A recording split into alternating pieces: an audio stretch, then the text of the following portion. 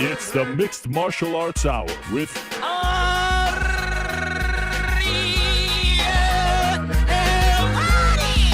The Mixed Martial Arts Hour is back in your life on this Monday, September 11th, 2023. Hello again, everyone. I sure hope you're doing well. Welcome back to a brand new edition of the program. And my, do we have a lot to discuss? Do we have a lot to discuss or what? Holy smokes. Holy smokes. I am still somewhat in a state of disbelief. I still can't quite believe what we saw on Saturday night in Sydney, Sunday morning over in Sydney at that arena on pay-per-view, main event, UFC 293, Israel Adesanya, middleweight title fight, Sean Strickland.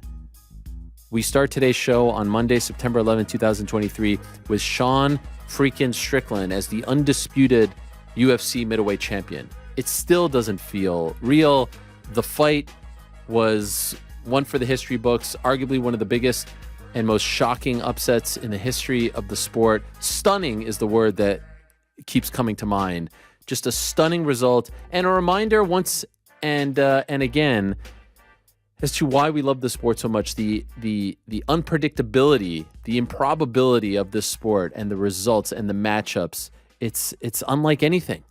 And, you know, we talk about MMA math and we talk about, you can never kind of make sense of a matchup based on a previous matchup. I mean, this is Exhibit A, right?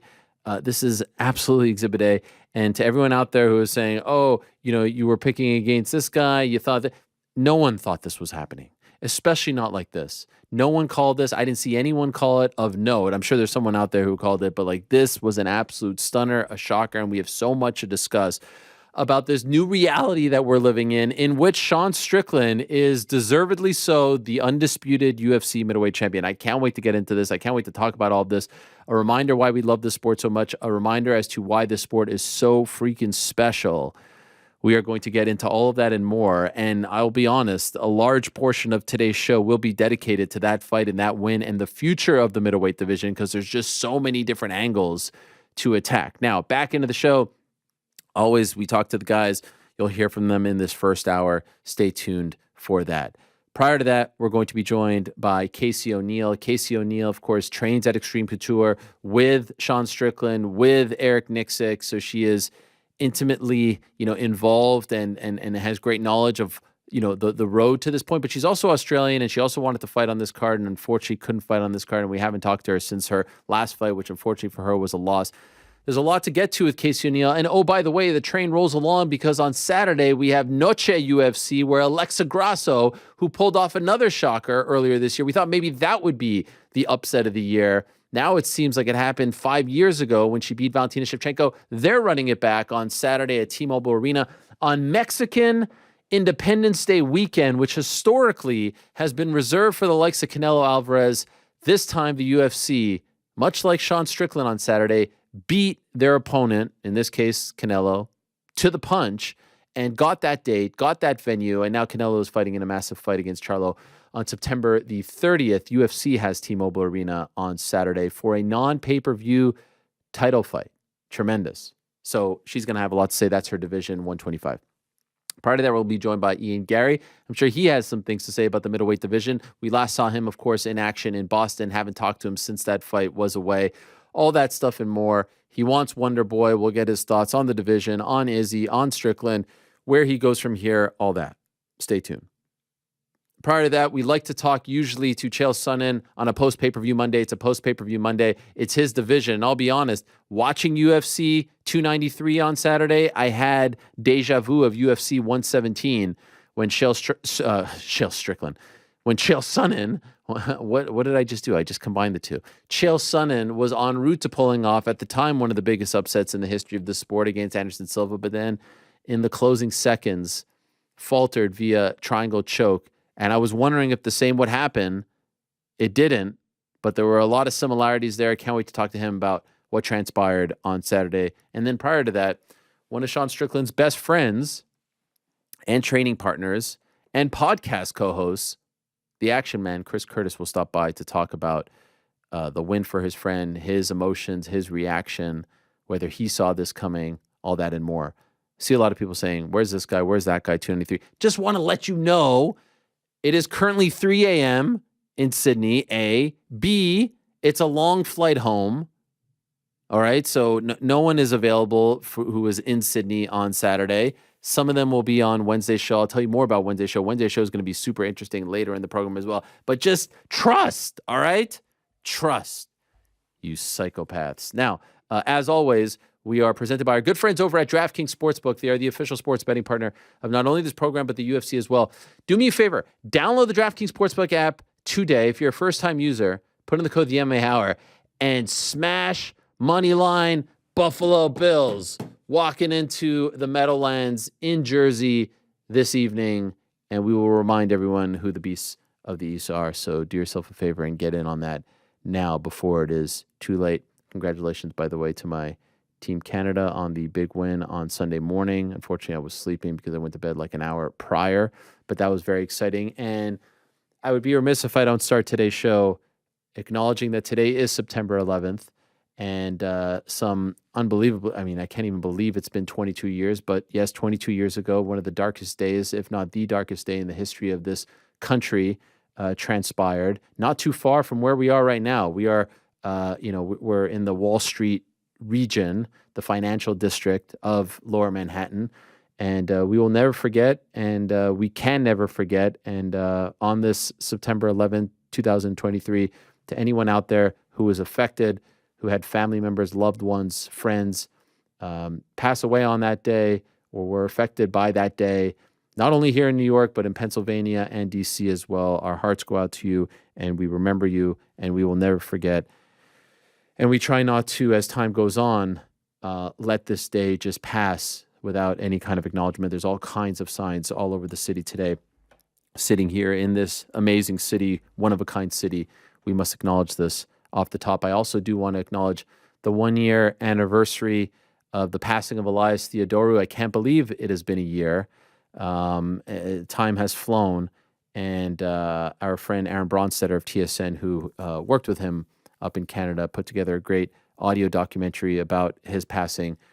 Please do check that out as well as we remember the great Elias Theodorou as well. So a lot to get to, like I said, on today's program. Can't wait to talk to all of today's guests. Can't wait to talk to the guys in the back. But first, I do have a few things to say about Saturday night. Like I said at the very, very, very top of the show, just a couple of minutes ago. To me, the big takeaway was, like, as I went to bed on Saturday, you're reminded there's so much MMA, there's so much UFC. There's, by Thursday, we're going to be talking about Grasso and Shevchenko. And, in a few weeks' time, we'll be talking about Abu Dhabi, and then it'll be New York. And this will feel like, ages ago. But you have to take a second and just recognize a few things off the top. Let us recognize just the timeline. The timeline of events, the things that had to break in order for not only this result to happen, but in order for this fight to actually happen. Number one, Israel Adesanya has to go on a long streak as UFC middleweight champion. And to everyone out there who's trying to use this result to shape his legacy or his resume, miss me with that talk, because all you have to do is look at the resume and look at the people he beat. And not only did he beat them, he lapped the majority of the division. In baseball, there's something where there's like a theory out there when a pitcher goes through the lineup once, twice, and then gets to the third time, people start to catch up to him. And he was in that position. He was fighting guys twice. And now people were talking about him fighting Robert Whittaker a third time. So what happened on Saturday doesn't take anything away from that. But what it does is we got to a position come this summer because of his activity, which we'll get to more on that in a second, but because of his title defenses and because he loses the belt and then comes back and regains the title, where you go down the line 1 through 5 and he has fought everyone once, if not twice. He has, obviously Dricus was there, and Dricus was the guy who was supposed to fight. More on him in a second as well. But Whittaker 2 wins, Cannonier win, Vettori 2 wins. After Strickland, you have Costa win, Derek Brunson win. So here we are in a position where they're coming to Sydney. They sell the card out but they need a main event, and no one is available. They want to do DDP versus Israel on September 9th. DDP beats Robert Whittaker. He has stamped his ticket. He deserves that shot, but he's not ready to go. 2 months' time, not enough time to get ready for Izzy. Now, I can't wait to talk to him at some point. I would love to talk to him and ask him how he was feeling watching that, because I wonder if in the back of his mind he was thinking, I should have just taken this fight, given what we saw from Izzy on Saturday. UFC, don't let them tell you, like I saw Dana White at the press conference on Saturday saying, like, this is why I say you can't judge a fight. First of all, he says that when people rag on the cards, not the specific main events or specifically how lopsided a main event may be odds-wise. It's when people talk about like the depth of cards. Judging a fight and predicting a fight are two different things, in my opinion. Judging a fight card is much different than saying this is going to be a one-sided fight. And everyone was saying this was going to be a one-sided fight. And oh, by the way, at the top of that list was the UFC, who told Izzy's team that they didn't want to book this fight because they felt like it was too one-sided and they couldn't, in good conscience, sell this fight to the public. They tried to book Yuri versus Alex instead. They tried to book DDP versus Izzy first and foremost. Then they went to Yuri versus Alex. Then they talked about other title fights as well of the guys who are available. And in the end, no one was available, so they went with Strickland. Just go to Strickland's Twitter over the last month, and you'll see that he was losing hope. He was losing patience, and it seemed as though the opportunity may pass him by. But in the end, they went with the sure thing, which was Izzy fighting close to home, and Strickland was developing a fan base and a following. And if you go back, I think I said it on this show, when the fight was announced, I remember it was on a Wednesday night in late July. When the fight was announced, the majority of the replies that I saw on Twitter weren't, this is a one-sided fight, this is a bullshit fight, this is going to be a beatdown. It was, let's go, Sean. Sean's the champion we deserved. Sean's the champion for our generation. Whatever it was, there was a lot of support. I was personally surprised. I didn't think that Sean had necessarily haters, but I didn't know that so many people were trying to back him and were feeling some sort of way, in a positive way, about him. And so the fight gets booked, and now here we have this short runway to the fight, and it's getting booked in like early August, I think it was. It was like a month out. And the fight happens in early September. And so then we get to fight week. It creeps up on us after all the hoopla in Boston. And it just felt like from the beginning, Sean Strickland owned the week. From his performance on Embedded, where he's, just loving life. He's saying, all these things about, this is just a fight. If I lose, no big deal. I go back. Oh, it's just a belt. It's a metal thing. He's with a girlfriend. Sean Strickland, who you wouldn't think would be the guy walking around hiking on fight week, holding hands and doing the schmoopy sounds and, doing the nose thing and the kiss. He's like a regular guy in love. It's a beautiful thing. And I mentioned on Saturday night, oh, wow, I didn't think that Sean would be the guy walking into the arena, holding hands with the girlfriend or walking with the girlfriend. It was like, don't you watch Embedded? Just because you're on fucking Embedded with the girlfriend doesn't mean you're walking into the arena. Two different things. Yes, I was aware that he has a girlfriend. I saw it all week long, but it surprised. It was a bit of a change. We have not seen this from him before, but he felt comfortable. He felt happy. He felt at peace. But then throughout the week, you start to see Sean Strickland's the fan favorite in Australia. And I know Israel isn't from Australia. I know he's from New Zealand. And I know that there are people who don't like him. And I know that there's a bit of a rivalry, a sporting rivalry. They're not the same country. But it wasn't just like they were like, oh, let's just pick Sean. He was getting massive pops, massive reactions, positive reactions. And he was eating it up and he was showing up with the hat. So you start to think wow, Sean's really owning the moment. He's really rising to the occasion. The moment isn't getting to him. That's what everyone said prior to the Alex Pereira fight, right? He crumbled, he froze. No, he was cool as can be, calm as can be, seemed to, enjoy the press conference, seemed to enjoy the spotlight, and he showed up. And I saw some people saying oh, the walkout, he looked nervous. In retrospect, that was just a focused guy, ready to shock the world. No distractions, no issues, nothing like that. And so we see that side of things, and Sean Strickland going in there to shock the world, even though despite all of that, no one was really giving him a chance. And then you start, and this is all with the benefit of hindsight. I fully acknowledge that. Then you start to look at Izzy. And I think there are a few things at play here. And let me be very clear as I bring these up. This is not taking away from anything that happened in the fight, because I'll get to the fight in a second. But there's no denying Israel's been very active. Dare I say, in retrospect, too active. That was his fourth fight since July of last year, since the Cannonier fight. Cannonier in July, Pereira in November, Pereira in April, and then this one. It's his fourth fight. Big time fights. And oh, by the way, in that stretch, he got knocked out, lost, had to build himself back up. It's a lot of pressure, a lot of stress, a lot of miles on those tires. That's number one.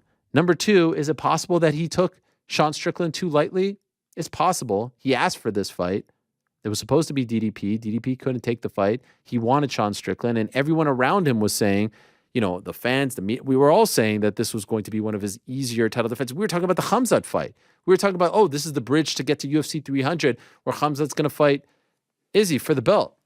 Strickland had other plans. Paulo Costa may have other plans as well. But is it possible that he took him too lightly? I know this. I was talking to a member of his team, and apparently Izzy has like one guy on his team. His name escapes me, and he's like the video guru. He's the guy that watches all the tape. He's the guy that breaks everything down. And that person was saying to the whole team, like, this is not a fight you can sleep on. This guy is going to be dangerous. This guy is not someone that we can just like, you know, go half-ass, 50%. This is a serious threat. And that guy, whoever he may be, I will get his name. That guy was right.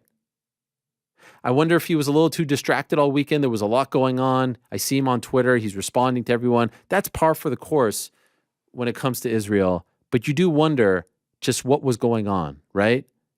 A lot of title defenses, a lot going on, a lot of distractions. And then you get to the fight, and the fight is like, all right, it's starting off, first round. You're not quite sure who wins. And then with about 30 to 40 seconds left, Sean Strickland throws the right hand of one's dreams. And what Sean did, and this was talked about a lot throughout the fight, it was nothing flashy. It was nothing spectacular. It was just freaking effective. It was perfect. 1-2s, 1-2s. It was clear Izzy was trying to counter-strike, but what he was doing was he was throwing the two before Izzy was able to throw his counter-strike. And so that's how he caught him with that right hand. He throws the jab, and then he throws the right before Izzy is able. You saw Izzy trying to load up, and he catches him. It was quick. It was crisp. And when he rocked him, you thought there for a second it might be over. Up against the cage. He ran out of time, and I wondered if he tired himself out. In my opinion, and according to the three judges who got it perfect, Izzy wins the second round.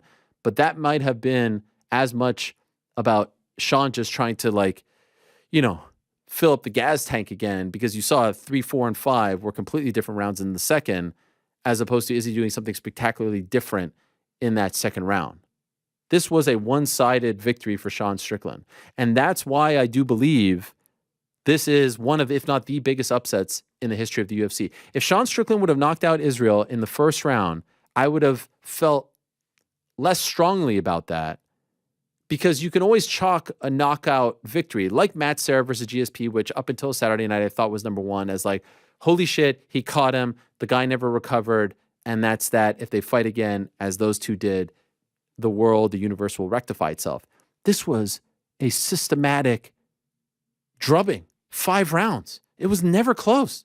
It was never close. Even in the last 30 seconds, Strickland is yelling at Izzy in his face, almost begging him to hit him. And there's nothing coming. Even going into the 5th round, you think, okay, now he's going to pour it on. Now he's going to pour it on. He's going to step on that gas, and he's going to freaking give him everything he's got. He's the better striker. He's the kickboxer. He's the longtime champion. And there was nothing really there. And it was all simple striking. Who would have thought? Without a single takedown defense. He didn't shoot once.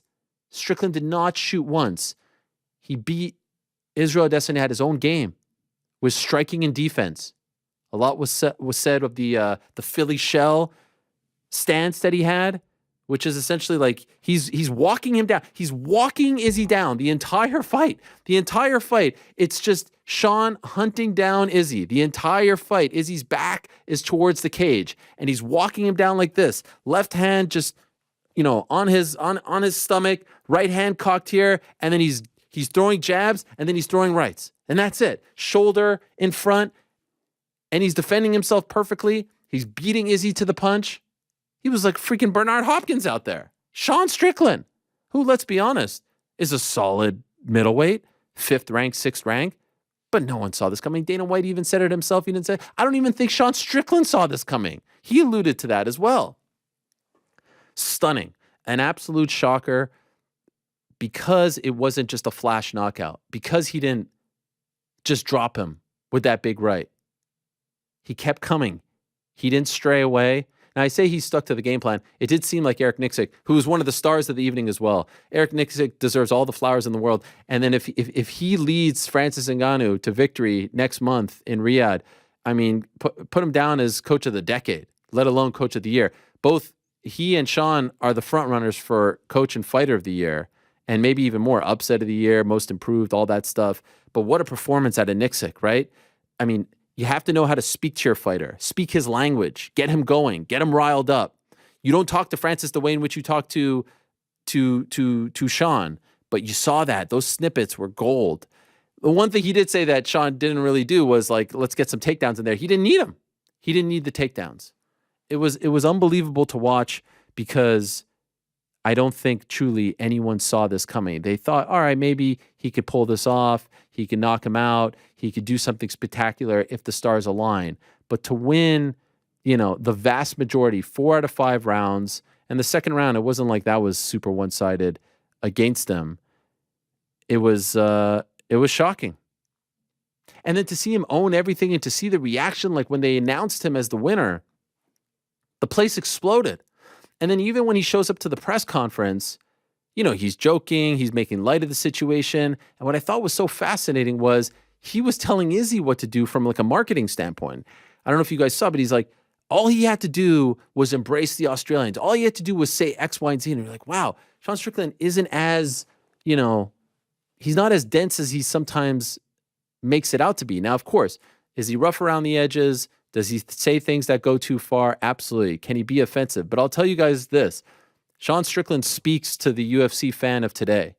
And it's not just in Australia, and it's not just here in the United States. You're on the wrong side of the debate if you are saying that this is the worst thing possible for the UFC, that this is a nightmare for the UFC. You may think that from afar if you're just some regular guy being like, wait a second, the guy who's talking about women should be in the kitchen, that's the new UFC middleweight champion. That's good for the business. Let me tell you what, this is the best nightmare. This is a beautiful nightmare for the UFC. This is not their worst nightmare. Number one, company guy. He's going to take whatever fight they give him. He's not going to push back, at least not now. He this is perfect. This is a soldier through and through. So from a business standpoint, not bad. He's not going to push. He's not going to negotiate. He's not going to fight. He's not going to command massive dollars. You see him talking about his Hyundai and I'll just fight whomever they want, etc. But number two, say what you will, he clearly speaks to the audience. They are clearly behind him. They believe that this is the kind of athlete that we want in 2023. He tells it like it is. He's unfiltered. He isn't someone who speaks in cliche. He's not part of the machine. And they freaking love him. It's an unbelievable thing. And he says things like, this thing doesn't make me happy. I don't know what makes me happy. And he has these moments of vulnerability. It reminds me of the first time that we had him on the show. I think it was October. I think it was 2 years ago when we had him on. I think he's been on twice.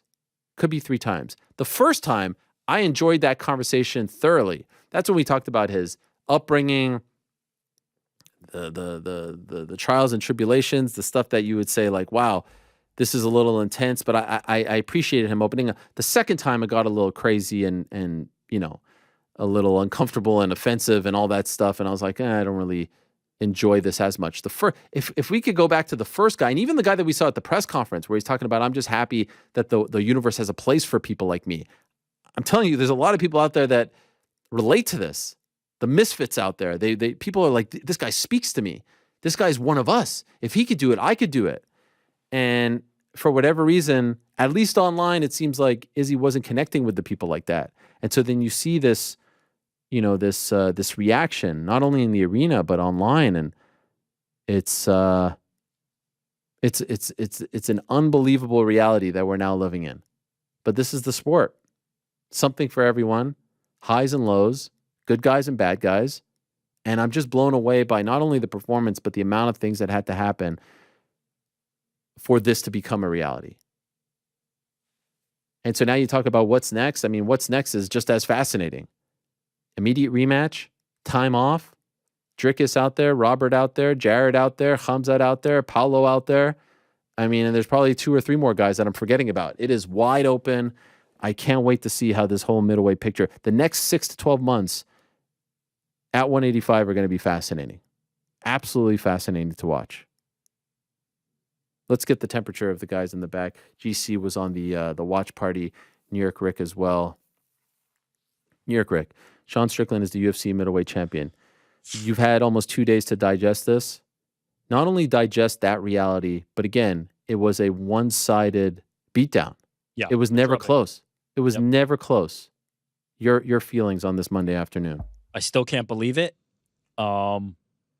But while you were speaking and talking about how he connects with people, it sunk in. It kind of hit home, and it's how I feel. Is like this felt like the outcome that MMA fans kind of wanted. This felt like what the majority of the fan base was looking for. Some kind of shakeup, and now it's here. And there's exciting times ahead for the middleweight division. There's a lot of different options for both Sean Strickland and Israel Adesanya and other contenders. So yeah, I'm just the performance was amazing. Sean Strickland deserves all the credit in the world. Coach Eric Nixick deserves all the credit in the world. But I can't help but already start thinking about the future. I can't help but already start thinking about what's going to be ahead. And I'm excited about it. GC? Yeah, shocked. Can't still having a hard time processing just how crazy it is just because of the way that he won. I mean, you said it. Had he just finished him in the first round, it would be like, damn, man, yeah, that's the sport. He caught him. He did what he had to do, and he finished him in the first round. Insane stuff still would have been, jaw-dropping, shocking. But the way that he did that over 25 minutes, not going for a single takedown, just a strictly striking match, is just insane, man. It's insane.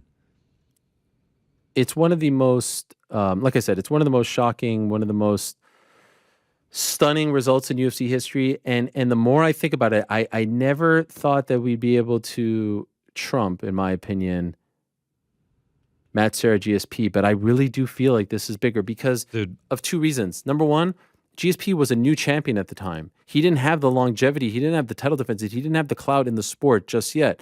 Number 2, that happened in a flash. He rocked him. He stopped him. The fight was over. Flip side of things, Izzy has the longevity. Izzy has the defenses. He's been I don't care about anyone who's talking about, just go to the resume. Everyone there is still a top tenor. The only guy who isn't is Rob Wilkinson, who just won the PFL championship a year ago. All right. That's the only lesser guy, or the only guy that's outside of the UFC off the top of my head.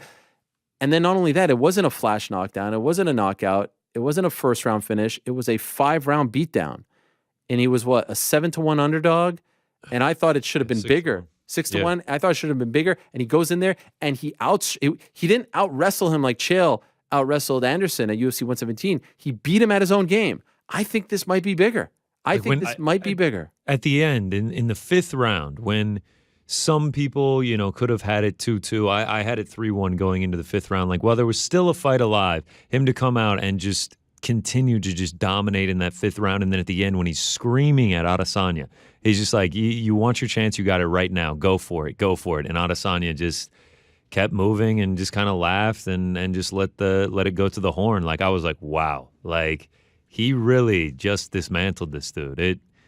It's just I really am having a hard time wrapping my head around it. It's crazy.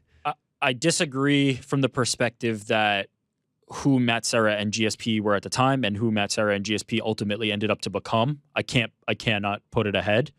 Is it fair to do the become thing?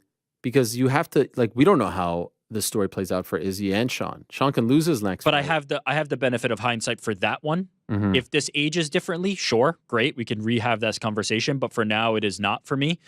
Close? In addition to, I think there's a bit of a fallacy happening with the idea that the decision is more definitive than a finish. It's not. I get the logic. I get the idea dominating from bell to bell. But no, a knockout is still supreme. And Matt Serra knocking out GSP is still the number 1 for me.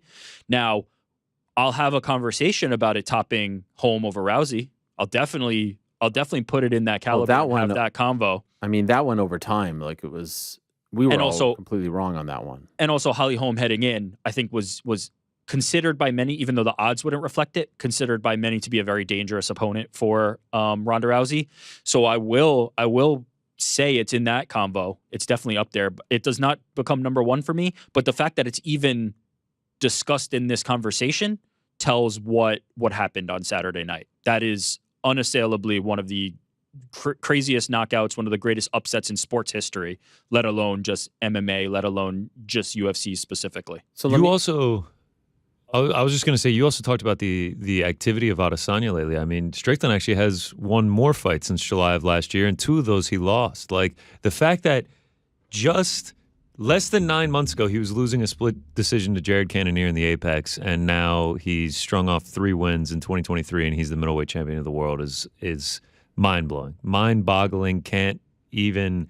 If you had told me on December 18th, No, the it's day crazy. after he lost to Jared Cannonier, I'd be like, not happening. You would have told me on January 18th after he beat Nasruddin Imavov, and At light heavyweight. At light heavyweight, too.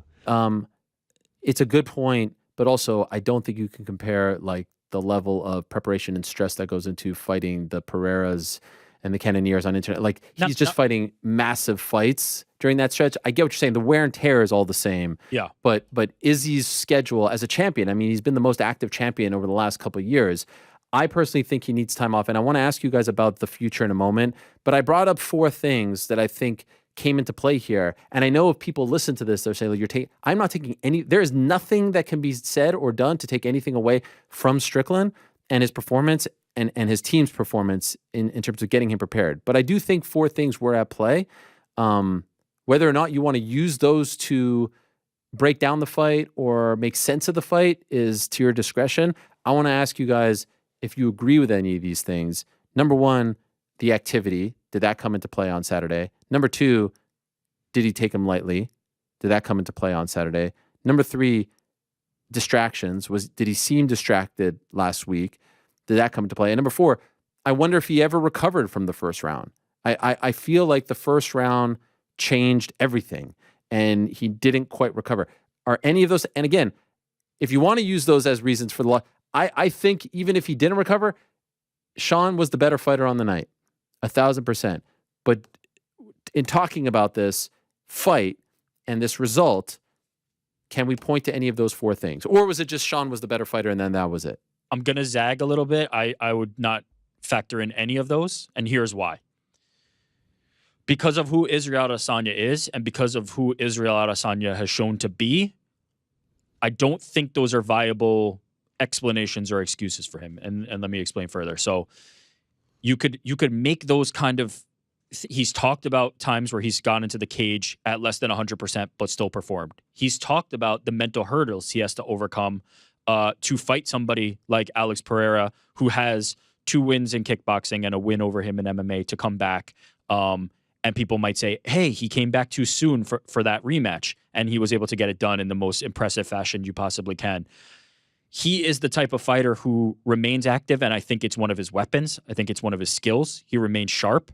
And so I don't think he would make those excuses. So I have to think that because those are the things that he's been able to weaponize and use in a positive direction, I can't now, because the outcome has been different, point to them and say that they were the detriment to him. His activity is something that makes him dangerous. His sharpness and being in there and getting. But at some point, that was going to catch up to him. Maybe, and maybe this was the one. But I can't see it as a plus, which I have to this point, and now all of a sudden turn the gun and turn the sword and say, actually, that's what ends up harming him. It has allowed him to get in these championship moments and allowed him to build up these rounds and allowed him to have that experience that was something that we were counting on in the fight against Sean Strickland. The last one, the one that you mentioned about did he recover from round 1, that's the one where I don't know the answer to, but would be willing to give some stock to. Right? If he comes out and says, look, after round 1, I was completely different, you have to kind of trust that. Without hearing from Izzy, it's so difficult. And as we saw in his press conference, he kind of made no excuses, which is very much his way. Made no excuses, passed the baton to Eugene, and then kind of moved on from there. So I thought heading into this, on Israel Adesanya's worst night and Sean Strickland's best night, Israel Adesanya still wins that fight. I was wrong. Many people were wrong. Even Israel Adesanya perhaps himself was wrong. I can't even get to that level where I'm gonna look at what Izzy did wrong as opposed to what Sean Strickland did right, which was everything. Just incredible for performance. I'm blown away. But Yeah, I mean- I do think it is fair, GC, to say like Izzy had to play a part in this. So like even Sean himself at the press conference was saying like sometimes I was sitting there wondering, Yeah. who is that this he guy? was fighting an amateur. Yeah. Like, that's what he said. He was like, I can't believe what's happening here. The only one that I would use, I would not use the activity just because I know he's living the champ life and that's more difficult preparing for the Pereiras and everything like you said. But this was Strickland's 5th fight since July of last year. And he also fought just 2 months ago in July, had to fly across the world to do this one. Like I wouldn't use that one. The only one I would use would be the last one.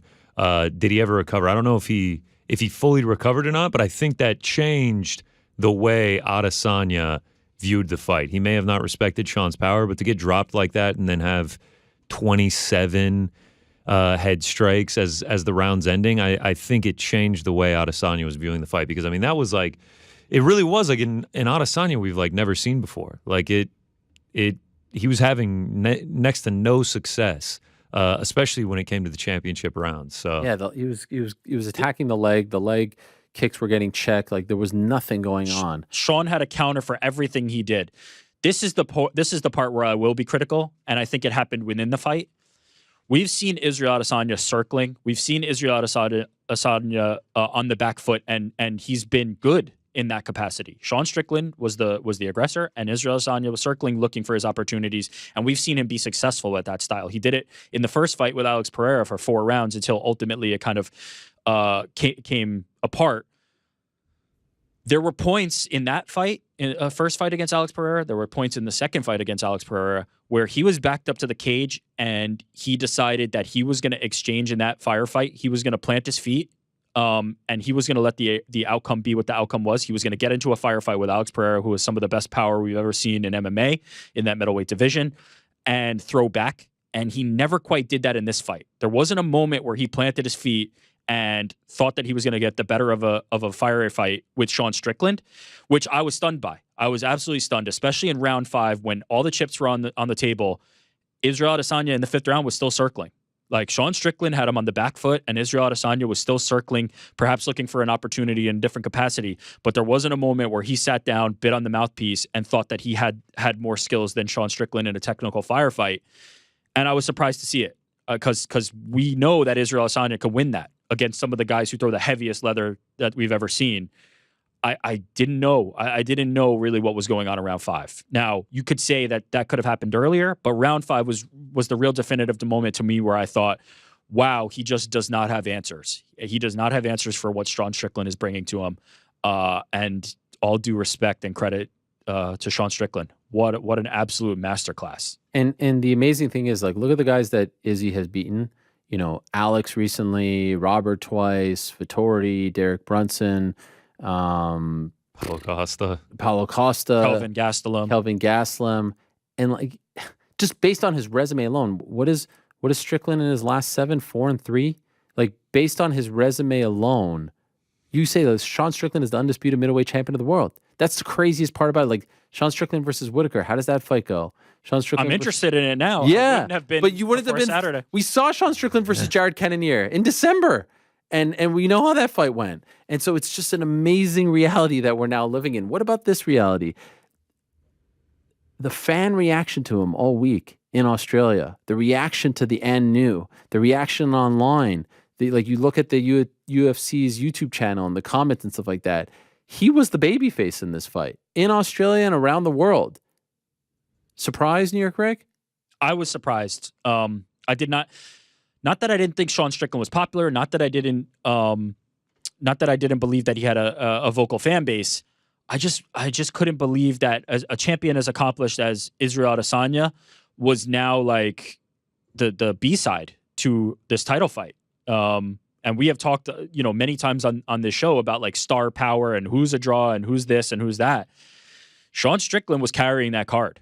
Like Sean Strickland's attention, Sean Strickland the things that he was saying in the press conferences, the things he was saying at media day, the open workout where he's sparring a fan, it was Sean Strickland who people were coming to see.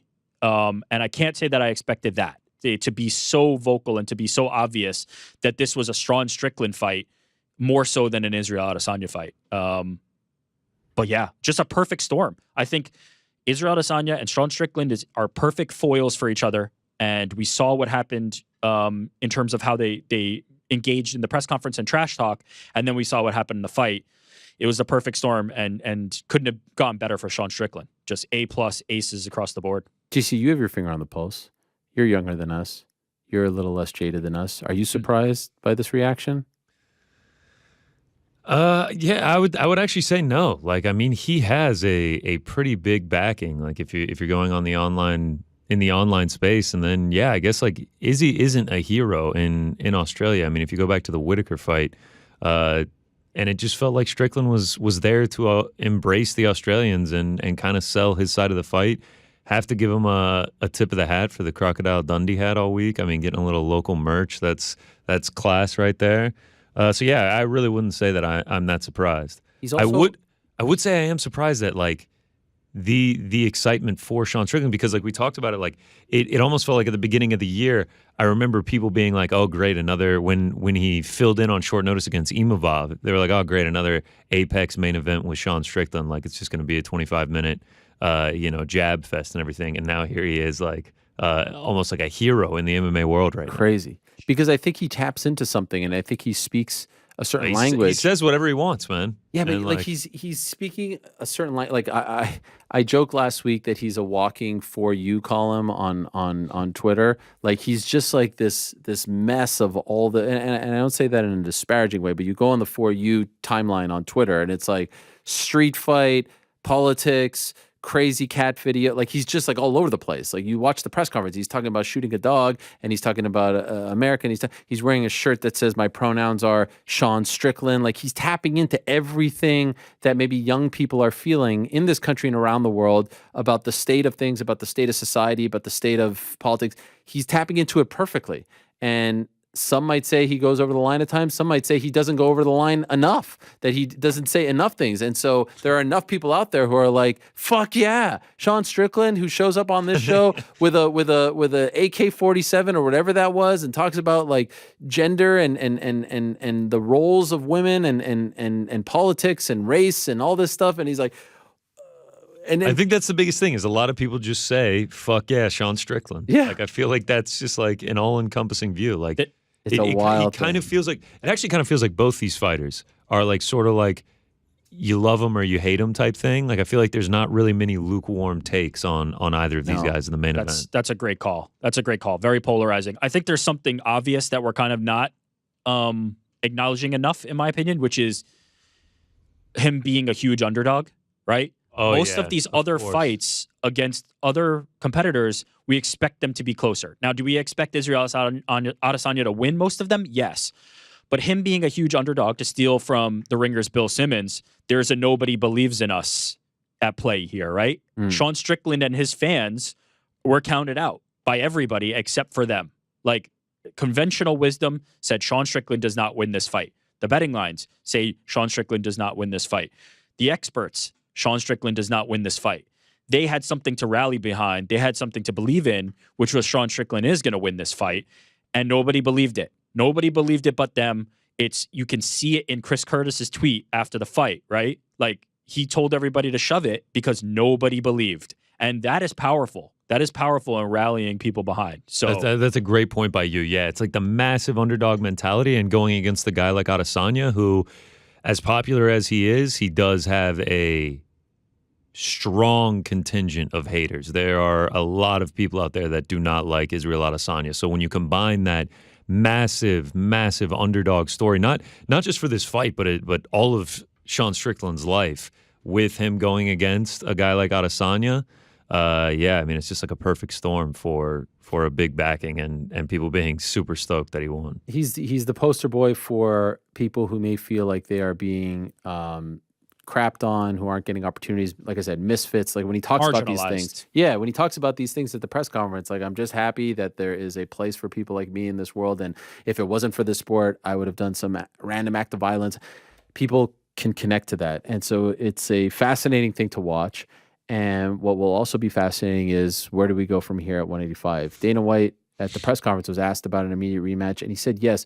And it feels like they always go back to the well with the rematches. And I don't know if that is the smartest thing to do for not only the UFC, but for Israel as well. Like, I was surprised. Eugene Behrman at the post-fight press conference said, like, I would do the fight next weekend. And he's been on this show, remember, before the second Pereira fight, saying, I wish there was a little bit more time. And so Izzy has had a lot on his plate. He's been fighting a lot. He was rocked in the first round. I thought maybe he would come out, and maybe he was protecting him to a degree and saying what Izzy wanted to be said in that moment. But I thought he would say, like, let's give us a little bit more time. I don't think it's crazy to think that Israel's next fight will be for the belt, but I don't know if Sean's next fight will be against Izzy. And if I was managing Izzy, I would say, let's just chill, man. Let's chill. Like, take 7, 8, 9, 10, 11 months off. Take 12 months off, and come back as focused and as on point as ever. I don't know if going back to the well right off the bat is the answer. And then the question is, well, then who is it? You have Khamzat and Paulo coming up. Before we go to that, can I ask one thing? Sure. Would many people, including you, I believe, have said the same thing after the Alex Pereira fight? The first one.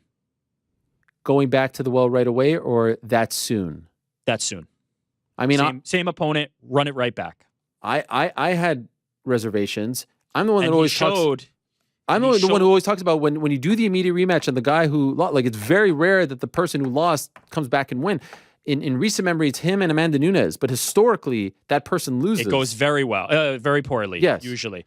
But he has shown he is that guy, right? And to me, I think it's him that determines that in the perspective that, like, so if you're managing Izzy, are you campaigning for a February or March rematch? That's probably the timeline, right? If I'm managing Izzy, he tells me which he wants, and I support it. If you're Izzy, what do you do?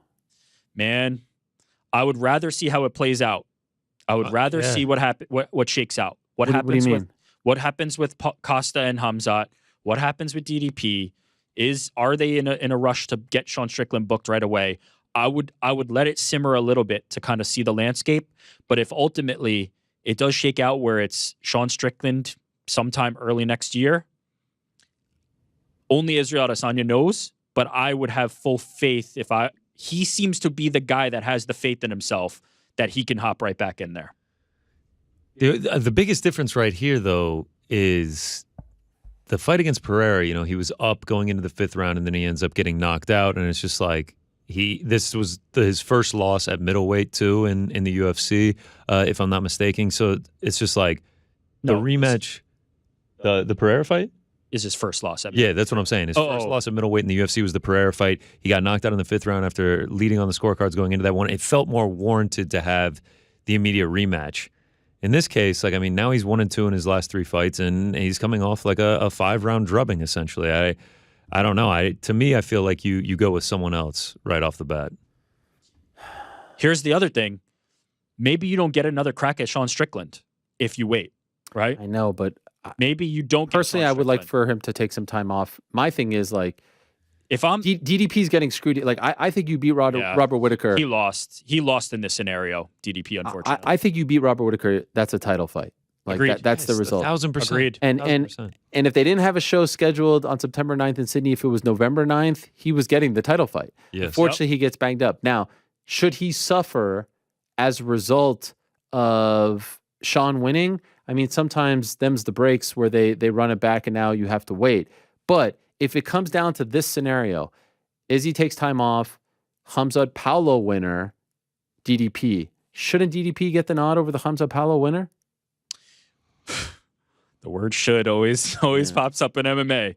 I mean, but then you say, like, if Paulo knocks out Khamzat on October 21st, we're going to be sitting here on the 23rd and being like, Paulo Costa versus Sean Strickland. Be the fucking most insane title fight buildup of all time. Or if Khamzat in his middleweight debut, absolutely UFC. No, actually, it's not even his middleweight debut, but going to middleweight, just absolutely smokes Paulo Costa, that momentum is going to be hard to top. DDP is unfortunate in the timing. Look, he was very fortunate in the timing when he beat Robert Whittaker, and there was going to be the opportunity to fight in Sydney. He was going to have to fight compromised if he wanted to do it, but he was fortunate in that was there for him. That was his if he wanted it. Now he might be unfortunate in the timing that it may have evaporated. There may just not be the runway. He may be at the back of the queue. There may be an opportunity where Israel's ahead of him. There may be an opportunity where the Hamzat Paulo winner is ahead of him. It's unfortunate, but I think no matter what, he should not have to fight again to get a title shot. Beating Robert Whittaker, the way he beat Robert Whittaker, with Israel coming into the cage, there should be no world where he has to fight again to get a title shot. He might wait a while. Even Dana White at the press conference, before and after the fight, said, this is why you don't turn down fights, right? Like, I know. You could tell he's a little salty. Yeah, they're not happy. Okay, so but look at Colby. Look at Colby, right? You can sit. You can sit. No. Yeah. I'm not saying the circumstances. What I'm saying is sometimes you can wait and you can get your opportunity. And that's what I would want to see. If DDP what do you think the UFC does? Hamzat Chimaev will fight for the title. I don't think you can blow blow it. So you're saying Hamzat's winning? Hamzat wins and fights for the title. I don't think you can blow it. Like, he fought a year ago, and that was a not competitive fight. It wasn't going to be competitive. Actually, I don't know anything about MMA anymore. I would have assumed that it wasn't going to be a competitive fight. I'm actually surprised that you're so definitive in your take on that fight, on Paulo. By the way, Francis is winning on October 28th. I just want to let you know, based on the universe that we're living in. He's knocking him out. No, but either one of those options is a very, very good option, especially with the character that Paulo Costa has turned into. But I think if Hamzat wins, you cannot pass on another opportunity. He's sat out for a year, and before that, was the Gilbert Burns fight. I believe it was in April of last year.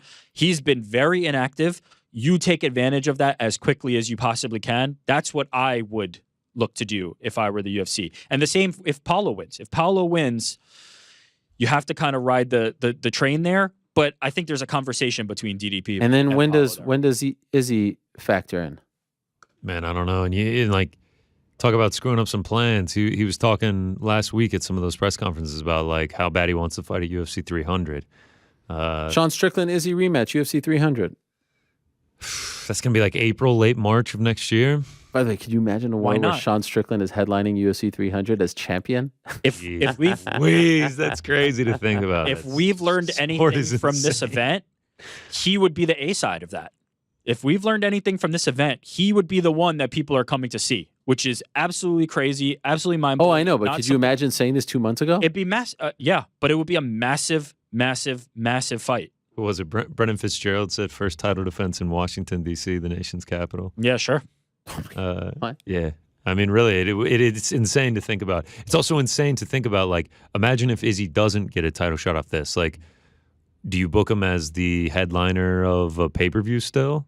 Is he the co-main event now? Or do we see Adesanya in a 3-round fight? Fuck. Like, you can't put him as the main event on fight night. Such a mess. And what about Jared Cannonier? No. He just flew all the way to Australia. Oh, yeah, to be the backup fighter. Yeah, and not get anything. He has a win. He has a win over Sean Yes.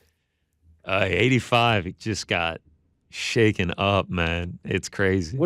Imagine how Robert Whittaker feels right now. Oh, my gosh. Well, Whittaker's probably very happy he's got new life, right? Like that DDP loss. He's got new life, but yeah, he got his clock cleaned by DDP. Yes, but he was looking at a scenario where Israel was still champion and he was never getting back anywhere. Now, with Sean Strickland as champion, now he's got life, at least. Now he's in the game again. But because he was on the sidelines. He was out of the game at this point.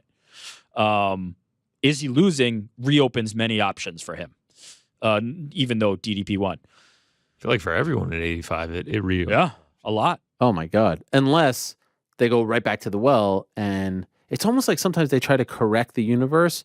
And sometimes I think it's fun to just see how far the underdog could go with the belt, right? Like, like imagine if Juliana had a couple other title defenses against, you know what I mean? And then I feel like it makes the rematch. Now, there are some people that deserve it, right? Look at Leon Usman. I mean, Leon beat him. Like, what if they go back out there and Strickland beats him again like that? Here's what you have to consider, though. From the UFC's business perspective, is Strickland versus DDP a bigger fight than Strickland versus Adesanya? No. Versus Strickland versus Hamzat?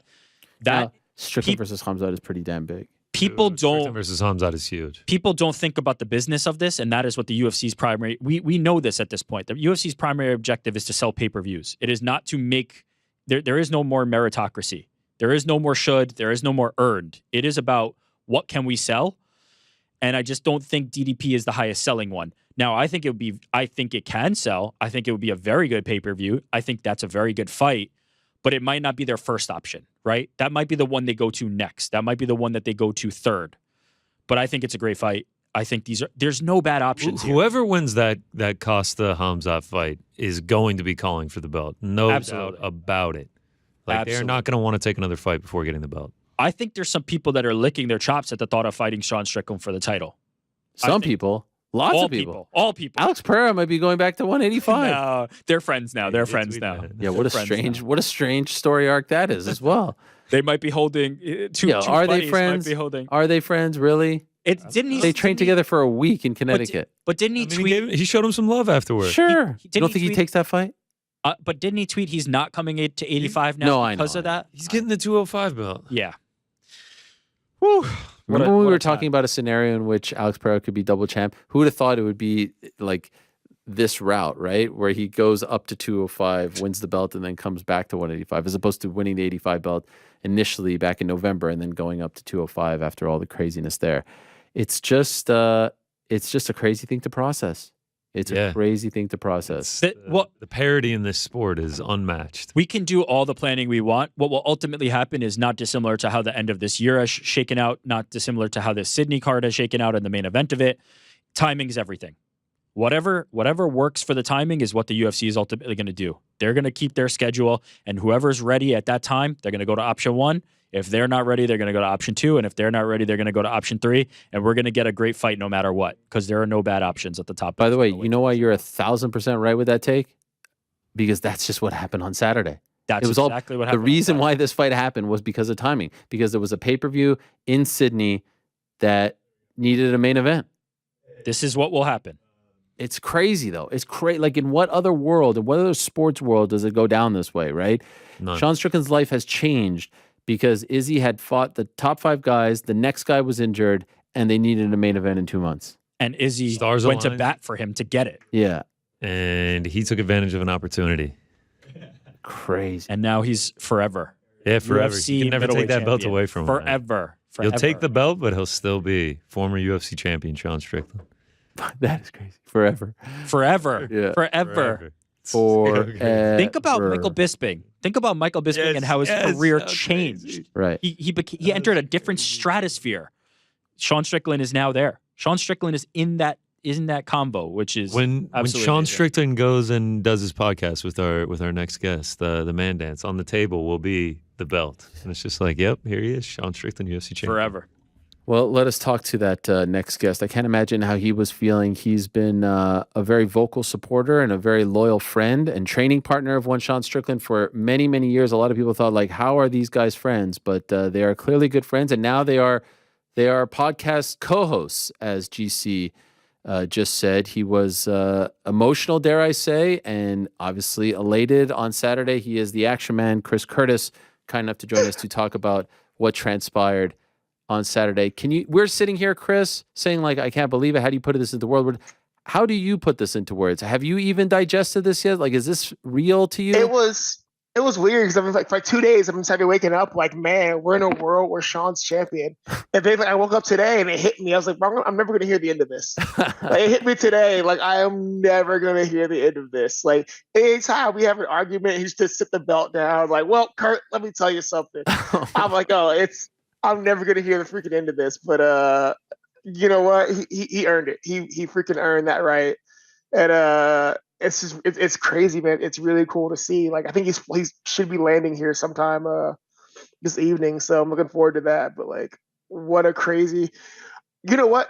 Thank you, Drekus. Drekus broke the timeline by beating Robert Whittaker, and everything's gone crazy since then. So good job, Drekus. He like snapped his fingers, the timeline broke, and now here we are. Okay, so I'm just curious, like, going into the fight, now you could tell us in retrospect, your level of confidence. Did you think he could get this done? I don't, like, when he talks about it, I don't even know if he thought that he could do it like this, right? Like this one-sided beatdown. What were you thinking and feeling going into the fight? I knew. Like, here's the thing. I've always said, like, Sean is probably the toughest human being that I've met. Like, when it comes to fighting, like, I love fighting. Like, he's probably the only person I genuinely know who enjoys fighting more than I do. I knew he could win this fight. I didn't think he would make it look that easy. I don't think he thought he would make it look that easy. Like we all knew he could win. We're like Sean's, he's tough as nails. He's patient. He's aggressive. He's strong. He can do this. He's got to make it an ugly war and get Izzy to like fight a dumb fight. No one ever thought that he would like out kickbox Izzy. And I'm watching, and I'm like, this is not what you trained, but oh my god! But hats off, guys, to Danny Davis from Extreme Couture is one of the fighters there. He's kind of stepped into a coaching role a lot lately.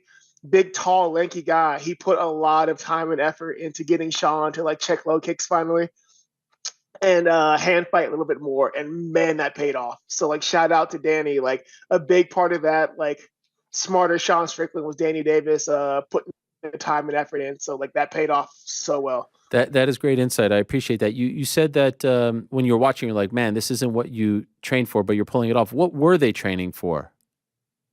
Honestly, just like the pressure, yeah, but like we really hoped he would wrestle. Yes. Not one takedown, Chris.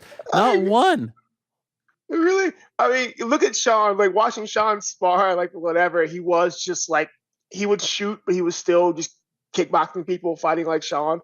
So like you knew that was going to be a part of it, but you're hoping like, okay, he'd mix in wrestling, make it, hard, drag him down, wear him out. And everybody's like, is he going to wrestle? I was like, he's trained to wrestle, but like it's Sean, so he's going to get in there. And I said it a while ago somewhere. I got to find it. I was like, he's probably going there and like have a kickboxing match. And lo and behold, he went in there and he freaking won a kickboxing match against Izzy. Like, I don't think anyone saw that coming. What was his vibe like? It wasn't a long training camp, right? I mean, the fight was announced a month before, and then he gets to Australia. And I was saying, like, I was blown away at how he owned the week. He seemed so comfortable. The fans were showering him with praise. He was the babyface going into the fight. Who saw that coming? He's walking around on a bed with a girlfriend. He's entering the arena with a girl. Who was this guy? Like, what was your take on his demeanor going into the fight? Sean, I mean, he was going to win or lose. He knew that. Yeah, we all know that. You go to the fight, you're going to win or lose. But honest to God, like knowing Sean, like as much as I know he has respect for Izzy as a fighter, he knew that like I could go in here and get beat up. But as like a person and a man, I don't think Sean has any respect for Izzy. And you see like that kind of come out during the week to where he's like, I'm fighting a man who's not as tough as me. One of the best things about fighting, especially when you get in there and you're fighting a dude who's like not as hard as a person as you, you're like, okay, like you can be good, but like when I beat on you, how long are you going to be good? So it was kind of cool to see that week. KJ was there with him, and she's people always give me credit, like, oh, you helped change Sean. Like, nah, man, like she's turned Sean into a different animal. It's not even bad, but she's like definitely made him kind of step up the person he was, which is really cool. And I'm glad she was there during this week. And it's just he knew this was his time, and he treated the week like it was his time, and he fought like it was his time. So sometimes things just come together and you're in your moment. And I think he found his moment. By the way, I was talking about all the theories as to why he performed so well, why Izzy didn't, etc. I feel like the unsung hero of the week is this woman. Can you tell us about, like, his last fight? Was he dating this? I feel like she's the missing link. You see him, he's holding hands with her. He's doing like the nose thingy with her. He's like in love. Maybe that's what he needed. He needed to soften up a little bit. She's been around for a while now, and man, she's probably the greatest thing that's happened to him since I've known him. Like I've known Sean, I've seen him date a few times. It's never been anything quite like this. So as trite as it is, there's nothing changes a man quite like a woman. So there's that motivation.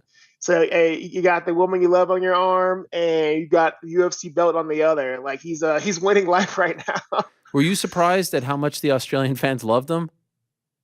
No, it's Australia. Like, this is a country that was formed like a colony of criminals who were like, you know what, screw it.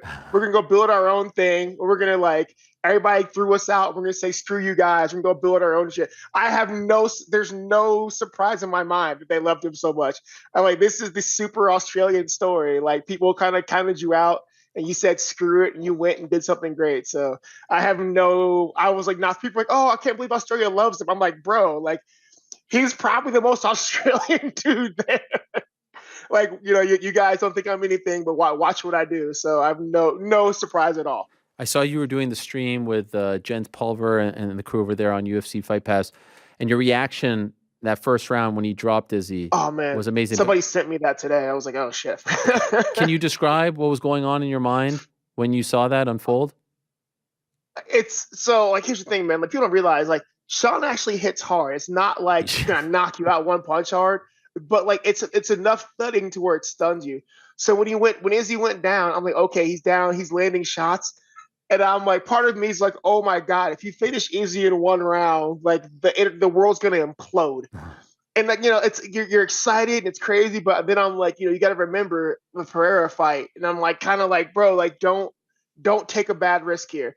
So it's really you're kind of like going like win the fight, but man, please don't screw up here. Like, don't screw up here. And it's crazy because I've never seen someone bat 1,000 like that. And he just did everything right. I don't think he made a mistake that fight. The only thing that you could say is I heard Eric Nixick say, like, yo, can we get some takedowns? That's the only thing he didn't listen to. The rest was phenomenal. Once again, Eric Nixick being like one of the greatest coaches I've ever witnessed, man. You ever hear him say, like, even Lorisenko pointed out, I've gotten in trouble for this as well. He's telling us, like, hey man, like don't look at the snake charmer. Like you can't fall for the snake charmer. Izzy's one of those guys where he'll use a lot of movement and feints to kind of lure you into that, like, I don't want to go. Do you go? And Eric called him on it. He's like, hey man, like, we didn't come here to lose the decision. Like, don't fall for the snake charmer. Like, keep doing you. Sean listened, he reacted, and like, Eric's freaking great. Eric's one of the best coaches I've ever met in my entire life. I'm glad he's getting the shine that he is now, because fighting's hard, especially when you think you're doing well. Even when you're doing well, you can be doing something better. You just don't see it sometimes. And Eric's got a really good way to motivate you to, like, hey man, like, this is the fight we need. And you're like, okay, yes sir, let's go. Hats off to Eric. It was beautiful to watch him work. And I said, like, a great coach needs to know how to speak to all his students, fighters, if it's a different sport, like, differently, right? Like, you need to speak in their language. Like, he maybe doesn't speak to Francis the way in which he would speak to Sean, right? Does he speak to you like he speaks to Sean? Because they kept going back to him in between rounds, and I was like, I was getting fired up listening to him. I can't imagine how Sean was feeling. Eric has a universal ability to fire you up. Like, so Eric comes from a football background initially. And you can tell, like, even in your corner, he kind of has that football mentality still, which honestly, like, if anybody that's played football, like, you understand that fire up, that coach's fire up. But he did, he'll talk to everybody differently. But through all of that, the common thread is Eric is that guy in your corner who's going to make you want to fight harder. Like, he'll be calm, he'll talk, he'll laugh. But when it's time to go, Eric will tell you it's time to go. So he's really learned how to, like, approach everyone in the way that works for them.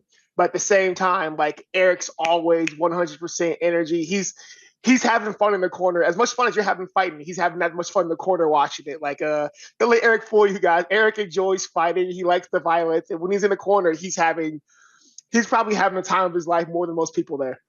It's always hard to gauge these things. Like, was the performance because of what Mr. X did or what Mr. Y didn't do? How much of that fight was Izzy not showing up, in your opinion? Was it all Sean? Is that not fair to Izzy? Is that not fair to Sean? Like, what is your take on that? Because clearly you could say, like, that wasn't the Izzy that we've seen in the last few fights, right? that was the same Izzy. Here's the thing, guys. Okay. Like, guys sound like Sean now. I know you guys. You guys. Here's the thing, guys. So let me stop for a second. If you watch Sean spar anybody, it goes very similar to that. Especially, like, we've been chilling, like, it's like 7 years now. I've seen him fight a bunch of people, like, spar a bunch of people. You can get better fighting against Sean, but every time someone has their first, like, rounds with Sean, it goes exactly this way, where people are like, what the hell is going on? So everybody's like, oh, Izzy looked off. I've seen this 1,000 times. Like, Sean's that you can get better at fighting him, but when you initially run into him, you are just confused because I always laugh. Everything he does is like on paper wrong.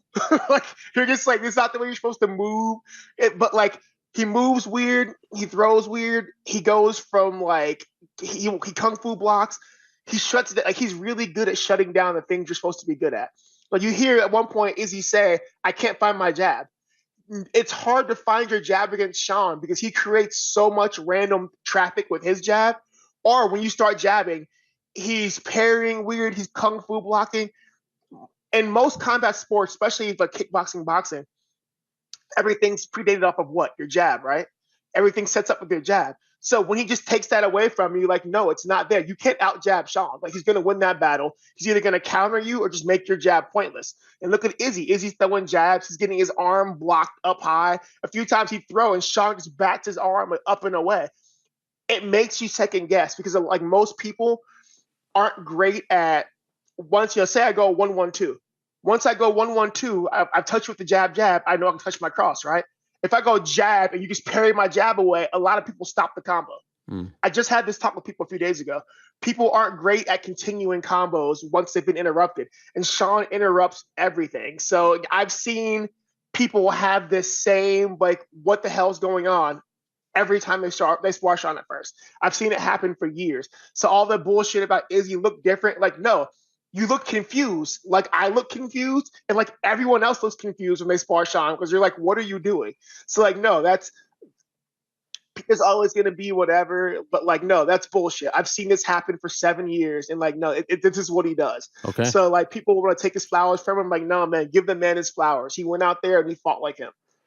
Who would you like to see him fight in his first title defense? Not Izzy. Like, how many times can you get instant rematches? Like, holy shit. Fuck, I don't know. I didn't even thought about it. Like, you've got Dricus out there. You've got the winner of Khamzat Paulo. You've got Izzy. Jared Cannonier flew all the way there. Honestly, I want to see him fight Paulo because I know they had beef. Yeah. And like, I know him and Paulo had beef, and I know Sean really wanted to fight Paulo. So I think that would be fun. I think Sean would really enjoy that fight. Like, he really wanted to beat up Paulo. Like, there was some talk going on there, and Paulo found a reason not to fight. So I think it'd be fun to fight Paulo, but I don't know, man. I haven't even thought about it yet. Like right now, I'm still kind of digesting the fact that we live in a timeline where Sean Strickland's middleweight champion. How do you think Sean will celebrate? Like what are the plans? What are you guys doing? He said, like, I'm just going to show up to the gym and everyone's going to be like, hey, kickball? I bet you $10 he goes in and out on his way back. He's going to stop at In and Out. He's going to get burgers. Like, we've had our In and Out's not great. I don't know why he loves it. He's going to get In and Out. He's going to have a table full of cookies. She'll probably make him sweets because, like, they do. After he fights, he has, like, the biggest sweet tooth ever. So it's In and Out and, like, sugar.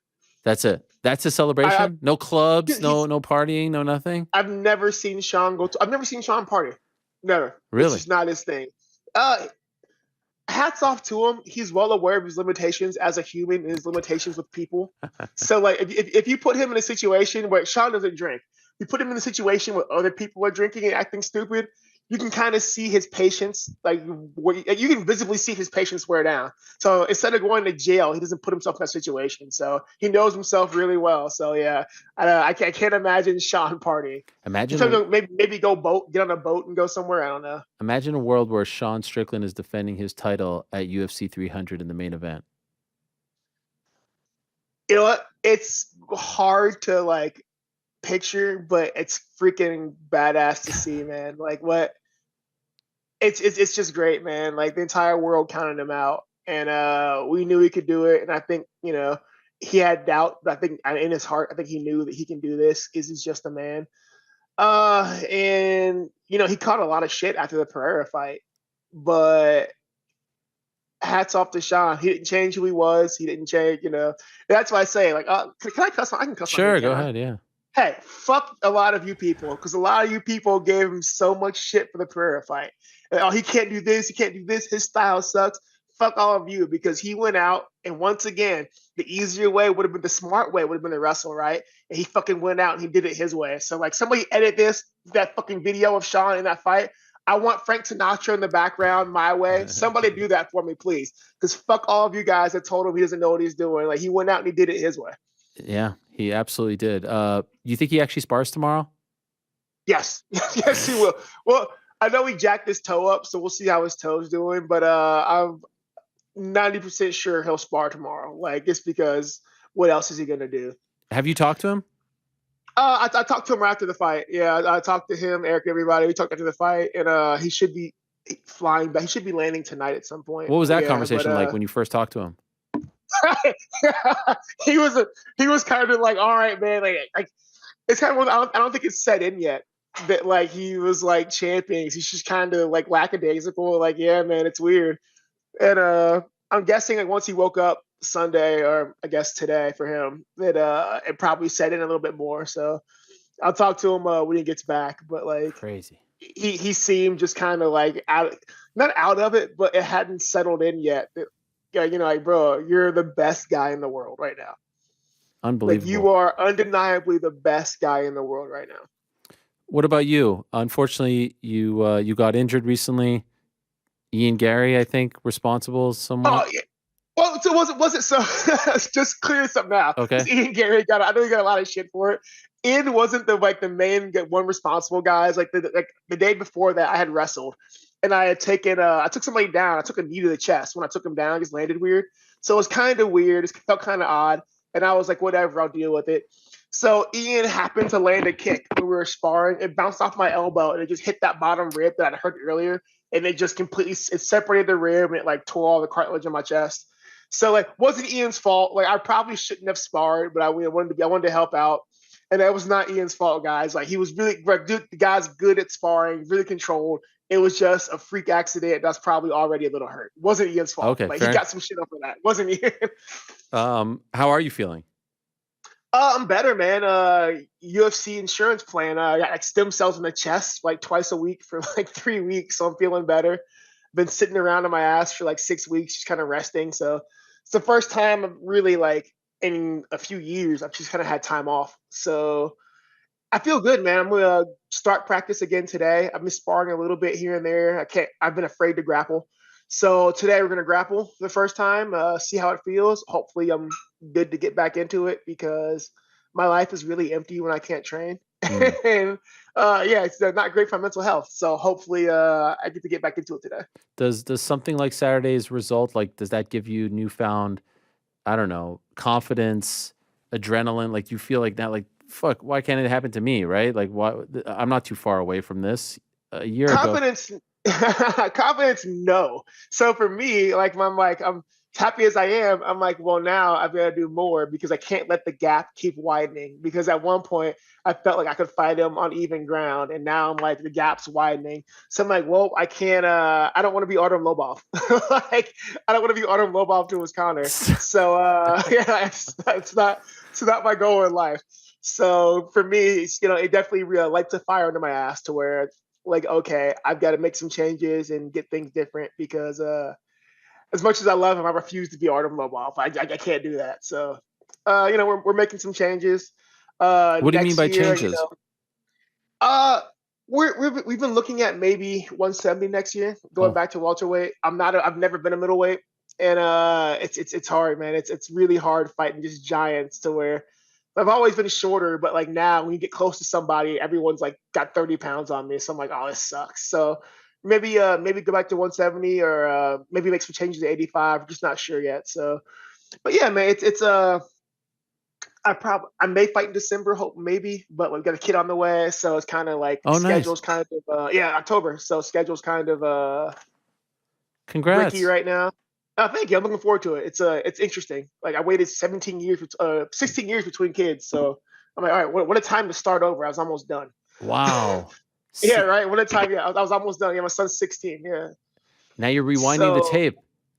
My mom laughs at me like, "What were you thinking?" I was like, "I don't know. Like, I wasn't bad. I don't know." But it'll be fun. I'm excited. So maybe I'll fight in December if all goes well, and then next year we start looking at making some big changes. Okay. Wow. And what about the next episode of the podcast? I mean, now. Oh my God. This is gonna be. I can't. You guys, so like waking up today, one of my first thoughts was like, man, we have no idea the hell that's going to be unleashed upon us because Sean's always been like a cocky dick, but now he has the irrefutable proof that his cockiness and like Sean, he's like, so even the way he trains, like we argue about the way he trains, but now he's gonna be like, well, the way I train has got me a world championship. So now I'm like, I have no leg to stand on right now. And I'm like, oh, I'm just like, I woke up rubbing my eyes, like, God damn it. Yeah, so this podcast should be fun. Whenever he's up for it, we'll do that. That should be interesting. But like, yeah, I'm never gonna hear the end of this. And yeah, now you guys won't either. So congratulations. Welcome to my hell. I love that you keep saying you guys like he does. It's amazing. You speak like him. It's weird. I think we've slowly like have begun to bleed into the same person. I don't know if that's good for me or bad, but I don't know. He lives next door to me, so you spend that much time around somebody interacting, you kind of pick up on habits. Do you believe him when he says this doesn't make me happy? He said that at the press conference. Oh, I entirely believe it. And so, God, yeah, I almost say here's the thing. So I'm going to argue that was mine before he took it from me. But when you look at it, when I've lost fights before, like my losing a fight is very different than Sean losing a fight. When I lose a fight, it's like somebody, it's like somebody killed a family member for me. Like I am distraught. Like I'm going through everything, trying to figure it out. Sean is not that way. Sean will be salty for a little bit, and then he completely moves on. And we've had talks about this, and he's like, one of your problems is that you don't accept it. It's just a job. It's just a fight. He's someone who firmly believes, as much as he loves fighting, Sean, as much as he loves fighting, he loves his life outside of fighting. And that's something that he's gotten on me about, is like, I need to have a better life outside of fighting. And I think he's entirely being honest about that. Like, I think it's a validation for him, but I don't think that's going to be like something that should, defines happiness for him. Like, no, does it validate him? Yeah. Happiness. Dude, I think Sean's happiness is like with his lady on a boat eating burgers. Like, that's what makes him happy. Like shooting guns into the air. Like that's Sean's happiness. So as much as people think he's an idiot, I think he's done a better job than most at figuring out life as a fighter. Tremendous insight. Really appreciate this, Chris. Get well soon. Hopefully we'll see you back in there. Congrats to you and the team. Thank you for coming on. As always, appreciate it and enjoy. I appreciate it, guys. If you'll be if you'll be partaking with the In and Out, enjoy that later. I appreciate it, guys. And I just want to say, welcome to the Sean Strickland era. Enjoy the fucking show. Thanks, Chris. All the best to you. There he is, Chris Curtis. Welcome to the Sean Strickland era. We had the Machida era, we have the O'Malley era, now we have the Sean Strickland era. All right, let's get to our next guest. I mean, he used to actually come, a few minutes early. Now he's coming a few minutes late. I guess that's just what, life is like when you're on the worldwide leader. He's my old friend. He's your pal and mine. One half of Ariel and the Bad Guy. Chael P. There he is. Hey, Chael, how are you? A little tardy. Ta-da! Poor Curtis. Curtis came in there. He's doing his little segment. You're doing the best he can. He knows he's got to follow Uncle Chael. You rushed him, Errol. You basically said, here's your hat. What's your hurry? And you know what? You did the right thing. Curtis, when I show up, your mouth goes silent. Glad to be here, partner. There's a few things that we need to address off the top. I'm going to blow by the tardiness because very unlike you, but, it's Monday and you probably were busy. Chael, I'm on vacation. I'm trying to enjoy my time with my family. And then I see I was going to report to your Twitter because I thought it was an impersonator just harassing me on Twitter. It's like, I don't know where we stand. Are we friends? Are we not friends? Are we it's just like a lot of, yeah. I am aware that it is very hard to make money and to get business discussing MMA right now. I'm aware that the leadership in certain positions have gone ahead and done everything they could do to make this one of the most boring sports to discuss. And it's been like a 5-year plan. but they're really getting there. However, as I watch you hedge your bet and try to pretend that you watch basketball, which there's no way that you do, you even extended this into darts. Now, there's 5 people in the world that know anything about darts or want to watch, so it's not like the world's biggest scam. But now you're getting into soccer as though you possibly care. Love it. It's not true. When you were on vacation, to your own point, you were right there on Twitter. You weren't over there watching a football game. I just called you out on it. I mean, it's a tough thing. You're welcome in our community. You're loved by our community. You're a 15-time Journalist of the Year. You're going to win it a 16th time again because the people love you. The darts people don't care, and neither do the soccer people or the football people or the basketball player. Quit the act. You're our guy. Just be our guy. It's not. And by the way, don't be afraid to go heel. The fact that there is no promoter in any promotion that has anything of interest to discuss with us, like, that's really not you and I's fault. I think that we should do a whole topic on that. MMA is around me. I'm looking for other things to do. I went through a Taco Bell drive-through with my entire production team, filmed my order, put that up, and beat anything that I did MMA related by twofold. Okay, well, that is a fascinating take. Are your feelings the same after Saturday?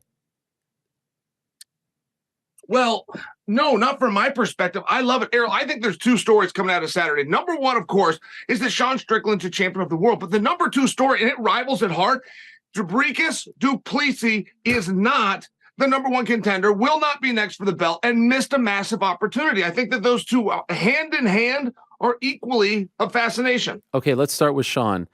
I actually had a bit of deja vu watching that fight. I was back in 2010. Oakland, California, UFC 117. This felt a lot like Chael Sonnen versus Anderson Silva. The fight was different, right? Like the actual action was different. There was a lot of wrestling and takedowns and ground and pound your fight, but it was like, holy shit, you just watch this thing round by round by round. Unfortunately, at the very last second, everything changed. It didn't happen, but I was wondering in the back of my head, like, are we going to see the same thing? Did that thought ever cross your mind as you were watching the fight on Saturday?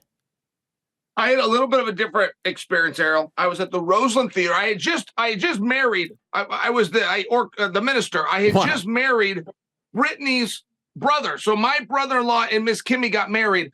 I leave that, and I try to put in an appropriate amount of time. You know, there's dancing and a little after affair.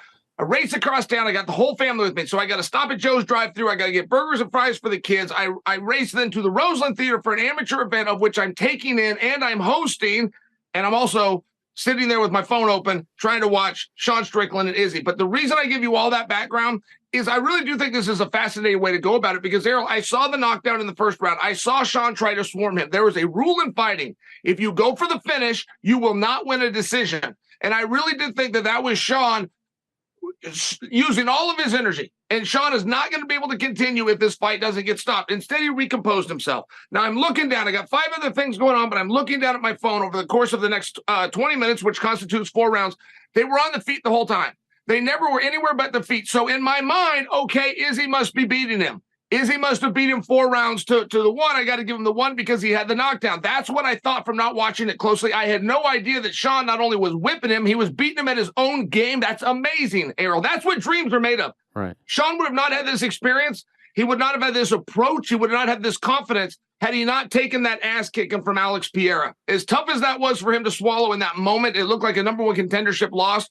The things that he learned that I need to respect against a superior striker, it's that match is what led him to be able to do that to Adesanya on Saturday night. Can you elaborate on that? What do you mean by that? Well, Sean goes out there and you know, when I talk about Sean, I talk from a very personal standpoint because I spar with this guy every single day. He keeps his hands down, not where you want him. He does this with his hands. Now, you'll see this stance a lot in boxing. You've only seen it twice in MMA that's gone well. Chuck Liddell and Sean Strickland. Guys are not supposed to hold their hands like this unless you have a 16-ounce glove on that changes all the opportunities. So he then puts himself right in the fire at all times. He'll throw kicks at you at all times in stand. If you throw a kick, you got to get offline. More importantly, you throw something, the kick is the last thing to go as a distraction. Sean makes these little tiny mistakes because he likes it. He likes to dare the opponent the whole time. I dare you to hit me. I dare you to take me down. He really learned and he fought a lot smarter fight. He gained confidence as that Izzy fight went on. The strategy that his coach had laid out for him, right? And Coach Nixick even made this public, but it was to make it dirty. And that means get your hands on the guy. Old school Randy Couture, dirty boxing, have your hands on him nonstop, pushing him, chasing him down. Sean let all of that go. And even as I'm watching it, I'm going back doing my life and I'm coming back to my regular life. I knew that Sean was getting away from the game plan. I knew that somewhere in there, he put him down. He liked that feeling so much. He wanted to put him down one more time. And I thought that he was getting careless. Now, it turns out that I had all of that wrong.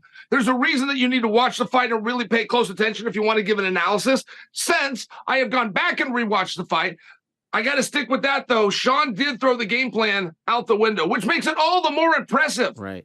Okay, so let me ask you, your thoughts going into the fight. How did you actually think this fight would play out?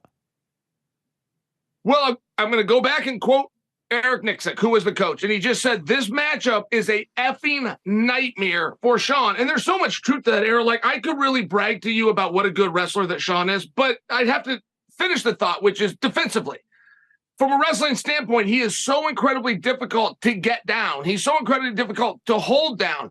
So what Jose Aldo did, just by example, Jose was an excellent wrestler, but he never used it for offense. This is what Sean has, and now you got to look at Israel Adesanya. You see that professional kickboxing wrestler record. What was it? It was like 29-2. It's off the top of my head, but it was just beautiful and it was decorated. He does things on his feet. He does things in the stand-up, which is where Sean is going to be forced to face him. It was an awful matchup. It was one that when DraftKings said it was a 6-1 spread, Adesanya's favor, I saw it the same way. Okay, so you thought it was a horrible match. You thought Izzy would win. Now that the fight actually plays out the way in which it did, in your opinion, was that all Sean Strickland on Saturday? Or I think there's 4 things that you could say. I'm not saying I'm subscribing. I'm still not even quite sure what to make of all of it, to be honest. But number one, do you subscribe to the notion that Izzy has been fighting too much? 4th fight since, July of 2022 when he fought Jared Cannonier.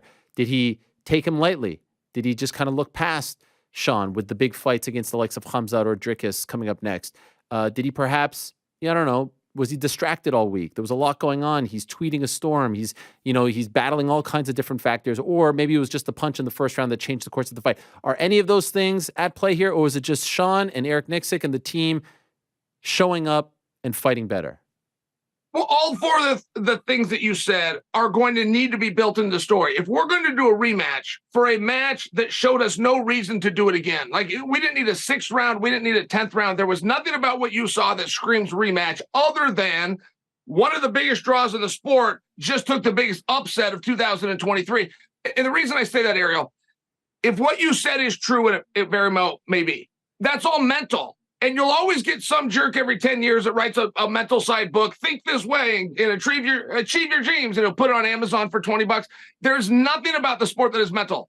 If you told me this physically, Izzy had a bad shin, so he couldn't throw that kick. And that kick is what sets up the uppercut. If it had anything to do with physicality, I would listen, but the sport is all physical. The judges will never look to see, how did you feel?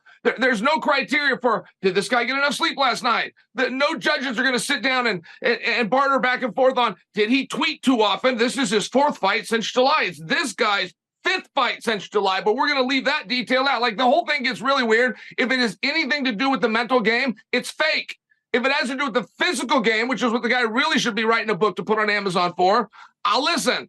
I mean, Aaron, but I take the time to make that point because history says we're going into an immediate rematch. I mean, the last time somebody took a belt away from Adesanya, we get him right back in there, even though it meant that Izzy had lost 3 times consistently to this guy, 2 of them by finish, whatever it took to get the belt back around Izzy. So I think that we're going to do the rematch with Sean. But you do have to be able to answer one question: what's going to be different? Why are we rematching them? And based on what I saw, I mean, Sean came out of that ring and said, I don't think he was trying. This is Sean's quote. He said, I don't even think he tried. He was worse than my bad training partners. And those are the kind of things that are going to fire Israel Adesanya up. Izzy is going to want this rematch. He's going to be ready to go. He's not going to use any of those excuses that other people are trying to give him. But guys like you and I, if we're going to do a rematch, do have to wonder what's going to be different this time. I mean, Sean fought him with the wrong game plan, not the game plan that his coach gave him, fought him in his realm and beat him 4 rounds to 1. If you were Dana White, Hunter Campbell, you were the decision maker. Are you doing the immediate rematch, or are you going in a different direction? I'm doing an immediate rematch for sure because, hey, the bigger thing lost there, like getting these 2 back together, I'm sure they did a fine piece of business, and I'm sure next time will be even better, right? The sequel generally does better than the original. but none of them will do what Duplessis and Izzy had building. I mean, they had this entire nation to the point that you were having to review interviews. If you got to review interviews, your fight is going to be very hot. And it just seems like that was the one to try to preserve. I don't think we have a smart 85-pounder out there. If you had a smart 85-pounder, he'd be calling out Duplessis with everything that he's got.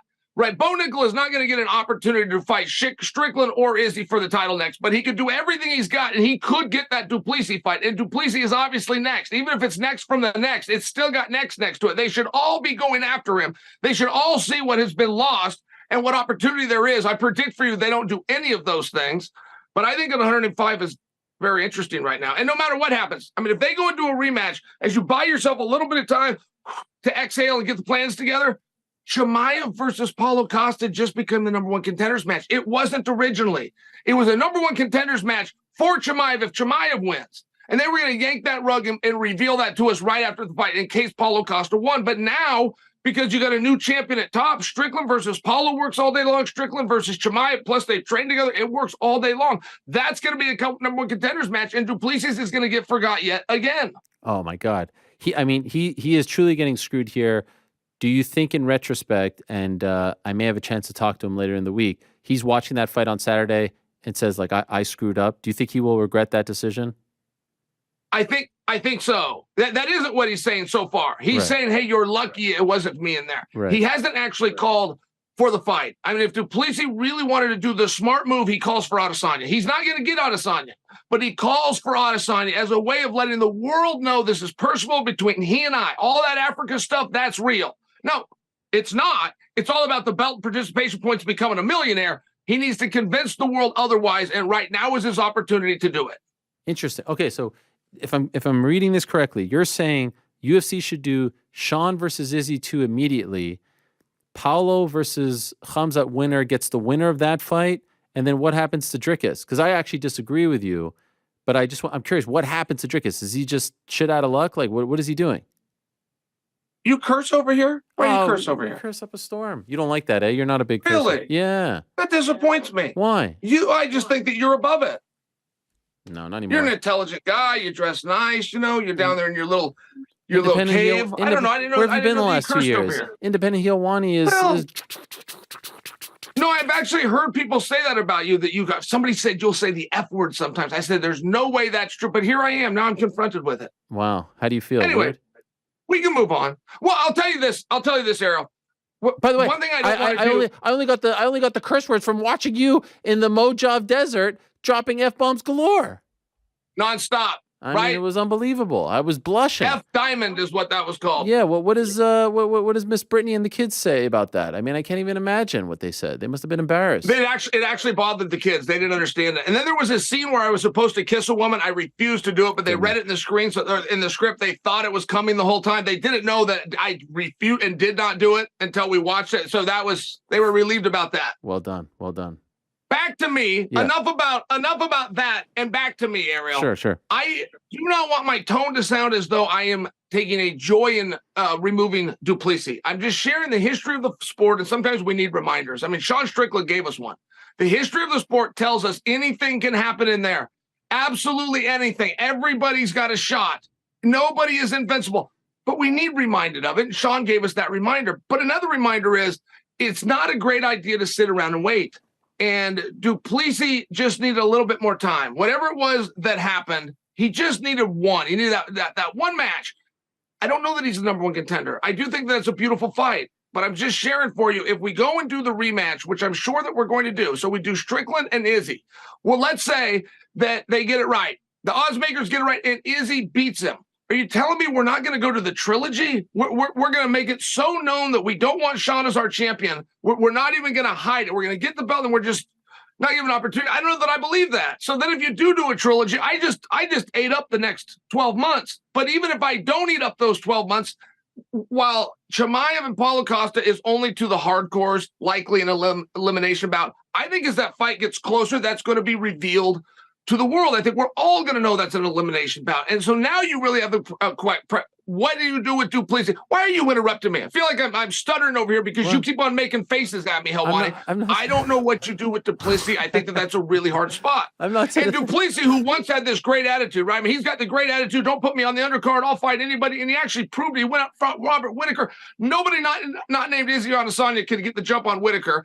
And then he did. I mean, Duplessis is awesome, but he's got to know what time it is. He's got to be looking around. He's got to be aware. He's got to know he's got to go after somebody else. I'm being a little coy here when I say this, but like, can you explain to me the thought process behind immediate rematches or not? Like, why does Izzy get the immediate rematch, but Aljamain doesn't?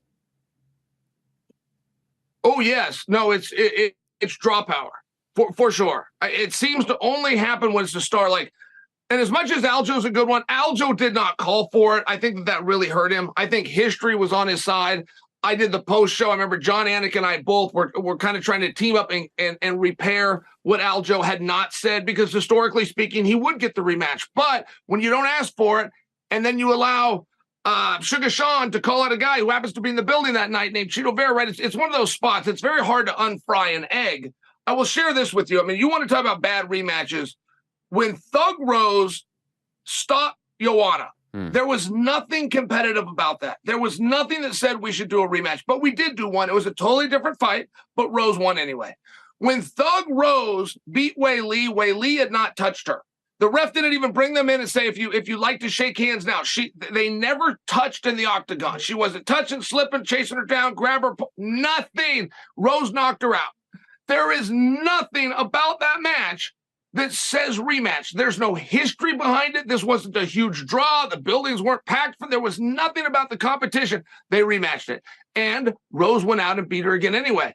And I just share that with you. Like, there are times where you get rematch, and you and I can be coy, but we don't have to lie about it, right? When the top guy comes down, he gets replaced by somebody who is not the top guy or shows potential to match that kind of fire. You do the best you can to correct the deck. And I realize that people aren't going to come out and say that candidly, but you and I know that to be true, and that is the situation here. Okay, but let's be honest. The babyface on Saturday was Sean Strickland. The babyface all week was Sean Strickland. Like, he is beloved. The pop when Bruce Buffer said "and new," the reaction online. Why do you think he is so popular, and are you surprised that he is so popular all of a sudden? Well, it's very hard to over-bully a bully, and I don't accuse Adesanya of that, but Adesanya is the 800-pound elephant in the room. I mean, he is the greatest of all time for middleweight. He's not afraid to leave middleweight. He's not afraid to go get himself into John Jones's business. He doesn't say sorry to anybody. He makes no apologies whatsoever. I'm just saying, when you have a guy like that, it's very hard to be the bad guy against that. When you have a guy that pops into an interview, uses the N-word repeatedly to the point that Dana White, that's the number one thing Dana gets asked about the press conference. It had nothing to do with the fight. It had to be words that were used. I'm just sharing. It's very hard to outdo that. Anybody that is willing to step to him, particularly as a 6-1 dog, is going to be looked at a babyface. Then anybody that can shake the world or inspire the world. I found Sean Strickland to be inspiring. And there's not bigger words that I think you can put onto a guy. But that, of course, is going to give you a little bit of shine. Now, Sean's going to keep doing Sean, and he might go in. He might put a little rust on those nice shiny wheels. We'll see what happens. But as far as who you're going to cheer for, and are you going to tip your hat, acknowledge the winner? I mean, Izzy himself did it. Izzy lost with tremendous grace. So you just said something that stuck with me there. Izzy's the greatest middleweight champion of all time, not your longtime foe Anderson Silva. You put Izzy above Anderson. Well, you have like respect factors for a lot of reasons that I would put Anderson or that other people did, but you can never get around the fact that they fought. And I think the bigger thing that frustrates me in that whole thing is they fought, but then people attempt to say Anderson wasn't in his prime. Neither was Izzy. I mean, not for nothing. You got two guys at the same time. They fight. You got to live with the result, or you're just being silly. If you're not willing to live with the result, and you've got to start bringing in prime and judges, and this happened in the night's sleep, prior to the event, like, you just start to get weird. They fought head to head. Here's who won. The end. Yeah, but what about title defenses, longevity, things like that? Like comparing the resumes. Well, you're talking about career. Yeah, career is very different than being GOAT.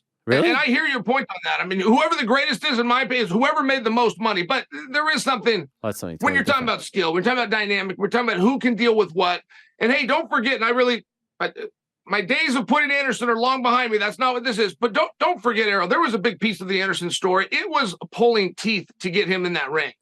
I mean, it was so much back and forth. I had to fly to Brazil just so Dana could meet with him. The only reason I was on that airplane and did that press conference is Dana was going to Brazil to meet with him, trying to get him to do the fight. Thought if we were face-to-face, he would agree. I'm just sharing. When you have somebody like Adesanya, now we're having an argument that he's fought too many times. There's no such thing as too many times. You have that willingness, that spirit, that attitude. Those things need to make sure you get credit for. Wow, so that infamous press conference in Brazil, he had yet to agree when you got on the plane? He had not agreed. That fight was not happening when we got on that plane. No. Nope. Wow. And then how did he agree? Like, were you there in the room when he said yes? No, we were separate, and I asked Dana about it, and Dana did not say much. He said, I said some nice things to him, and then I said some not so nice things to him. That was all that he said. That was it. And then, that agreement done. And then we went to the press conference. The press conference was still going to happen, but Dana did not know if he was going to announce the fight or if he was going to get there and say, I can't get the fight because of this guy. I don't know. I don't know what would have happened after that. Did you have a lot of security with you that time? Yeah, we had 4 guys, but they were like the right looking guys. You know, your private security, there's a look. You know, one guy's got this scar. They don't smile much even when you make jokes. I mean, you could tell they were on the clock. This was serious. The way you're in traffic and their head is never sitting still. Their eyes are always looking. They're looking at the rear view mirror. They're looking who came behind them. They're looking at the speeds of people passing them. They were 4 intense individuals. Were you Loved nervous? having them. No. Not for a moment? I wasn't nervous. I had Miss Brittany with me. So now I've got a job. They're there to protect me, but she's mine. I'm there to protect her. But we were in a bulletproof car. I've never been in one of those before. And they gave us a breakdown before we got in. You can't really even pop the tires and talk to us about the metal and the glass, like how it became bulletproof. I didn't know any of those things. I thought that was only in the movies, but it did make us feel secure. They didn't want us in traffic jams, and there's a lot of traffic in Brazil. So they took us to a different place. We ran out, jumped in a helicopter just so we weren't sitting ducks, as they put it, in traffic. Yeah, it was intense. Wow. It was. That's actually a fun story for me to tell. It was very intense. And this is a different one, but when I did Ultimate Fighter there, so that was the press conference. But fast forward to when I did Ultimate Fighter, there's some kind of a move, like the move's actually got a name, where somebody pulls in front of you, hits your brakes, and now you have to stop, and they've got somebody behind you. It's called like the swoop and the swish and swoop, or what. Anyway, that was happening. Somebody had done all the things of this move where they then box you in, run up to your car, and rob you. And so our 2 guys start speaking in Portuguese, and Rodrigo pulls his gun. What? And Brittany was in the back sleeping. Her head's in my lap. I'm like, rubbing her face and brushing the hair out of her way as a way of soothing her. And so I don't wake her, but I'm paying attention to what's happening. And whatever bravado you think you have or that you would have in that situation, when the gun comes out and 2 guys are now speaking in Portuguese, like, things are different. You will find out just how brave you actually are in a moment like that. Wow. And how are you feeling? At that time, It was very intense. But more, I don't have a piece. Like, if I would have had a piece and I understood what was going on, I think it would have been a little bit different cover level. But I am completely depending on them. And my father trained me with guns, everything. I mean, from a 22 to Smith & Wesson revolvers, all the way up to Uzis. We've even got the preferred gun of the Russian military, which is known as an AK-47. We have the preferred gun of the United States military, which is known as an M16. So I am pretty good with these things, but I don't know who's the good guys and who's the bad guys. I don't fully understand because of the language barrier, and I'm just hoping Miss Brittany doesn't wake up. And fortunately, she never did. Wow. Turned out those guys were just bad drivers. They weren't setting it on us at all. Oh, wow. What a turn of events. By the way, they were lost. The whole reason that he had to slam the brakes on a weight so another car could pass is he had to slip over to get to the exit. Oh, my God. Why would you bring Miss Brittany? I don't think you were married at the time, but why would you bring her into the eye of the storm for that press conference? What was the point of that? So we were going to go out to Atlanta for UFC. It was Rashad versus John Jones. But then there was 3 days. There was 3 days, and we're already at this part. There was 3 days. And so Dana said, we're just going to do a vacation. So I had never been anywhere with Dana. He still thought my name was Chael Sonnen. But I know that I'm about to get a billionaire's vacation. And I told my wife, I'm like, hey, we got to do this. Because we were engaged. We were getting married. We didn't have a honeymoon plan. I told her, whatever I do on the honeymoon, it won't be as cool as this. So if I get you in on this, it counts. Do you agree? And she's like, absolutely. Pack my bags tonight. Oh, my God. That is incredible. By the way, did she pack your bags for that trip too? Because I know she likes to do that. Yeah. You don't pack your own bags, right? She laid this outfit out today. Oh, wow. For Errol when she saw Errol in the, yeah. What, I mean, I know it looks like just like a simple shirt, but she ironed it and whatnot. Wow. She wanted to show respect to the MMA hour. Does she look at your calendar and say, okay, you have this going on today, let me pick out the right outfit? Is that how it goes? Yes. Wow. Yes. And if she doesn't know, she'll make a call. Like she'll call Leah or she'll send a text to Glenn or Cheyenne. Like, yeah, try to figure out specifically what you're supposed to do. I am colorblind. I mean, that is spoiled. I'm also a very spoiled husband, but it's really helpful when you got to match ties or something like this, or I don't know what they call this, the kerchief. I don't know what they call it. That goes from pocket square. Yeah. Shoes and belts are supposed to be the same color. Socks can't throw you off. Like there's rules to attire that nobody ever taught me, for one, and two, I would have a hard time seeing anyway. But yeah, she does do that. Back to the fight. How does a rematch go in your opinion? Well, so what do you think? What a fascinating question, right? Because in an absolute worst case scenario, this is according to Eric Nixon, but you and I know it. We don't have to be the insiders there. We don't have to be the head coach. You and I know. Izzy's team know, everybody knows, a worst possible case for Sean Strickland is that he can't take him down, or he gets frustrated and doesn't try. Either way leads you to the same conclusion, which is a 25-minute kickboxing match, Sean Strickland versus Israel Adesanya. That is the worst case scenario. There is nothing you could lay out that would be worse of a strategy or worse design for Sean, and that's what happened. He went and did it. That's what happened. He had him 4 rounds to 1, and he almost finished him in the first. It seems like one of these scenarios, there was a boxer, his last name's Ruiz. He goes over and he beats up that good-looking guy. Guy can't box, but he's real handsome over in England. Anthony Joshua. Yeah. He beats him up, and so they go to a rematch, and Ruiz shows up. I mean, I don't know how much more he weighed, but just seeing the picture, and you're stunned. Your jaw drops because, my goodness, how could he not take this opportunity seriously? Sean is a human being, and I know it's being heavily predicted that he will never fall into that. But there's going to be a lot of people coming at him. He's had a lot of vultures coming at him that look like vultures off the street. Now he's going to have vultures coming at him wearing 3-piece suits.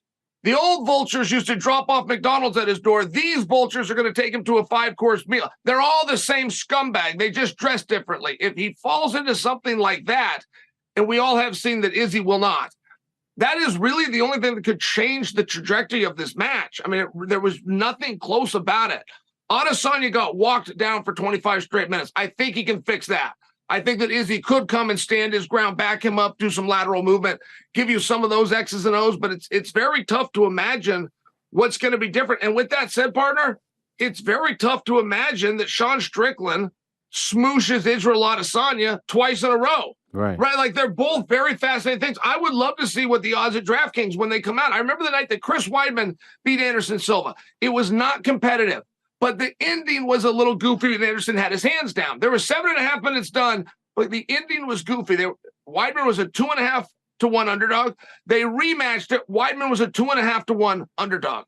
And so you kind of tip your head and go, what are you talking about? Well, this time there was a 6-point spread with Izzy and Sean. I'll be curious if they rematch them. I think Izzy's still going to be a favorite, maybe not that big, but I'm very confident in telling you he will be the favorite regardless of what you just saw.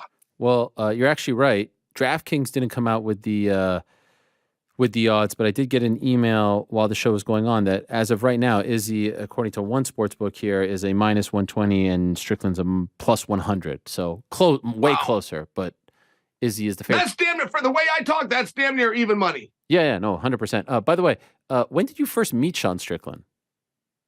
I met Sean Strickland. The year would have been 2014. I moved out to California. I went training camp, moved out to California to go to the Rain Training Center. And it was the side of the mat. Sean had a very sweet young lady with him. And, there's a lot to do to get you got your shin pads, and you got to wrap your hands, and you got to put your hands in a glove. I mean, there's several minutes, and this is what time would be allotted for conversation. So I happen to be getting dressed right next to this guy, Sean Strickland, and we're visiting. And he's telling me these whoppers of stories, and the only reason I let him go is he's got this girl with him. He obviously told her, so now I need to play along. But he told me that he was 21 years old. He was the King of the Cage champion, and he had a record of 17-0. The highest he had ever fought for was $1,500. And he doesn't do any of this braggadocious, by the way. Like, it actually came up organically. The problem with telling me this, I am such a fan. I am such a historian on the sport. We're the same weight class. I know anybody that has ever sneezed and made it sound like MMA. I mean, I watch it and I don't know who this is. Not to mention, you can't get a pro license in the state of California until you're 18 years old. He's 21. So now he's saying he's had 6 fights a year. It is so difficult to get a fight if you don't have a trainer or a manager, but you can't have a trainer or a manager when your biggest payday is $1,500. So we had to go do all of this on his own. I mean, this is a whopper. Then we go out and we work out together. And I remember coming off the mat and telling Miss Brittany, that dude claims he's 17-0. He might be 17-0. And she goes, yeah, he looks really good. Well, he just was. You know, when I met him and trained with him, he just was really good. He could wrestle like a son of a gun, but never offensively. You didn't have to worry that he was going to come and try to take you down. But getting him to the ground is going to use a ton of energy. And he also was a gentleman about being a training partner. He would bring it down. If he saw that you were tired or something, we did shark bait in there. That's where one guy stays in and fresh guys rotate on. It's a very hard thing to do. But you're vulnerable. If the guys coming in aren't trustworthy or they want to go make a clip for their Instagram, like this is the time to do it. He would always take care. I mean, I just remember he would always say, hey, you're good. You can do one more. Come on, I got you. And he would push. And we would work so hard. But he was such a nice person. I put him in the category as gentleman. And there's not a lot of times you get a call. We all want to be gentlemen. He actually was a gentleman. And so then when he got a microphone in his hand, he started building that brand. He went in a direction that wasn't the guy that I knew. That was just a great performer. And maybe there was a little bit of counseling session. Maybe he did have some stuff and to release the pain, he wanted to get it public. But it was a surprise to see. And yeah, I could tell you, man, he's a world champion now. I'm not sure back in 2014 there was anybody that could beat him. If he was given the opportunity, I'm not sure there was anybody that could beat him. Have you stayed in touch with him? Yeah. Sean Strickland came out and did a submission underground. Do you know about this? I don't think so. He's doing a submission underground with Andy Varela. And Sean was talking to Varela, but don't forget, this is in COVID times. There is nobody in the building or the floor. The cameras themselves were ran on remote control. So you just got the referee, there is a doctor, but then you just have the two athletes. So Sean's pushing and pulling. He's doing whatever he does. He's pushing and pulling. He came out to do this whole thing because he thought he was going to fight Jack Hermanson, and he wanted to work on his grappling. At some point in daring Andy Varela, who is as good as they come, like Varela is a threat for an Abu Dhabi medal, Sean turns his back to him, and then he yells something to him. Will you just attack me? He calls him, he heckles him. Andy Varela jumped through the air like a spider, locked on a body triangle and a choke all in one motion. And all you see is Sean Strickland.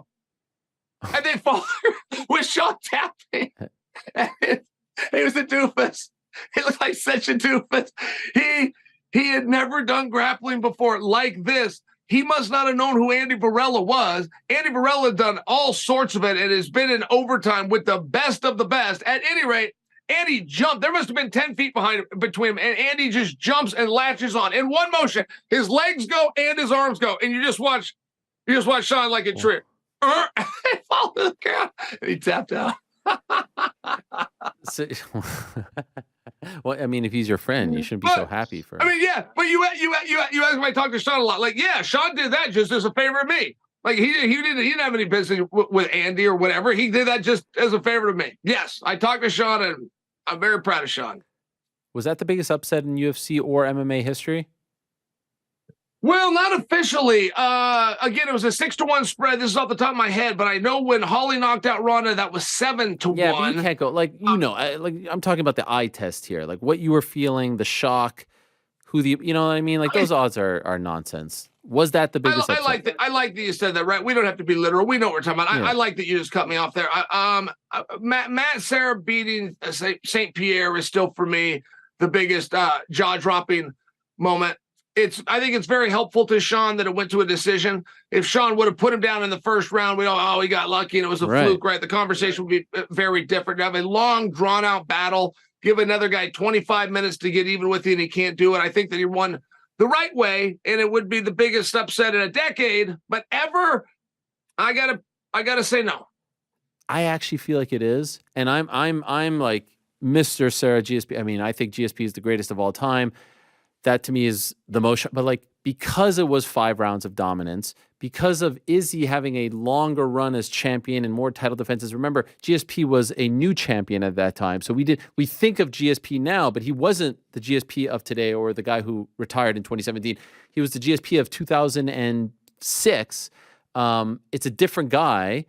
And Sarah had been around the block, right? He had been a veteran of the sport. I just think this is way more shocking. No one saw this coming. Sean Strickland, in a striking battle without a single takedown defense, beating Izzy at his own game, 5 rounds, essentially 4-1. You could give the first round a 10-8. He drops him with a 1-2, defends the whole time. I mean, not a scratch on his face. Man, I think the fact that he went 5 rounds, Chael, makes it a bigger upset than Sarah's stoppage of GSP. I'm listening too. I'm listening to everything you're saying. You're convincing me. It's one of those hard things to know, right? Because it's just your own internal. How did you feel? How did I feel in this moment versus how did I feel in that moment? I knew going into this that Sean could beat him. I thought he'd have to be ugly. Steal those words from Coach Nixick. I knew he'd have to get on top, really clinch him and do something, maybe poke him in the eye a time or two. But I did know that he could do it. And I did not think Sarah could beat George St. Pierre. So maybe for me, it was just more of that moment. But I love what you're saying. As far as upsets go, you don't usually see them like this, where it's a long, drawn-out battle, where you give the guy every single opportunity you ever could, including home field advantage. You give him everything, and you still take his belt away. I like what you're saying, partner. You're winning me over. Yeah, the last time I felt that way, honestly, was UFC 117, where I was like, oh, my God, 2 rounds left, 1 round left.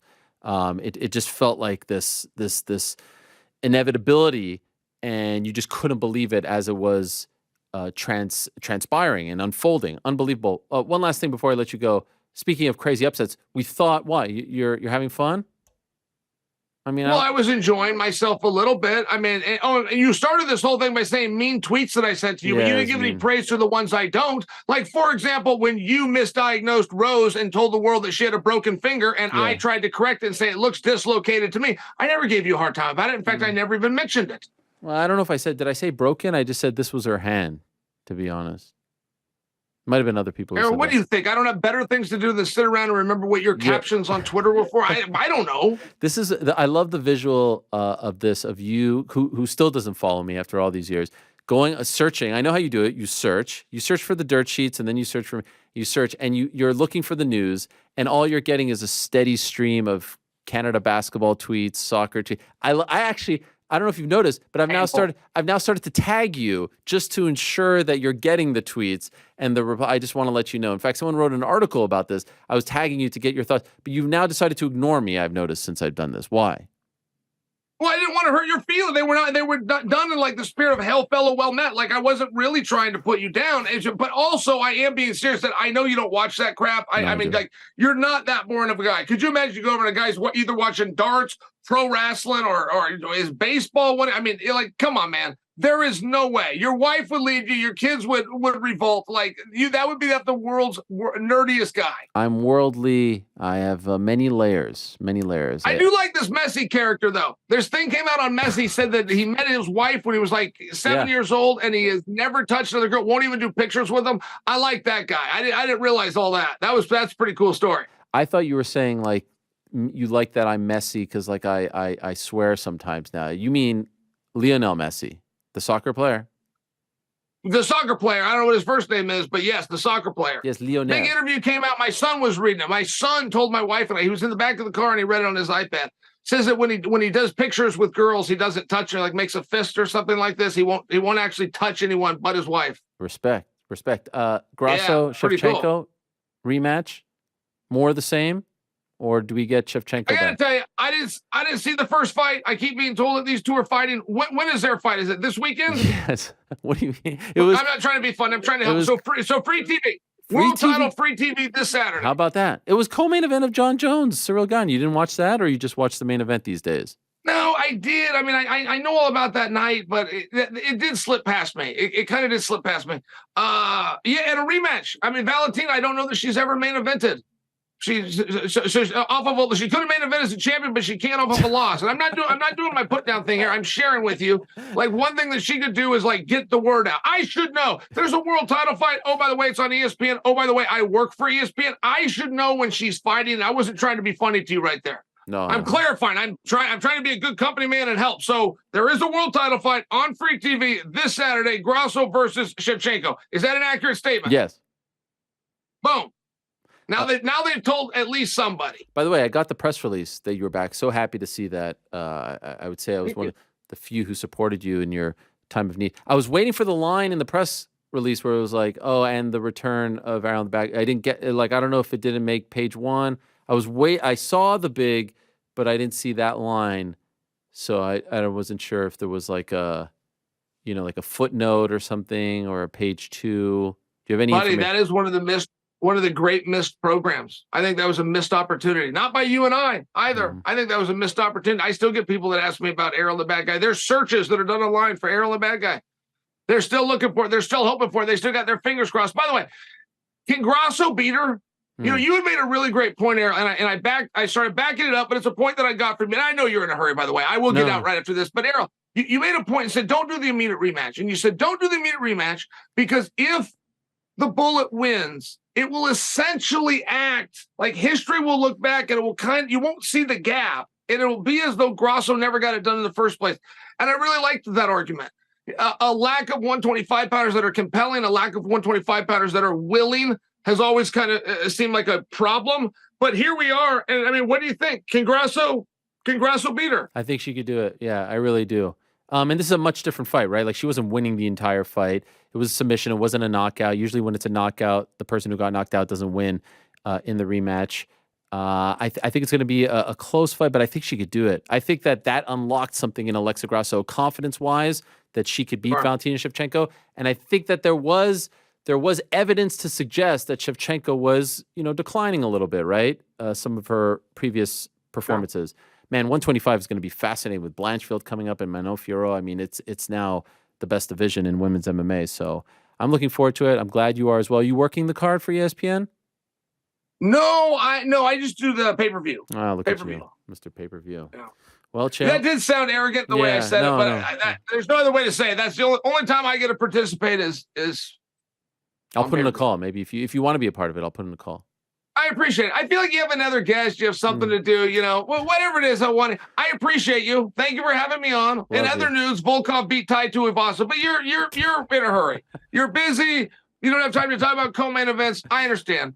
Goodbye. There he is. Chael Sonnen, everyone. That was actually the chief support. I want to let everyone know Alexander Volkov beat Tai Tuivasa. We'll get to the rest of the card back into the show. For now, though, let's stick with our 185-pound theme. Let's talk to one of the rising stars. Perhaps this time next year, he's the champion of the 185 and 170-pound division. Maybe he's a double champion. Who the hell knows with what's going on in this crazy, crazy sport? Let's talk to Ian Machado Garry, who's coming off that big win over Neil Magny. There he is. Hello, Ian. How are you?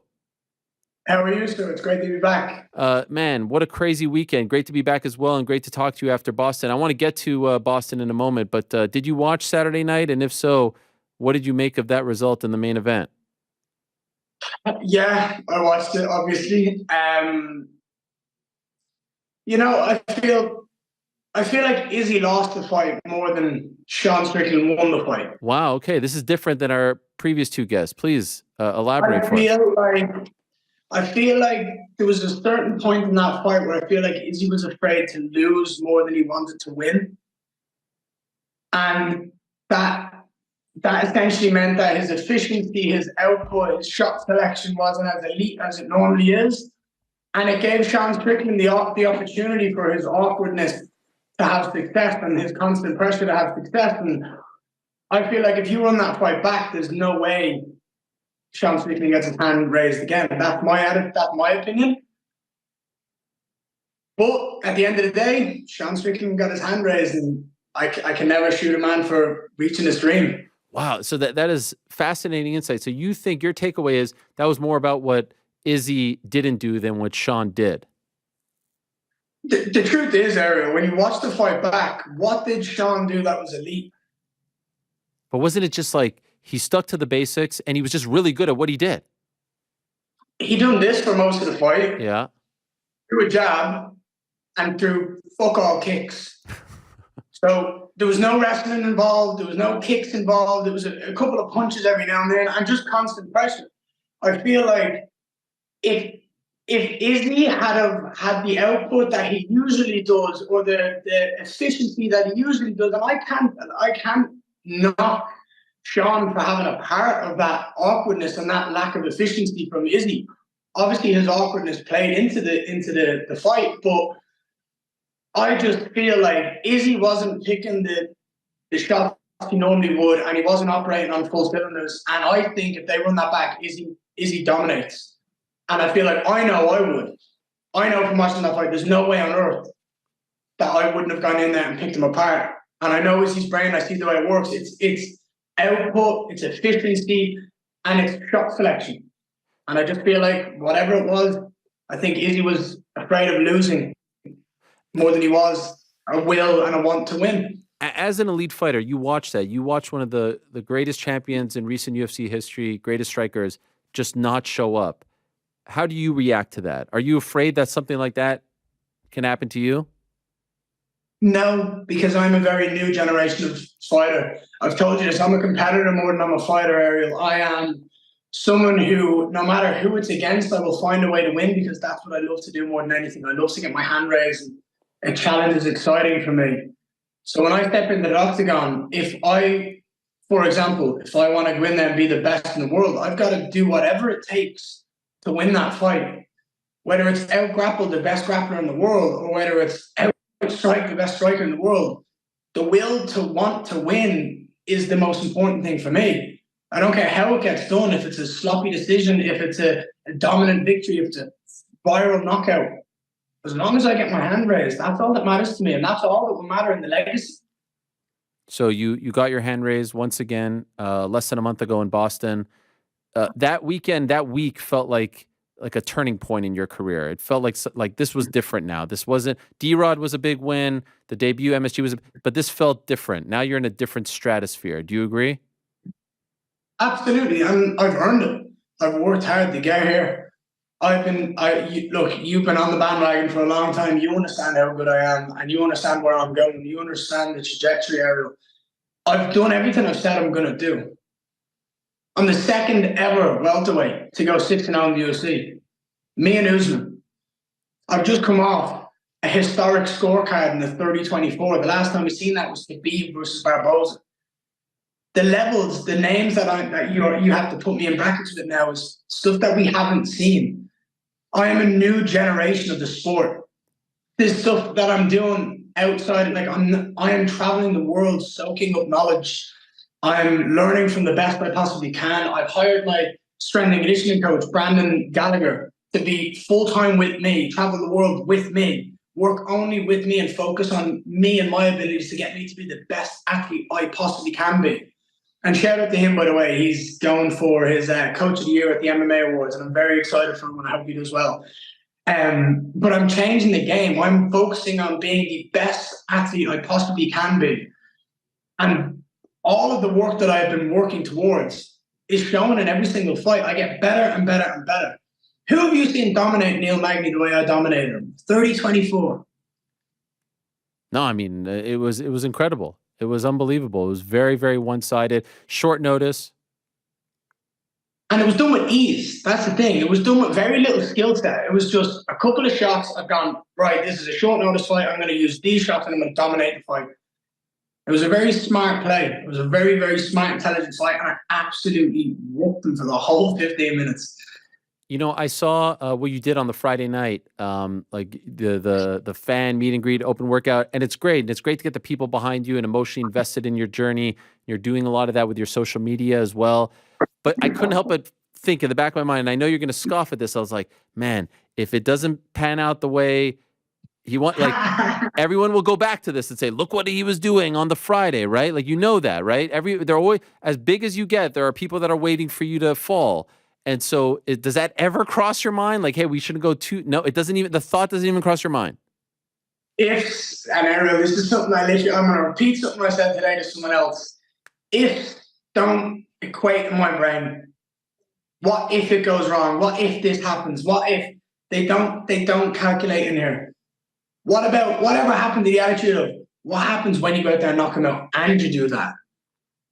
What if everything in the world works out just as it should and goes the way I plan? There's nothing that makes you question yourself. You never have a moment where you have a little bit of self-doubt. No. Not when you work as hard as I do. Not when you've got a team that surrounds you, that give you love and support and genuinely keep you grounded.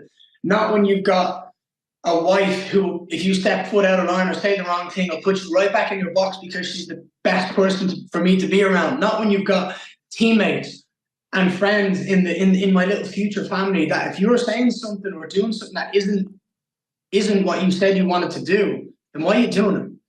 I have a very clear goal in life, Ariel. I want to be one of the greatest fighters to ever live. I also want to be a good father, a good husband, and a good man.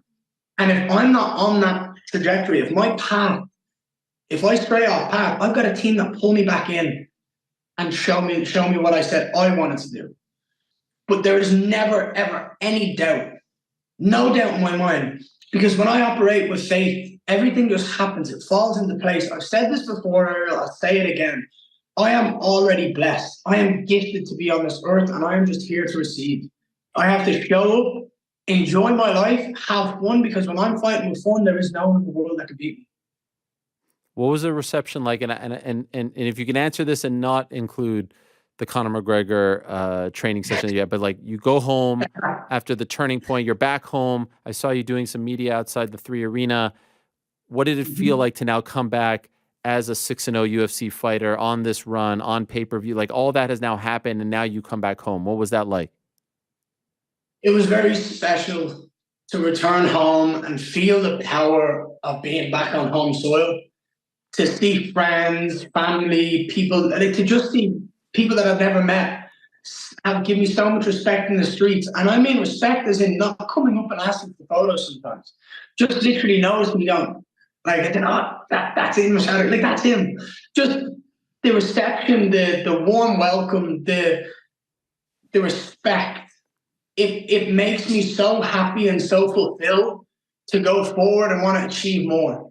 To go back there and give my country more joy, more success. And I'm telling you now, Ariel, Dublin 2024, the UFC are going to return. When I go out and do the stuff that I say I'm going to do, I am going to bring so much joy back to Irish MMA and so much excitement back into the fan base. It's going to be so exciting. When do you think that card happens? I want to fight December again this year. So December, why not do a Paddy's Day? Why not do it on March? Do you know what I mean? Do it in March. Do it on a Paddy's Day weekend. Go wild with it. 2024, first quarter of the year, though, I reckon it happens. Okay. And I'll be annoyed if it doesn't, because I want to keep this activity rolling. I don't want to stop. I've fought 3 times in 5 months, and I don't have any plans on slowing down. So for me, ideally, December. Let's go March again. Okay, December is interesting. I had not heard that. Is that a done deal? No, it's not a done deal, but I've made it very clear and obvious to the UFC and everyone involved what I want. I want December 16th. I want the UFC pay-per-view in Las Vegas, and I want to fight Stephen Wonderboy Thompson. And I want it over 5 rounds, because I think about the fans in that situation. Could you imagine 5 rounds of me versus Wonderboy to prove who the greatest striker in the welterweight division is? That's a barn burner. So I've heard you talk about Wonderboy. That's been over the last few weeks. Have you or your management expressed this to the UFC? Are they open to it? Is he open to it? I've mentioned it to the UFC. I said it to Sean, I said it to Hunter, and I said it to Dana the day before I beat Magny. I said it to the night. I said the night I beat Magny, I said I want Wonderboy and I want it by the end of this year. And they look, it's on them now to figure it out. I'm game. I'm getting ready. I'm preparing for December.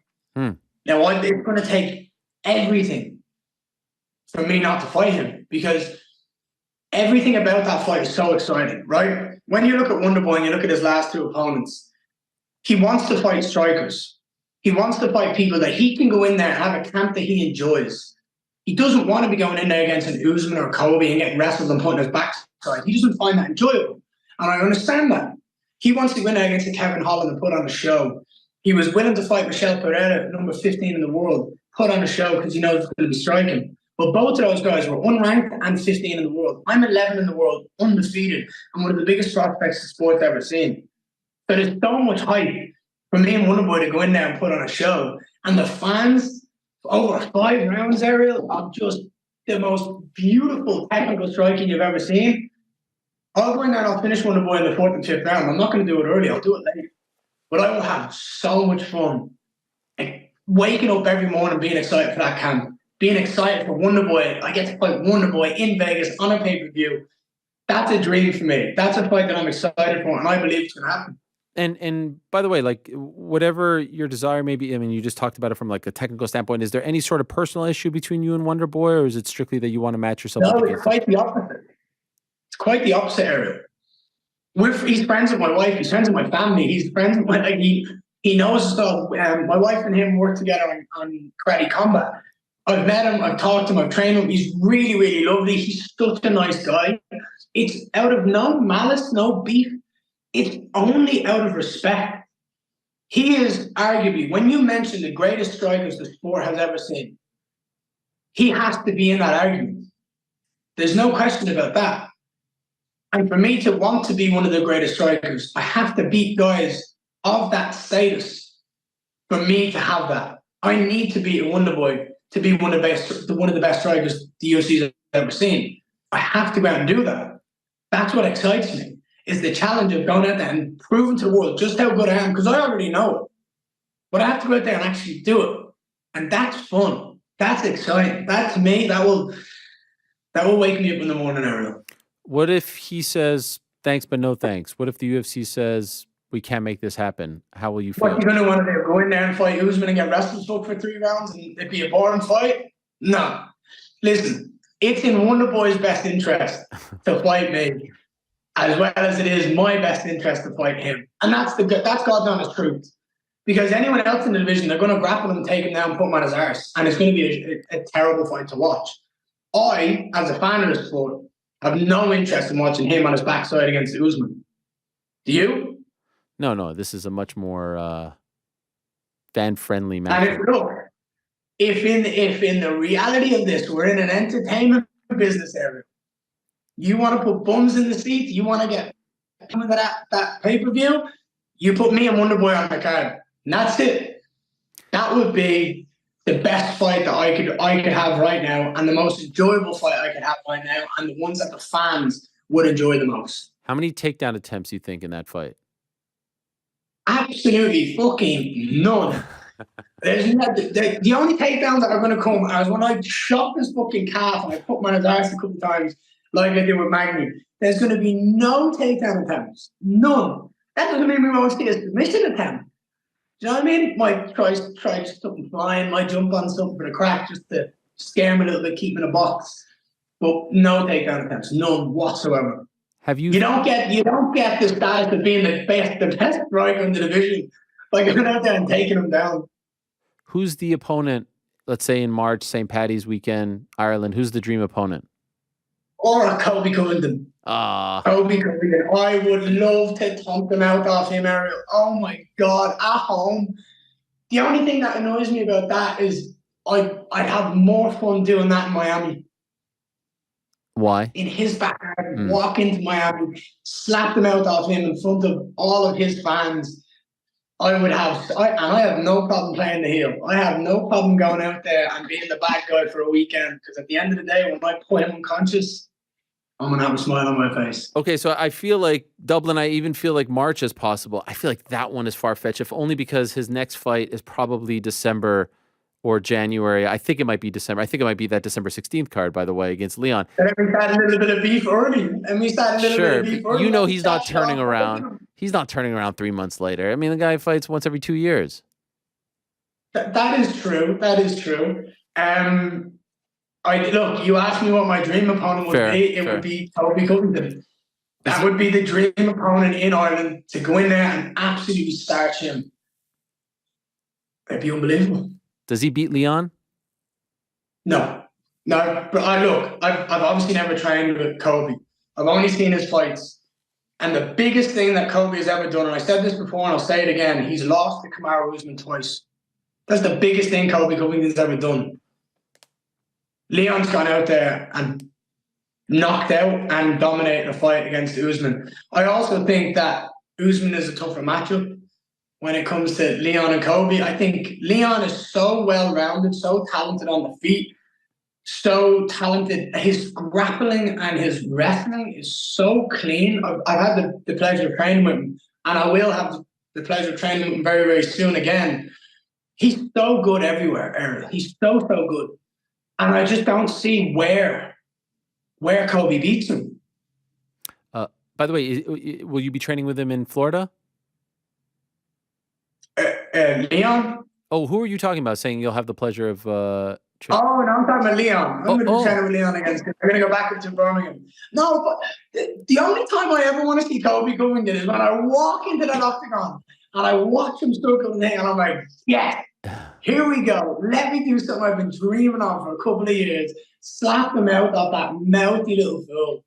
Oh, the guy was going to get dropped. The guy was going to get dropped by the UFC because he wasn't interested. And he brings out this heel character, and it is a fake character. We all know it. And you know what? Fair play to him. He went out and he made himself interested, and he made himself a star. Trust me, I will crack that man so many times, and I will hurt him, and I will dominate him in ways that we've not seen.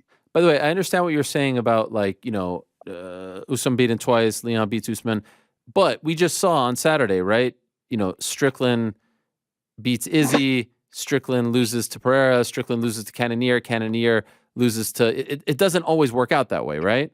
No, the MMA match never works out. It never works out all the time. But it's just like when we see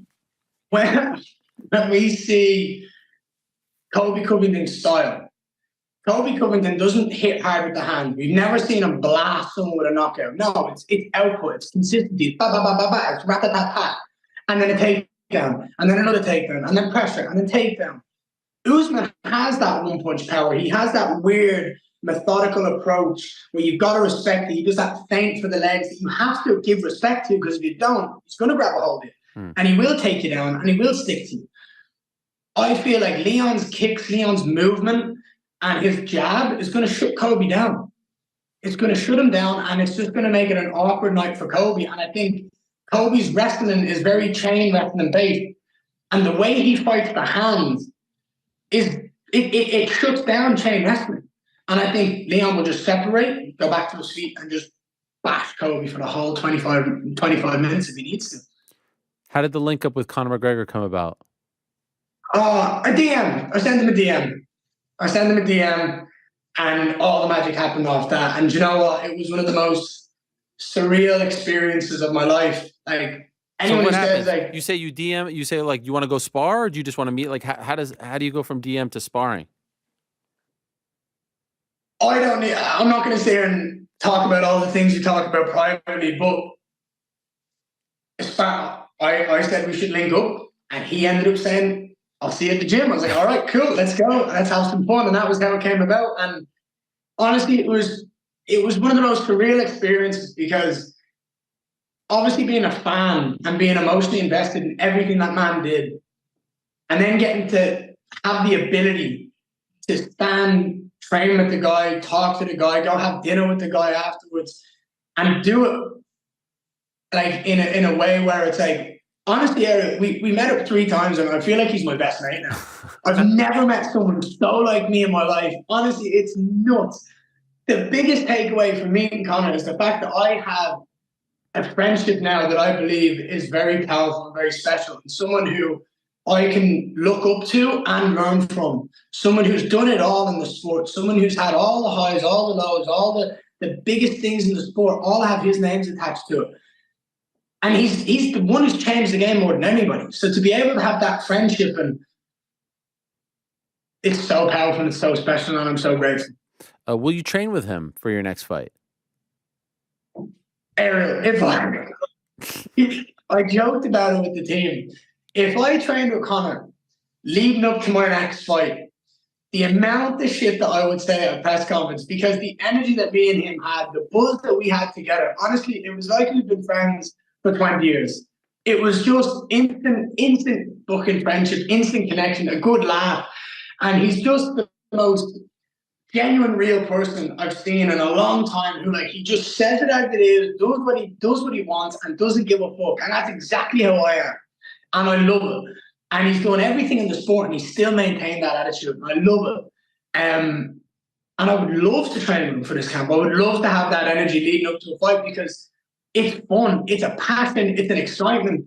And it was a conversation that we had. If you're not enjoying what you're doing, if you're not enjoying the training every single day, if you're not excited to get up out of bed and look forward to the challenges that life is throwing at you, then why the fuck are you doing this? Go do something else, because there's a lot of other things we can do in life. But that man, the energy that he brings to me, the energy that I bring to him, the fun that we can have leading up to a fight, in a heartbeat, I would travel the world to spend a week with that man leading up to a fight. Was that like the most amount of time? I know like the famous picture at the what's the name of the shoot stop? The show. Yeah. I know that. Yeah. I know you guys were like met backstage, but like, was that the most amount of time you spent together? Ariel, I met him for 5 minutes in a shoot shop. I talked about getting a photo. I chatted about his new tattoo, and I chatted to him about how I'd love to get into MMA one day. That was a 5-minute conversation 9 years ago. Right. I got to sit down and have dinner with the guy. I got to sit down. I got to spar the guy. I got to train with the guy. We met up twice. We met up one day. We did boxing sparring that he shared photos of. We then met up the next day. Did MMA sparring. I was there the day he got his black belt. So I mean, I got to meet up with the guy on 3 separate occasions and sit down and have a meal with the guy afterwards. Honestly, it was just such an amazing experience, such an amazing energy, and I love the guy 10 times more than I already did because of his energy and everything that he brings. And he's a smart man. We had dinner on the Black Forge. We went and had dinner on the Black Forge. Did you have the steak on the stone? Did you have the steak on the stone? I'm vegan. I'm plant-based. Okay. I had the leek and potato soup. That was delicious. But my strength and conditioning coach did, and Connor had it in front of me, and it looked good. They enjoyed it, and that's what matters. But I tell you what, that's a buzz, that place. The Black Forge was a buzz, and to be able to be there with the man himself and the whole family. Like, we brought little baby Leo. Baby Leo fell asleep on the beanbag. We all chatted about like business, about fucking pleasure, work, everything. We talked about so much. And it was just an amazing experience, and I'm very, very grateful to be able to be in that position. By the way, have you always been a vegan? So I made the move to be plant-based a year fully. Oh, wow. And I made that move towards being plant-based about 2 years ago. I didn't want to do it straight away and put my body through a lot of stuff. So yeah, for the last 2 years, I've been focusing on being plant-based. And the reason, health, immune system, to give my body the absolute best chance of being the best competitor that I possibly can be, to give my body the best chance of dealing with stress during weight cuts, to dealing with everything that the fight game brings. And I have proven in the last 3 fights that it's working. And I'm excited to become a champion, plant-based. I'm excited to become a double champ, like you said at the start of the show, plant-based. I'm excited for it. And it's a move that I'm very, very blessed to have the knowledge about, because the thing is, it's growing up, I didn't know the knowledge behind being plant-based, being vegan. I didn't have this understanding. I grew up on chicken and chips, and I grew up on steak and potatoes. That was it. A pizza in the oven. Now I've had the ability to travel the world and understand different countries, different cultures, different foods, taste, and understand the way the world works. And my palate has definitely changed, and my understanding for what food can do for your body and how it can help you reach an elite level is massively underrated in the world. So I'm excited to go on my own journey and prove to the world just how powerful plant-based is. Before I let you go, I'm just curious. It's been like a mixed bag as far as Irish MMA is concerned, because on the one hand, there's an influx of new talent, right? But on the other hand, there's only one person winning. And unfortunately, once again, this weekend, Kiefer Crosby lost in his debut. And the weekend before, we had 2 losses. And, you know, a lot of these are tough matchups. Some of them are short notice. But in the end, they're not producing wins. What is your take on the current state of Irish MMA, and in particular in the UFC? I said this a while ago, and I'll say it again. As long as Irish MMA has made, Irish MMA is booming. It doesn't matter what anyone else is doing in the world. There was only one Conor. And look what he did. Look at the fucking chaos that he caused. It only takes one person. to fuel the energy behind a whole nation, to get that excitement. We don't need 12. We don't need 20. We just need one. And Ariel, you said it yourself. I think it was, do you want to repeat it yourself?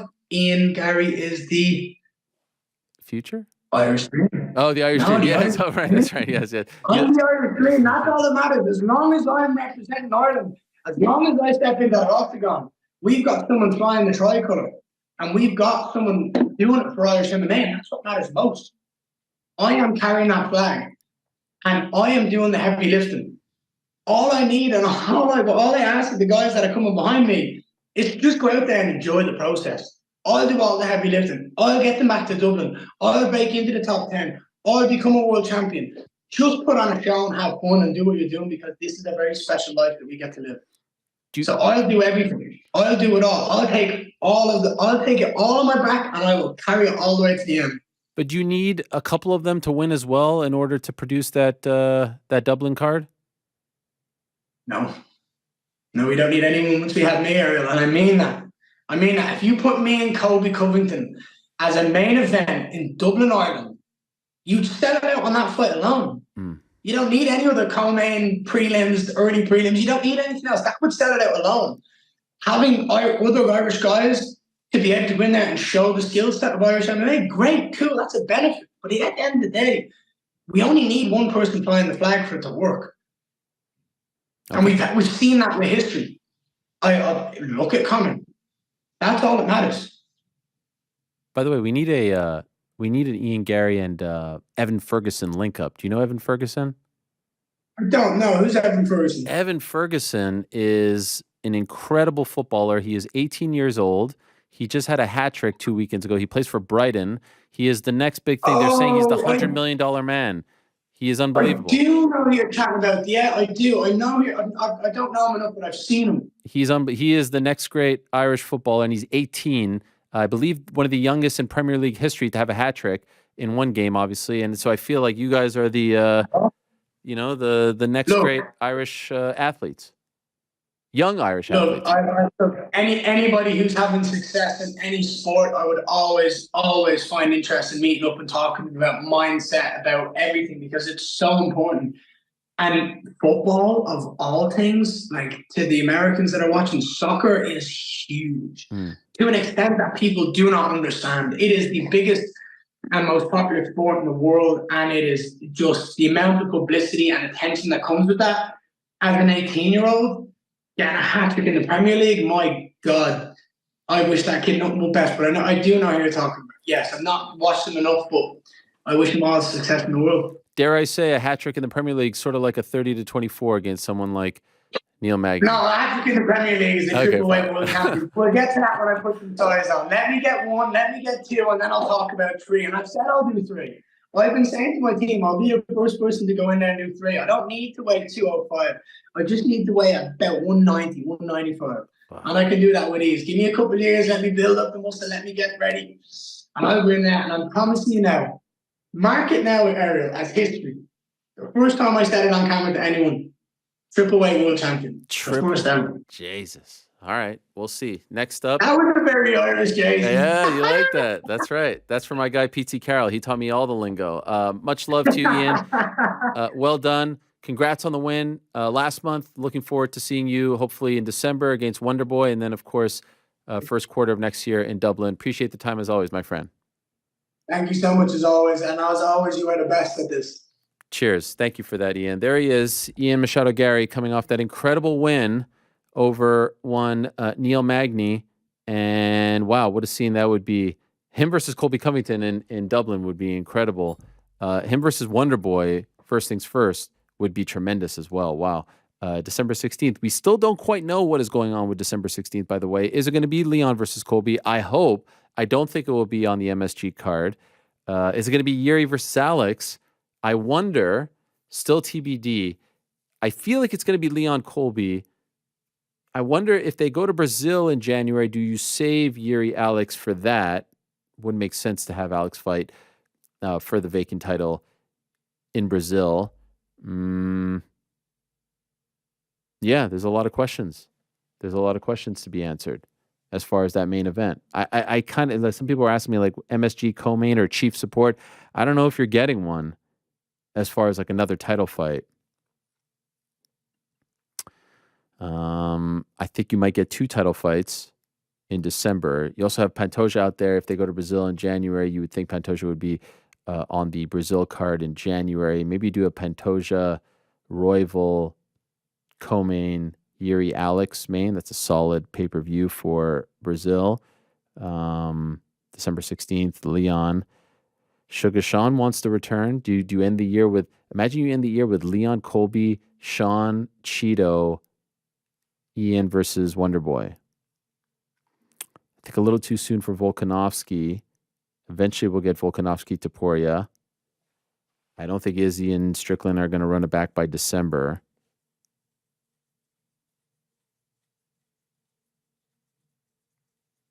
Zhang Wei Li, not quite yet. Grasso's fighting this weekend. Fascinating times, my friend. And what's going on with women's bantamweight? That has to factor into the equation as well. But what a time to be alive. Still to come, by the way. Someone who knows a thing or two about the women's flyweight division is Casey O'Neill. Always love talking to Casey. Her picture is right over there forever in perpetuity because she showed up to the media day with a thug nose. We have that picture right here on this. There it is. There she is right over there. That was in February of, was it this year or last year? No, last year. It's been almost 2 years. Golly, time is flying. Also do want to let you know that today's program is brought to you by our good friends over at BetterHelp. We love BetterHelp. Very excited that they're part of the team. I've talked about them. One of the quote-unquote sponsors that I feel the absolute strongest about. Whenever you have a big event coming up, a trip, a job interview, a presentation, it can be hard to shut your brain off the night before and get some rest. But sometimes your thoughts can get away from you without any obvious cause, and that can impact not only your sleep, but your life in general. You may be changing careers, new relationship, moving cities, big opportunity coming up, you don't want to squander it. Big conversation coming up, moving houses, moving city. Who knows? There's a lot going on. You may want to talk to a parent, to a sibling, to a coach, to a barber, to a friend, to a confidant. Or you may want to talk to an independent voice, an unbiased voice, a new voice. Well, when your brain refuses to quiet down, combating your racing thoughts doesn't need to be something you do alone. A therapist is equipped to help you break out those cycles and find some mental peace. You can connect with a therapist easily with BetterHelp. What a service. It's entirely online, so it's designed to be convenient, flexible, and suited to your schedule. Just fill out a brief questionnaire to get matched with a licensed therapist by chat, phone, or video call, and you could switch therapists at any time for no additional charge. The opportunity to do this from, the friendly confines of your home is huge. Visit betterhelp.com/MMA hour. Again, that's betterhelp.com/MMA hour today to get 10% off your first month. Again, please go to BetterHelp, BetterHelp.com/MMA hour. Help yourself. Please support them because they support us. And most importantly, please support yourself. Also, want to let you know about our good friends over at DraftKings Sportsbook. Like I said, football's back. Big win on Thursday by the Detroit Lions. Did the Falcons win? Yesterday, GC. You're damn right they did. 1-0, baby. Can we talk about the fact that last year we were riding together? Yeah. Of course. We were Bills Mafia. You were in it. Yep. You were living and dying every play. There's texts flying. And now you're 100%. Correct me if I'm wrong, you're actually actively rooting against them. You're going for the Jets tonight. No, are you not rooting for the Jets tonight? I haven't decided who I'm going to be cheering for. It's going to be a game time decision. Yeah, I mean, we knew it going into it. That was a 1-year contract, a 1-year deal. Got the Von Miller jersey, got the Zubaz pants, placed a significant wager on the Bills Super Bowl. That's it. I knew the Falcons weren't going to be good. I knew it was going to be a down year for us. Yeah, I had 1 year Bills Mafia. Now it's back with the dirt. I feel used. I feel a little bit like I thought you were in. I thought you were part of the family. No. We knew what this was going into it. It was a 1-year agreement, I'll say. And I was all in. I enjoyed my time. But we went outside in the playoffs. So you still say we though. Yeah. It was Yeah, I was referring to the past. That was when we were we. Okay. Now it's you guys. Yeah, I mean, Aaron Rodgers, the neighbor down the road at this point in Jersey, might have to support him over there for the Jets. You too? Yeah, you need to live in the same hood. No. -110, really? Coin flip. I thought the Bills were the favorites. I guess money's coming on the Jets. Oh, the spread is -2. Interesting. So wait, if the spread is -2 Bills, but the odds are -110, are they the favorites? Where are you seeing this right now? DraftKings. What's the line on the? It says Bills -2, Jets +2, and then next to it says -110, -110. Am I reading my way this wrong? right now? Money line is Bills -125. Yeah. Jets +105. So Yeah. what's the -110 next to the -2? That's the spread. -110 for the spread. Interesting. All right. So anyway. Bills are. I didn't know there very was a spread slight attached to a points. It says -110 next to the -12. Yeah, you have to have a price on what the spread is. Really? What do you mean, dude? Are you being serious right now? The Bills are -2. You're betting it at -110. Got it. All right. I feel like you don't have it. I got it. Well, guess what, guys? Football is back in full swing with another week of epic games. And who's got you covered on the action for every single one of them? DraftKings Sportsbook, an official sports betting partner of the NFL. New customers can bet $5 on football and get $200 instantly in bonus bets. All DraftKings customers can take advantage of 2 new offers every game day this September. Get in on the NFL Week 2 action with DraftKings Sportsbook. Download the app now and use code DMAR to sign up. New customers can bet just $5 and take home $200 instantly in bonus bets only on DraftKings Sportsbook with the code DMAR. The crown is yours. Gambling problem, call 1-800-GAMBLER or visit www.100gambler.net. In New York, call 877-8-HOPE-NY or text HOPE-NY. That's 467-369. In Connecticut, help is available for problem gambling. Call 888-789-777 or visit ccpg.org. Please play responsibly on behalf of Boot Hill Casino Resort. 21 and older, age has jurisdiction. Void in Ontario. See sportsbook.com. Eligibility, terms of responsible gaming, resources, bonus bets expire 7 days with restrictions. Eligibility and deposit restrictions apply. By the way, what are the odds in the Grasso Shevchenko fight? That's what we should be talking about here. Yeah, Valentina's still a favorite. Wow. How big? It's 180 right now on DraftKings Sportsbook. Grasso plus 150 coming back. Bigger? Like it's growing in her favor? No, it's kind of a roller coaster. She opened up as like a -240, then she was down to like a -155 or something, and now she's growing a little bit. Okay. All right. Well, we will keep our eye on that. Someone who I'm sure will be watching very closely on Saturday. It is her division, after all. And I'm sure she was watching closely over the weekend. In fact, I know she was because she was tweeting about it, unless that was someone else on her behalf. Our old friend of the program, the one and only King Casey O'Neill. It's been a while. Hello, Casey. How are you? Long time. What's up, Ariel? Yeah, it's been a while. Thanks for having me. Oh, it's great to have you on. First of all, how are you feeling? First things first, can we get an update? I know you were disappointed to not be fighting this past weekend. How's the body feeling? Yeah, I feel great right now because, obviously I've been recovering for the last 6 or so weeks, but finally healthy again, got the all clear from the doctor at the last check-in, I guess, and ready to get back into training. Super disappointed that I missed Australia, but it seemed like the crowd was good. The energy was good. I'm sure they're going to go back real soon. So I'm excited to get on another Australia card as soon as possible. How difficult was it for you to watch that on Saturday? I turned it off for a little bit because it was hard. I was sad. It would have been my first time fighting for the UFC in Australia, obviously. And I started my career in Australia, so it would have been a big deal. But I'm just happy for everybody who did get to, fight on the card. And obviously it was an up and down night for the Aussies, but the crowd stayed pretty good and it was awesome to watch. Obviously, we saw you back in March. The big comeback didn't quite go your way. Do you feel like you're over it, or do you think you'll only be over that performance, that result, once you get back in there and get back, to your winning ways? I don't know. I think that I go between the two. Obviously, as I've always said, being undefeated was never the goal. Just being the best in the world is the goal. So I'm not super disappointed over a loss, but I'm more disappointed that I know that I could have done better in that fight. think like for the first time ever in my career, I just like didn't show up on the night, and it was like a super weird feeling. I just couldn't like shake myself out of whatever was happening. Like, I don't know. In between rounds, I felt great, and then just when the round would start, it would like shut down almost. Like my brain would just like not work, and the only thing that I could like figure out what to do was like walk forward, which wasn't the game plan either. So yeah, I don't know. It's a bit of a mixed bag of emotions over that, because that wasn't like me at my best. So I can't be like too upset, but at the same time, I still did lose, and I didn't get the big comeback that I wanted to have.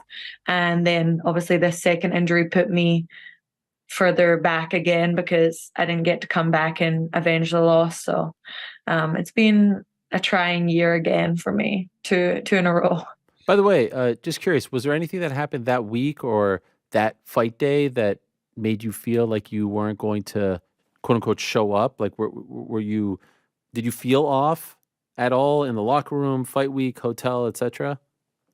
No, I felt great, honestly. Like I had like a really easy weight cut. I only ended up cutting like 3 or 4 pounds, which is like my smallest weight cut ever. I had dieted really well.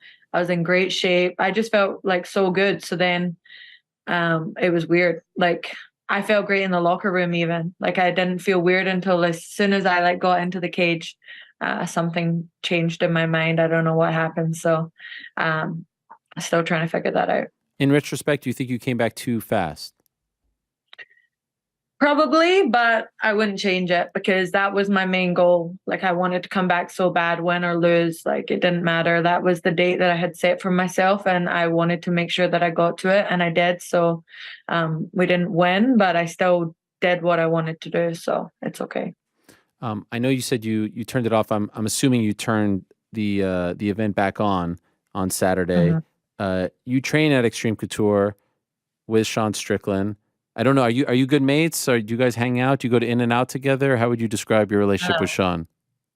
We have like a testy relationship. I'm sure you guys see on social media. You know, we like to poke fun at each other. I think we're both just really big personalities, I guess. So sometimes that clashes. Like I like Sean. I think that, you know, like he is authentic and he is himself, but sometimes I don't like what he says or what he stands for. So I can't always agree with the guy. What is he like in the gym? Is he like the guy that we see on camera, or is he any different? He's a great teammate, you know, like he is always there for all of the big guys. I see that a lot. You know, he'll give everybody rounds. He'll try and help people. People come in to help him. He'll make sure that they get extra rounds with other people and stuff. So he is a very good teammate when it comes to like stuff in the gym, and he works really, really hard. So he definitely deserved the opportunity that he got. I was shocked at how he beat Izzy and everything, but like seeing how much he trains and how hard he works, I knew it was always going to be a possibility, but I just didn't expect him to stand there and bang with Izzy and then, you know, come out on top. And just curious if I may, I know you have a great relationship with Izzy as well, and you're part of the chosen few with Tim Simpson as your managers, or as your manager for the both of you, among others, Tai Tuivasa as well. Who were you rooting for in that fight? I wasn't. I was like, I really wanted Eric to do well. You know, like Eric is also my coach. So I was like nervous and I wanted the team to do well. But then obviously I want Tim to succeed all the time as well. So it was a really hard one for me. I just wanted to, you know, I wanted either way it to be a great fight. And I think, you know, it did deliver a great fight and everyone seems to be okay. And moving forward, I think they're going to do the rematch. So we'll see what happens after that. But fair to say you were shocked at the way the fight played out? Yeah, I think everybody was shocked at that. It just seemed like Sean might have had his best performance ever. And, you know, Izzy definitely didn't have his best performance. But leading up, like during the week, you seen Sean and stuff. I kept thinking he looked really nervous. Like I'd never seen Sean avoid eye contact and like stuff like that. But I guess it was like a game that he was playing mentally maybe or something, because as soon as he got into the cage, all that seemed to like, you know, go the other way. And it was crazy. It is amazing. Like even with the face-offs, like can't even hold it for 2 seconds. He's talking and he's moving around and all that stuff. And then when you see him walk out, you think maybe he's a little nervous, trepidatious, and then you see him perform like that. Do you think that was more about what Izzy didn't do than what Sean did, or was that more about what Sean did and Izzy did? Like, who is the reason for that performance? It's both, you know. Sean definitely showed up, and you know, you watch Sean's fights, he always has that bully mentality. He always pressures forward and he stays in your face like a whole fight. You have to really put him out in order to, you know, beat him. But Izzy just allowed that pressure, and he was sort of like on the back foot for, you know, 25 minutes. So after the first round, I don't know how much he was able to recover either. That right hand that dropped him was crazy. I thought we were going to get a new champ after the first round. I was jumping up. I was going crazy. I was like, what is happening?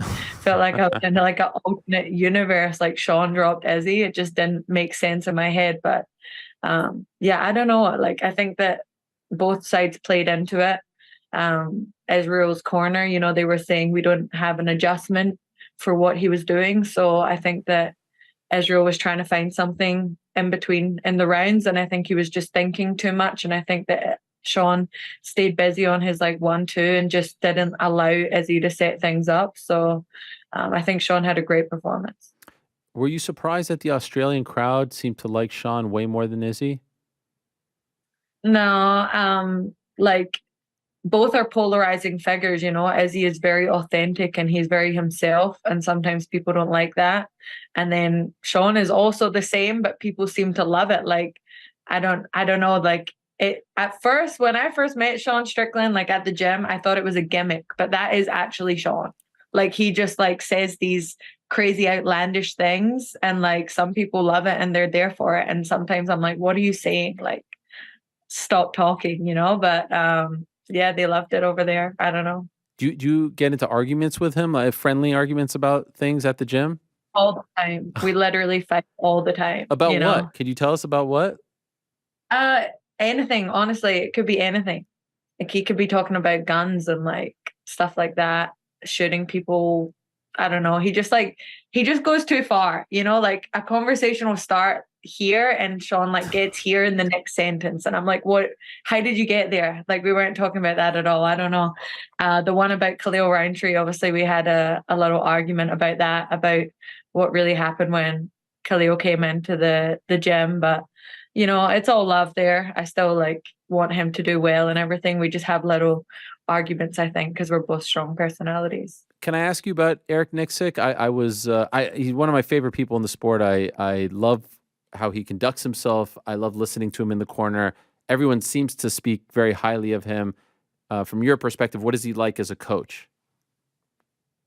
He's just got this like thing that I've never really had with anyone else, like this motivational way of talking to you and like pulling things out of you, you know, like in the gym at like sparring and stuff, but also in fights, like you see it, you know, he has like a connection. And I don't know if it's like from him playing football for a long time or something like that, but he just has this way to like make sure that you give your all, you know, like even when I'm sparring and say it's a tough round or whatever, the next round is always my best round just because of the pep talk that he gives you in the corner. He focuses a lot on like giving you just like clear information and like short bursts, but he also like makes sure that you know that why you're there and why you're doing it, you know? So I think he just pulls motivation out of people. By the way, back to Izzy and Sean. Why do you think people hate Izzy because he is so open in himself and authentic, but people love Sean for those same reasons? I guess they just stand for different things, I think, you know? So I'm not 100% sure. Because I love Izzy. I think that he stands for great things. I think that he's done great things for the sport, and I'm not really sure why, but also I'm sure you've heard him talk about it, and a lot of people talk about it. In Australia, there is this like weird tall poppy syndrome where people don't want to see people where they're from do well. And it's really weird, you know. I think that they kind of like clap at people's like demise, which is like really shit. Sorry, I don't know if I meant to swear. No, go ahead. And I've seen it and I've felt it, you know, like even after my last fight, people were like, Australia don't claim you, like blah, blah, blah. So, yeah, I don't know. I think that it's a little bit about being from there as well. You know, they don't want to see see you do better than them sometimes. You were getting that kind of stuff after your last fight? Yeah, I get that win or lose though, like I don't know if it's because I'm from Scotland and moved to Australia and I claim both of them, but I kind of get it on both sides sometimes. You get it from Scottish fans too? Sometimes. Yeah, people are really mean online because, nothing can happen. So I just take it with a grain of salt and don't really listen to that. And I've started like being better at the old like post and ghost type thing. Smart. Whenever I post, I don't really read the comments anymore. I just post it and leave it and move on. Imagine being an athlete in the 90s where none of this came into play. Like there's no part of your brain that is occupied by any of the stuff that I can't imagine being an athlete in 2023, having a tough night at the quote unquote office and then having to read that shit. I can't imagine. Like I can't imagine what's going on in Izzy's, inbox or his mentions right now. Could you imagine the cesspool that it must be? Yeah, I mean, you can see it. Like you go onto his page and look at the comments, you can see it. But he's one of the people that's like super strong-willed. I'm sure that he's not paying any attention to that. I think that the fight with Alex Pereira probably hurt more, and look what he came back and did. So I'm sure that he's going to come back and, put on another great performance and everybody will turn the other way. The same people that comment that they hate you when you lose comment that you're the best after you win. So you're never going to win everybody over. We'll never know until we talk to him. I actually think this one will hurt him more than the Alex one, because the Alex one, he had already lost him a couple times and he was winning that fight. I think this one will sit with him for a very long time, because I think he feels deep down inside that he is much better than Sean. He probably does believe that. I don't know whether, he's just been fighting very, very often, whether he just needs a break. He might be better to tell you than me, but in my opinion, it looks like he probably just needs a break. And obviously all that stuff with Drakus that happened had to be emotionally challenging, and then he had to turn around fairly quickly and then start focusing on someone else. So probably just a little bit of burnout, which every athlete experiences, but he definitely wanted to be on the card and, put on a show for Australia and New Zealand, being from there. So I think that people need to give him his flowers still as well, because without him, who's to say what that main event would have been. Right. By the way, if you're Tim and Izzy and the team, are you pushing for an immediate rematch, or are you... I'm sure they are. Yeah? I'm sure they are. I think Israel's main goal is to be the best from everything that I've ever seen. So I'm sure that fighting for the belt again would be on top of his mind right now. What about that MMA Hours on Fire song last week? I mean, wasn't that incredible? I loved it. Thank I you. loved it. It's very kind of you. I know I already texted you, but it was crazy. I literally listened to that song on the way to the gym in the morning, and then I opened Instagram and saw you did that song, and I just thought it was great. Isn't that amazing? Now, do you usually listen to that kind of music on the way to training? That's like old school Billy Joel. Not really. Honestly, it was like a really weird day. Like I was listening to like a bunch of random music that I don't really listen to. I usually listen to hip hop, so that's why I thought it was so weird. It stuck out to me. Yeah. What kind of hip hop? Everything, honestly. Old school, new school, whatever. You don't have a just preference? not the mumble rap stuff, like the mumble rap. Yeah. What is that? I don't know, like all those littles, like little babies, baby and all those people that just came out, NBA, Young Boy, those music. I just don't like it. Okay. So I like Biggie, I like Tupac. Okay, I like school. all that kind of, yeah. Drake? Do you like Drake? I know. I love Drake. People want to hate on Drake all the time. Here. He was? He was just here. Yeah, but it was $400 a ticket, so I wasn't going to that. But was that did he play in the stadium, Allegiant Stadium, or T-Mobile? Yeah, I think I don't know. I don't know which one it was. Do you it was a big deal anyway. I'm big into Central C these days. You like Central C? Not really. You don't like the UK rap? Rap? I do. I like RD.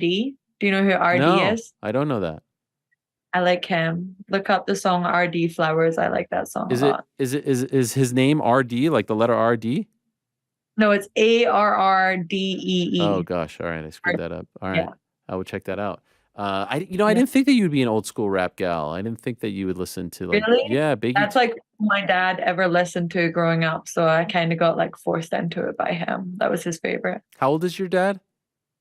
He just turned 50. Wow. Happy So- birthday. Yeah, so he's 59. I saw the shout outs for Eternal MMA throughout the night. That must feel good, Mhm. right? To see them get shine on a UFC broadcast. Yeah, he has a deal with obviously UFC Fight Pass, so they put on a card the night before every UFC event that's in Oh. Australia. So he had a show in Sydney on Friday night, I Mhm. think, in Australia, Saturday night. I don't know. It was weird because it was a Sunday card. It might have been Saturday night Right. fights. But yeah, and then obviously he helps me a lot with my grappling show, King's Cup. And we have a tournament this Saturday, so he's been very Wait a busy second. Wait a with second. all- What's your grappling? How do I not know about this? You have a grappling show? King's Cup. You don't follow? You don't follow What? King's Cup on Instagram, Ariel? No, I don't. Apparently not. Yeah, Tell us I'm about it. hurt. What is this?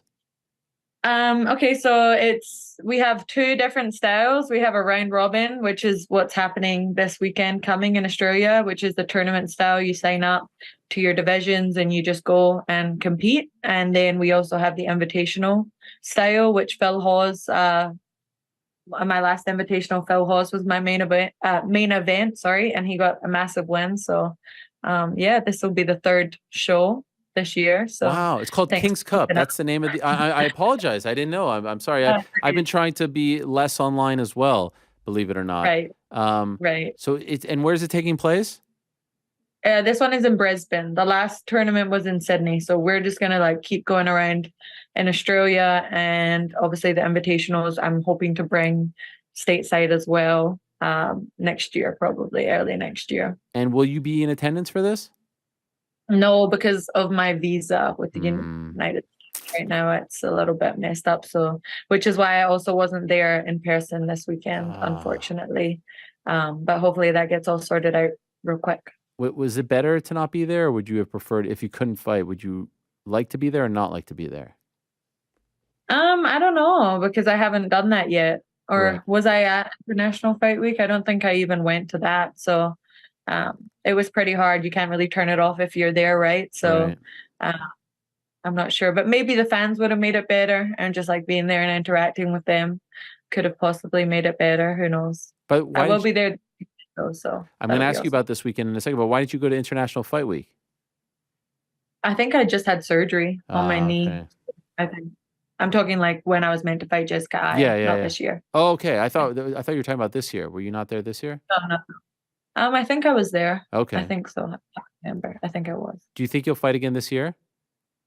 Yeah, I hopefully want to fight December 16. Oh, in a Yeah. perfect world, against who? I'm not sure. I've been talking to Mick a little bit, and a couple of ideas that I had got shut down, but Right. because I think that a lot of people are booked in my division. It's been moving really fast. Like a lot of people have fights coming up right now or just fought, and a couple of girls have had some injuries as well. So yeah, it's whoever's going to be available. I just want to get back in there before the year's end. That's my main goal.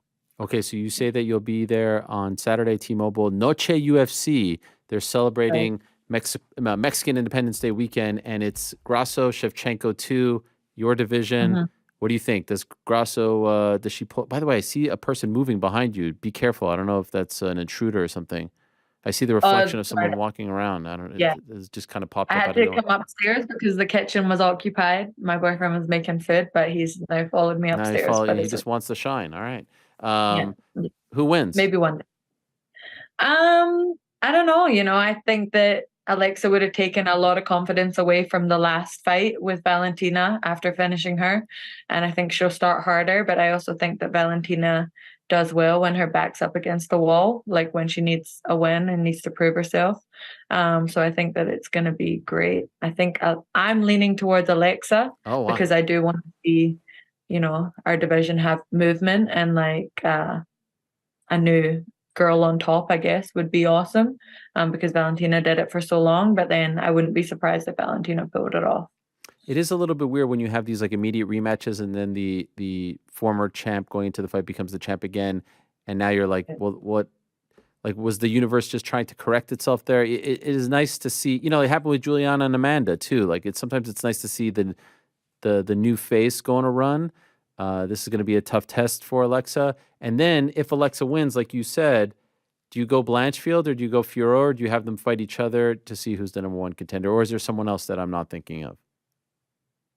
I think that Blanchfield and Fior will fight each other, just because I think this was a pretty quick turnaround, right, for both girls, Alexa and Valentina. So I think that they might have a little bit of a break. So I think the UFC will want to solidify who's next, because I did hear Dana saying that he wasn't sure which one between the two of them would get it. So I think it's only fair to make them fight.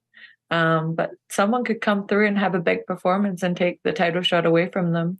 Maybe, who knows? Are you referring to yourself?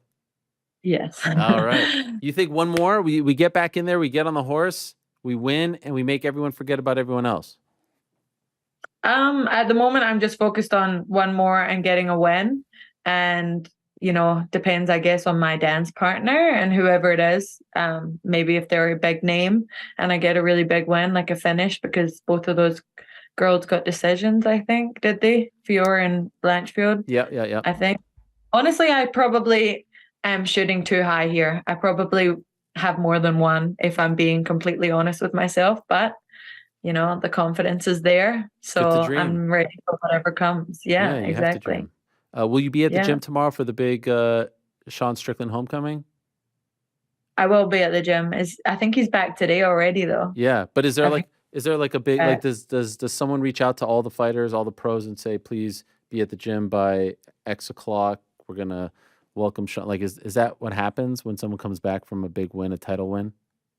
No, we all show up to every practice anyway. So usually the person who wins their fight comes in on the Monday, and after pro practice, we all have a sit down and we all congratulate them and have a little chat and they talk to us and stuff. So I'm sure that'll be what happens. One day you'll have that homecoming, that big. Yeah, exactly. Yeah.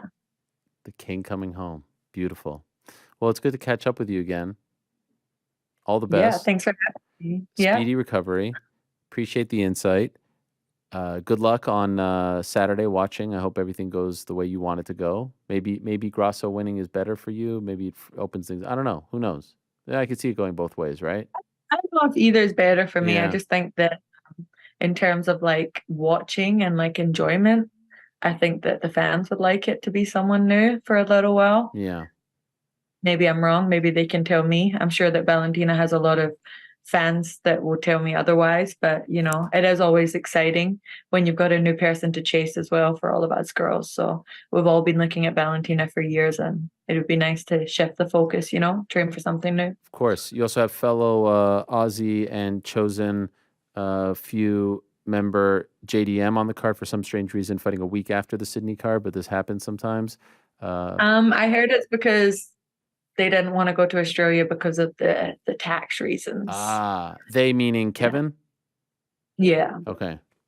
But which is, to be honest, fair enough. I think it's 46% or something like that. Really? Is it that much? Crazy.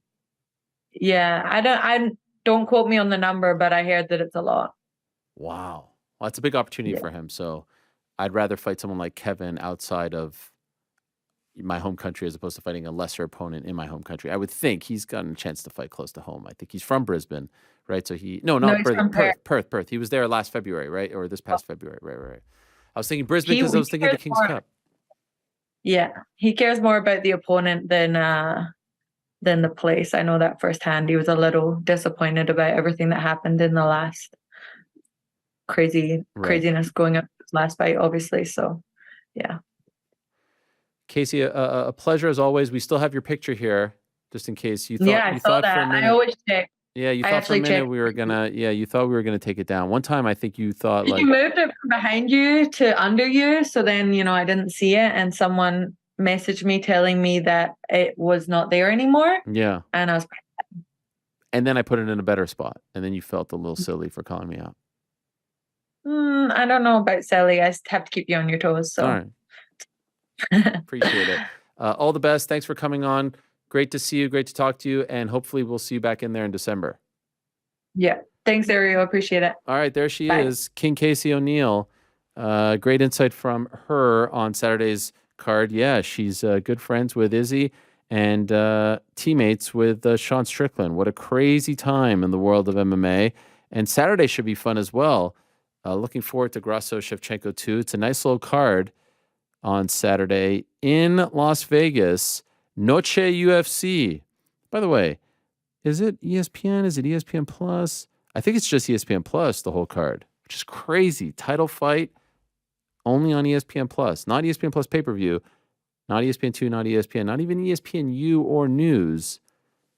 Grasso, Shevchenko, Holland, JDM, Rosas coming back against Terrence Mitchell, Christos Giagos against Daniel Zellhuber, Fernando Padilla against Kyle Nelson, Lupi Godinez against Elise Reed, Roman Kopylov against Josh Fremd, Edgar Chavez against Daniel Lacerda, Tracy Cortez against Yasmin Yasadavicius, friend of the program, Josephine Crutzen against Marek Mann. By the way, I wonder, I don't have everyone. You know what? I'm going to go on Tapology right now. Does every fight on the card feature a Latino fighter except for the co-main, the chief support? Let's see. Main event, yes. Nah, Kopylov Fremd. Yeah. Tapology has Raul Rosas from America, born in America, but has that lineage, right? Next one here, Canada, Mexico. Yeah, Kopylov, no. Is that the only other one? Tracy Cortez, but, Latina, right? She has the roots as well, yeah. Nuts and Man to start it out, too. Oh, yeah. Weird. Why'd they do that? They had a few of these are replacement fights. They've had a holy shit, 1, 2, 3, 4, 5, 6, 7, 8, 9 fights fall through. Fudge. Yeah. Yeah, we were supposed to have Shavkat and Gaslam, D-Rod and Ponzinibbio. Chris Curtis. Your boy Natan Levy was supposed to be on this card. Yasmin Lucindo was supposed to be on the card.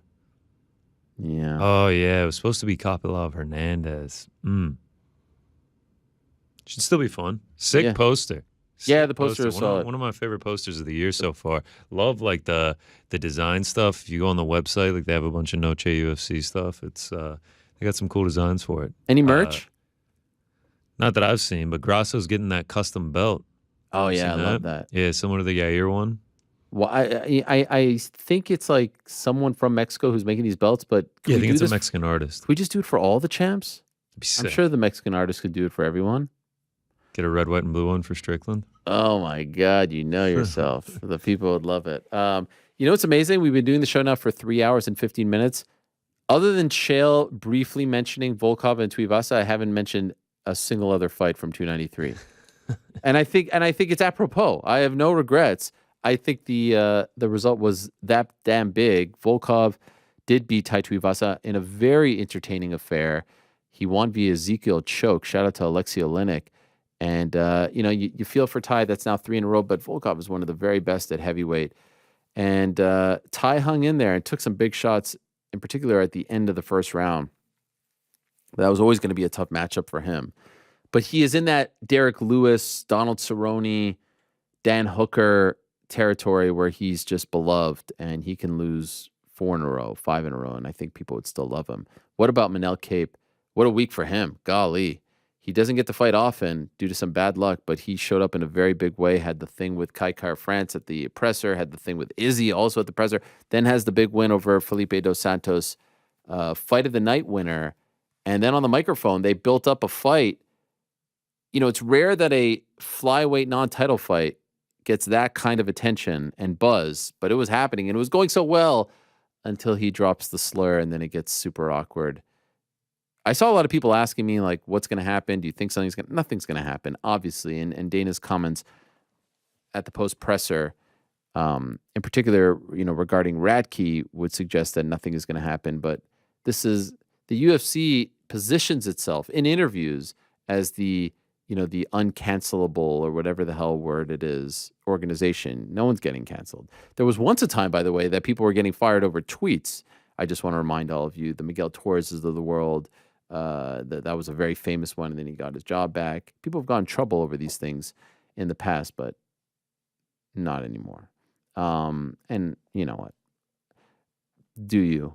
Go ahead.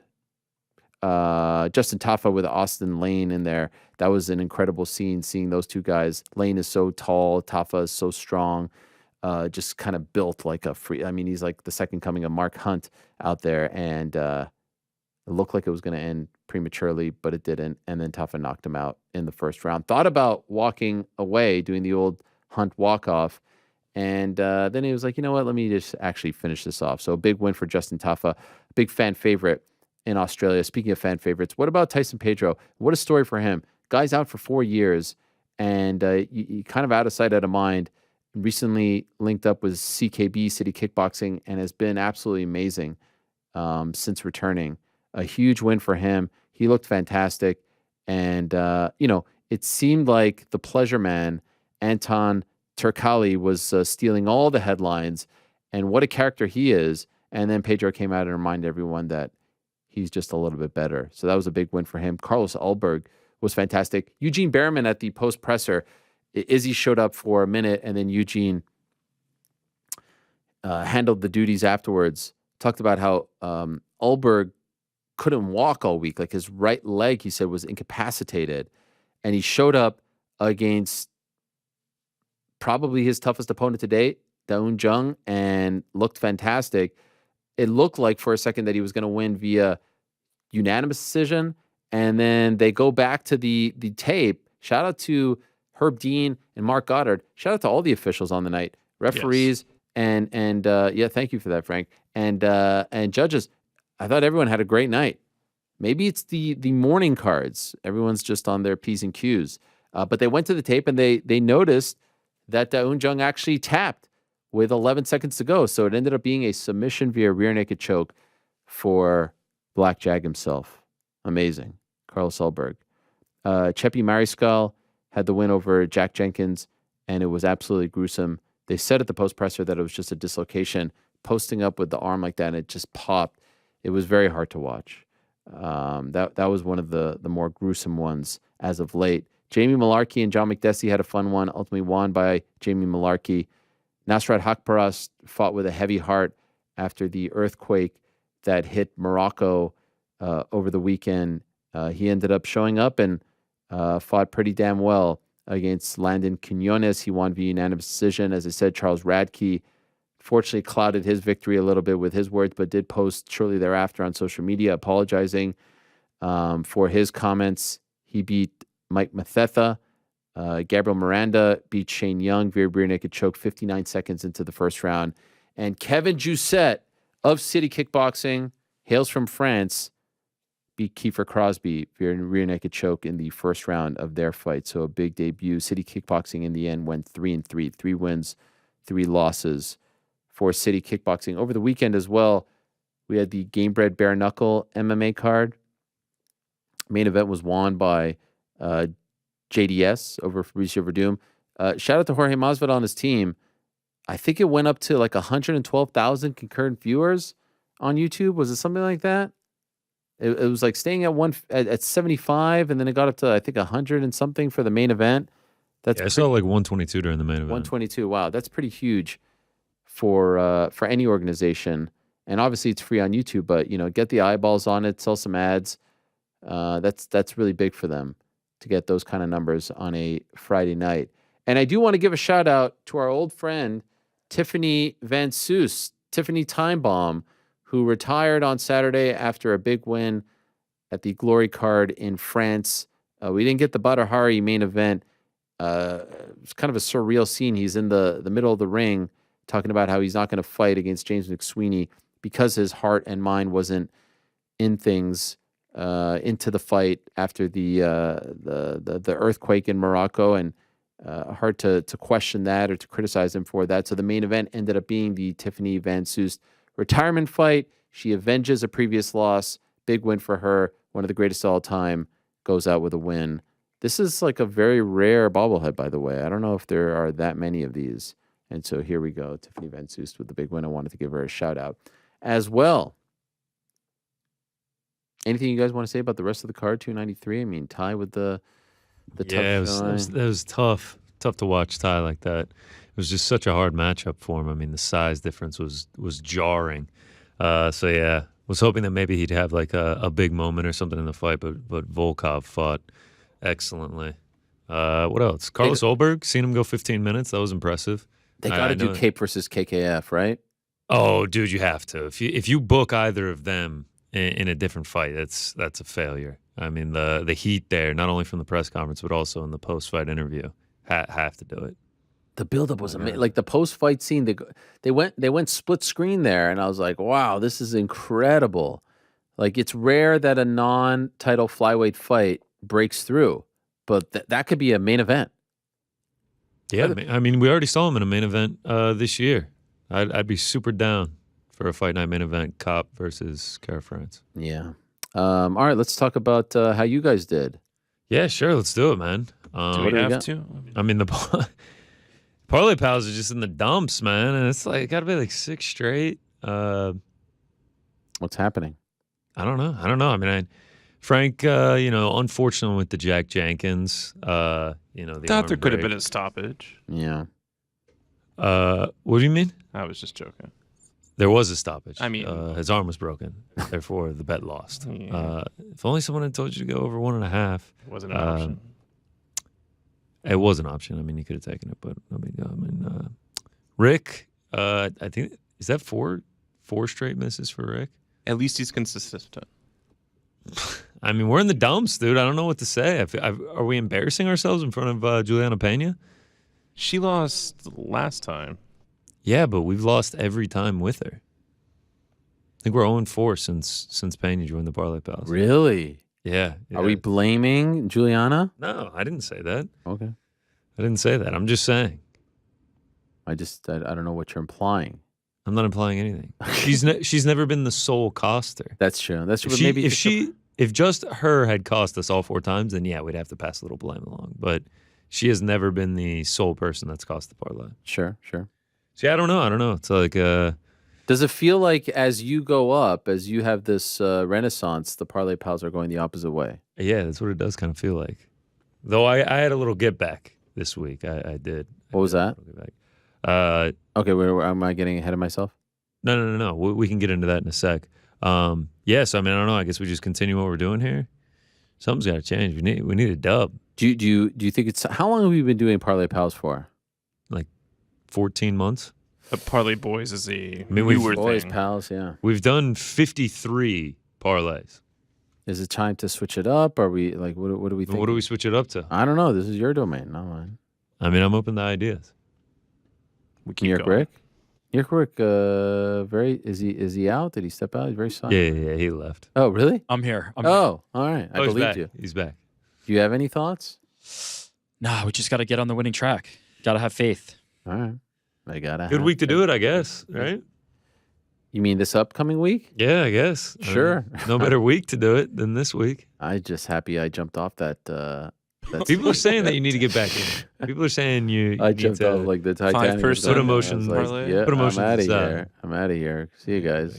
My life has been infinitely better since I jumped off that sinking ship. Just want to let you know. Wow, now it's a sinking ship. Well, I mean, a locker room speech a few weeks ago. Right. You don't get off the bus. Yeah. Now it's not Parlay Boys. It's sinking ship. Yeah. What else we got? All right, on to my picks. Not too much better news here. We do all right. Actually, no, we don't. We go 2-4 in the singles. Had Izzy in a couple parlays. Obviously, neither of those hit. Would have had a winning week had he won. He did not. So some regression, but we can still see the light at the end of the tunnel. I feel a nice bounce back coming on Noche. But I'd say this officially stamps the end of the hot streak. We were hot. We had won 8 of the last 9 weeks. We were on a big tear. This time to build back into a hot streak. Try and prevent this from becoming a cold streak. Where was your total at the end of 2022? Plus 77. You're almost there. 0.79. Yeah, we are almost there. We were closer last week though. Right. We're bouncing back this week. I feel good about Noche UFC. Get a nice go for some Mexican food in the afternoon, set the tone. Oh yeah, what are you looking at? Any particular place? In no particular place yet, but I mean something for sure. Qdoba? Come on, man. Have a little respect. No? No, I'm not going to Qdoba. I was in Phoenix for a day yesterday. I had one of the all-time best burritos that I've ever had. Yesterday. Did I say that yesterday? Yeah. I'm fucking tired, Frank. All right. Burro. What did I say? A burrito. Fuck, I screwed it up. What was the name of the place? Yeah.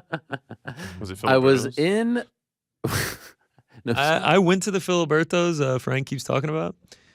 It's all right. I'm curious if somebody took him to Filiberto's. what is that? I don't know. Even know.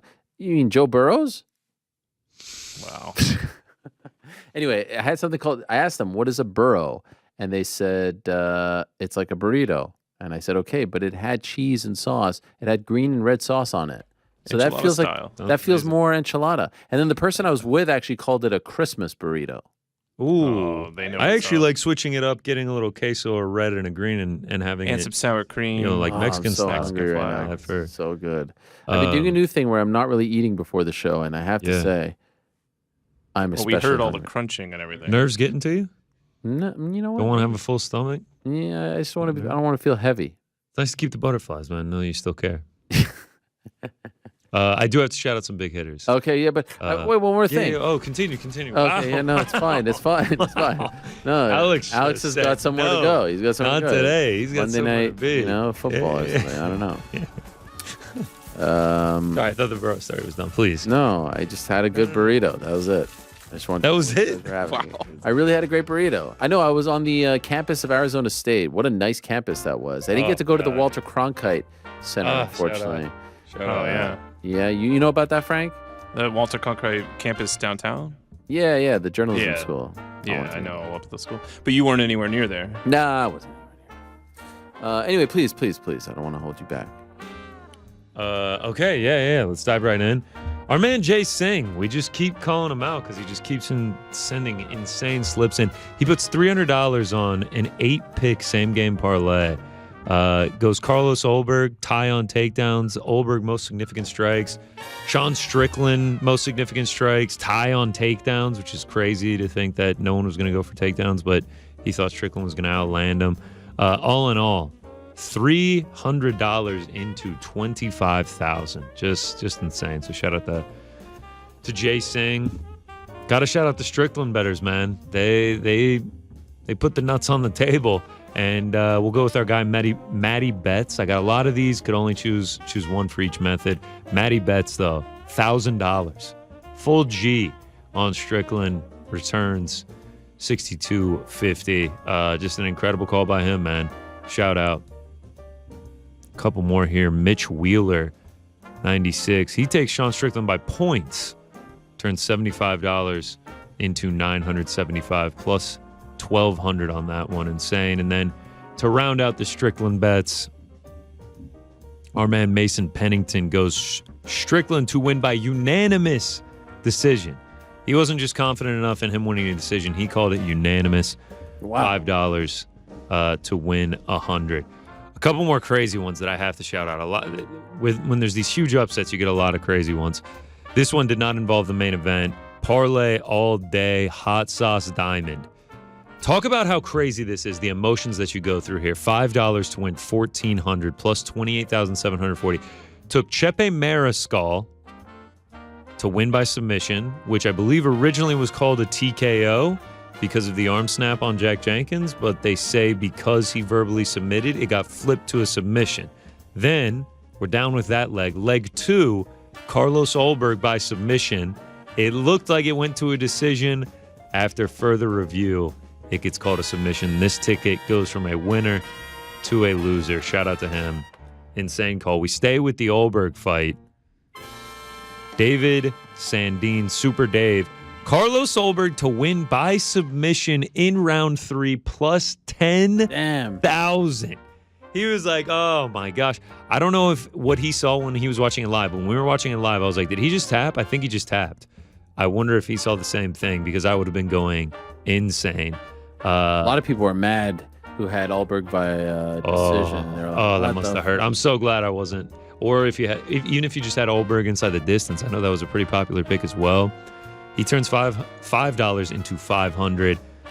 Oh, I can't imagine what it was like when they were going back to review it. I would have, pins and needles. Another shout out. Love this. Absolutely love this parlay from Andrew Storms. Andy. He goes with a Sean champ parlay. Sean O'Malley from 292 sits on it. Sean Strickland for this one. Plus 1280 turns $36 into $496. And last but not least, our man, Marky Nude, back at it. Marcus Allen, 20-leg parlay. I know this is blurry because the ticket's so gigantic. He turns a 20-leg parlay. I believe it's a $20 bonus bet or a $50 bonus bet, one of the two, into $102,346. It didn't finish until this weekend, but he mostly had UFC Paris picks on there. Fareed Basharat, Jacqueline Cavalcanti, Morgan Charrier, William Gomis, Volkan Ozdemir, Benoit Saint-Denis, and then a bunch of we got the Gold Coast Titans on there, the Cronulla Sharks, Brisbane against Port Adelaide, the Newcastle Knights. Got a couple of U.S. Open bets in there. I mean, insane, though. Bonus bet into $102,000. So shout out to him. Speaking of the U.S. Open, shout out to my guy, 24 out there. Coco. Coco, too. Amazing. Amazing stuff. I want to see the slip from the guy who had Sean Strickland champ by the end of 2023. That's what I really want to see. Does that exist? Do you think there's any person on the planet who made that bet? Was there even a line for that? Our man Jedi Goodman sent me the odds, and it was 50-1 at the beginning of the year. Could you imagine placing that bet? He's on a 2-fight losing streak, and he would have just lost 2 weeks prior. I don't know if there's a person on the planet who makes that bet. I want it. And more than $1, like not just like a 50-cent bet. I want to see like a... Honestly, even if you had the presence of mind to spend the time to put the $1 bet, you deserve credit for that. All right, okay. To spend the 2 minutes. If anybody's got it. That it took. If anybody's got it. Like, who's even doing that? I want to see the date, too, from... It was like at the beginning of the year. Who's the person who, end of 2024, is champion that right now is like Sean Strickland last year? You know what I mean? I don't know. No one can know. How could you know? That's what's so crazy about this. Like Tai Tuivasa, heavyweight champion, 2024, right? That's how like unbelievable. Yes. It's impossible to predict because predict it. This was all predicated on Israel Adesanya having to fight in Sydney and not having the first 3 options and No, I know. pushing for it's just an impossibility. You can't. That's what make it special. Yeah, I'm with you. Maybe this incentivizes you to throw a few bucks on every single option that they've presented. Maybe moving forward. A Giga Chikadze featherweight champ, Josh Emmett featherweight champ. Yeah, I mean, someone it has to be someone that's. I don't know. It has to be someone who's on a losing streak, right? Gilbert Burns, welterweight champ. I mean, things that just sound like borderline nonsensical at this point. Gilbert Burns isn't that nonsensical. I mean, at this point, with the way the welterweight's shaping up, he also did just lose a 5-rounder to Bilal. So, like, Bilal has to be above him. I mean, Covington's above him. You would think Usman would probably be above him. Shavkat, too. Do you think Ian Garry's fighting Covington in Dublin? No. No, I don't. But if Ian Garry does a main event in Ireland... Do you think Ian Garry is fighting trip to make. in Ireland in the first quarter? Yeah. Yes. Do you think he's fighting Wonder Boy in December? Yes. They got to make that, right? I do think so. Well, Wonder Boy has said he's down for it, too. If I'm Wonder Boy, I'd much rather fight Ian Garry than Kamaru Usman. Even though, there's the pros and cons, right? One guy's a lot older. He's coming off the losses. More miles on his tires, but... Stylistically, the matchup is much more favorable. Who do you think is the favorite going into that fight? Gary. Yeah. Big time? I wouldn't be surprised if he was a decent-sized favorite. Man.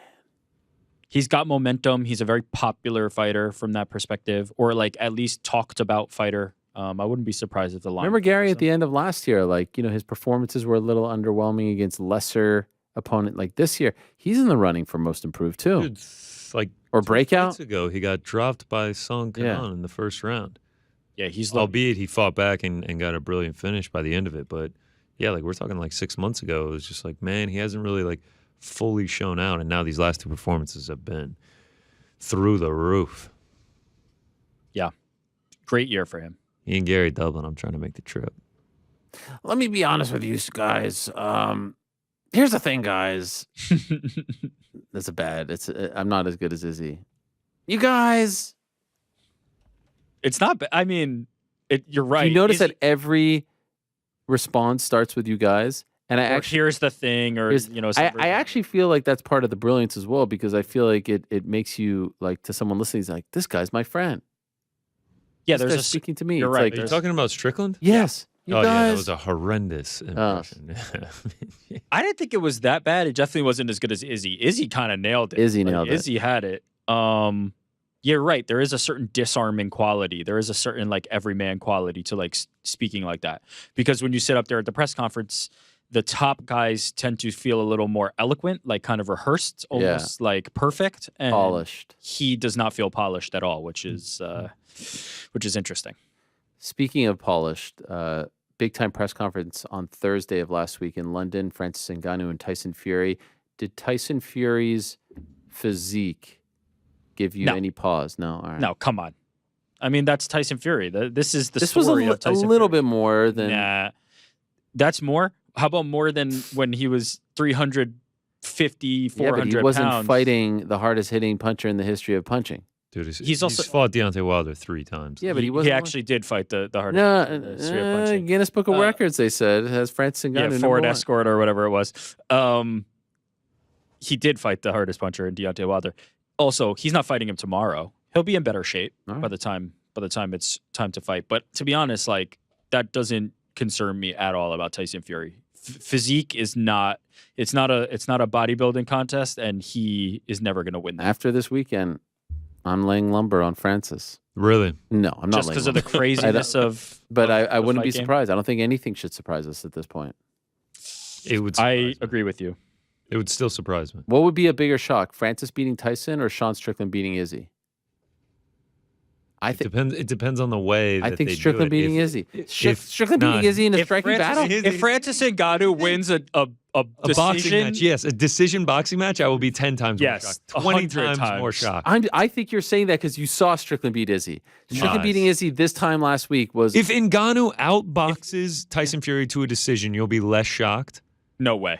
No way. Please yes. stop. Yes. You're crazy. Strickland! Your mind. Sean Strickland just. Tyson Fury, You're out of Francis your mind. Ngannou in a You're out of your boxing mind. match. Yes. You're out of your mind. Please You're out yes. of your mind. Stop. You're out of your Please mind. stop. I'm being serious. No, There's you're no not. No, way you're that not. any No, of you're us not. thought that Strickland would do that to Izzy. Dude. Yeah, there is no way. There is no way that Francis Ngannou is going to outbox Tyson Fury over 10, 12 rounds. Hey, he'll win long it is. 7. Here's what I would say He'll to win you. 6 out of 4. If you believe that was actually crazier, what happened on Saturday, you should now run to a betting window and put a ticket for Francis Ngannou by decision, because if that happens, it's going to be plus 10 million.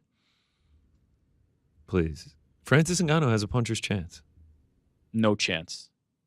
No chance that is a more believe in Eric likely Dixon. outcome. And Tyson, Mike Tyson. Although I feel like the Mike Tyson thing is more promotional. I don't know. Which is smart. I Yeah, think it's it's brilliant. No, it's super. like, do we think Mike Tyson's actually going to be in his corner? Maybe. I mean, it'd be smart too. I just feel weird. Like Tyson Fury is named after you. How do you think John Fury feels about all of this? Not great. Okay, Not great. why is John Fury, like when I see interviews with Tommy Fury, why is John sitting there and at the presser? Talking more too. Yes, Talking more. and he ended the press conference prematurely, the Misfits one. Like, why does he always have to be there?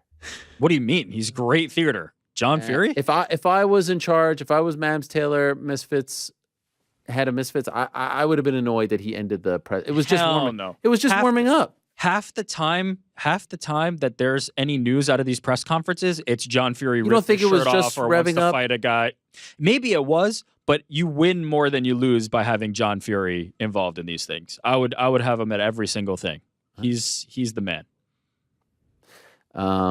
Speaking of boxing, could we just give a shout out real quickly to the Matchroom boxing team? Oh, please. We definitely should. I have to give a shout out to Alex Haynes in particular and the entire team over there. There's a great group of people. Tom Cochran is working over there as well, and several others who I got to meet in Dublin when I was there for the Katie Taylor Chantel Cameron fight.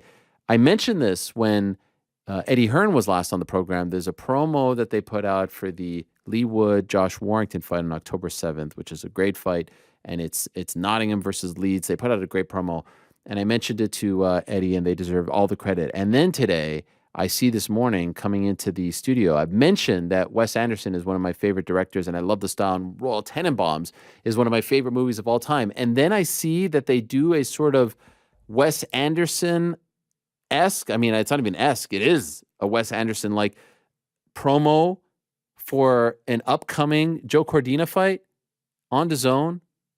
This is amazing. I've watched it now like 4 or 5 times, and the little details, the little intricacies that make it truly like a Wes Anderson-like trailer, promo, whatever.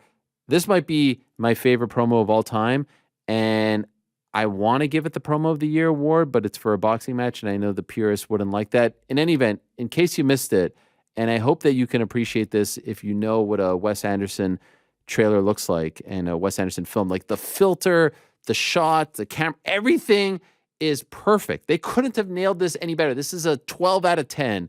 Take a look at this.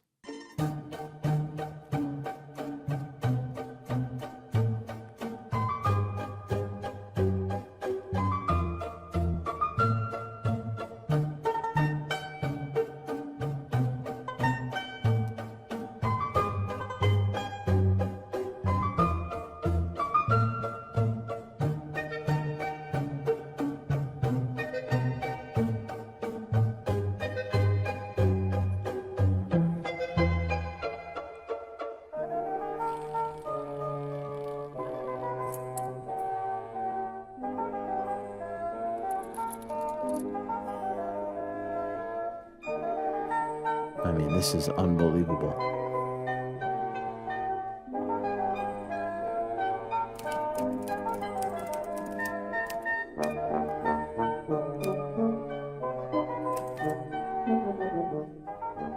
Okay, that is just I mean, well done, Alex and the team. That is just unbelievable. Can we play that one more time, sans audio? I just need to react to some of the things because it is just so. You guys can react as well. Imagine if we got something like this instead. Okay, like this. What's up, you guys? The globe, even like Eddie, like fixing the shirt. What Joe is wearing, and they write. Okay, so it's that the map is so on point. The freaking telescope, looking at Monte Carlo from London, is amazing. This map, the trail. That camera move right there, Cordina with the wink, the briefcase, the lighting, the filter. Frank, you're a big Wes Anderson guy. Isn't this incredible? Yeah. It's outstanding, right? That's all you got? Give me something. I mean, I think it's great. Wow. Guys, isn't this tremendous? I mean, the Monte Carlo theme. Yes, I'm 100% with you. Oh my gosh, well done. Well, this is how you get people talking about a fight. I might have to go to Monte Carlo just because of the promo. Oh, wow. Right, now we're talking. Yeah. Roadshow guys, what do you think? No, just absolutely fantastic. Well done. I love that stuff. I love when they think outside the box. In fact, we have the Nottingham Leeds Wood Warrington promo. Let's give them all their flowers. Take a look at this.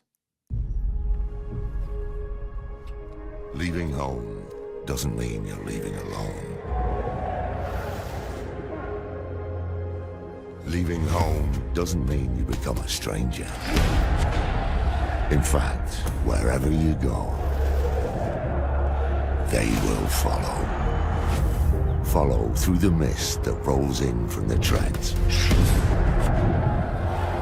They will march on together. Until they meet. Nottingham, Leeds, Wood, Warrington.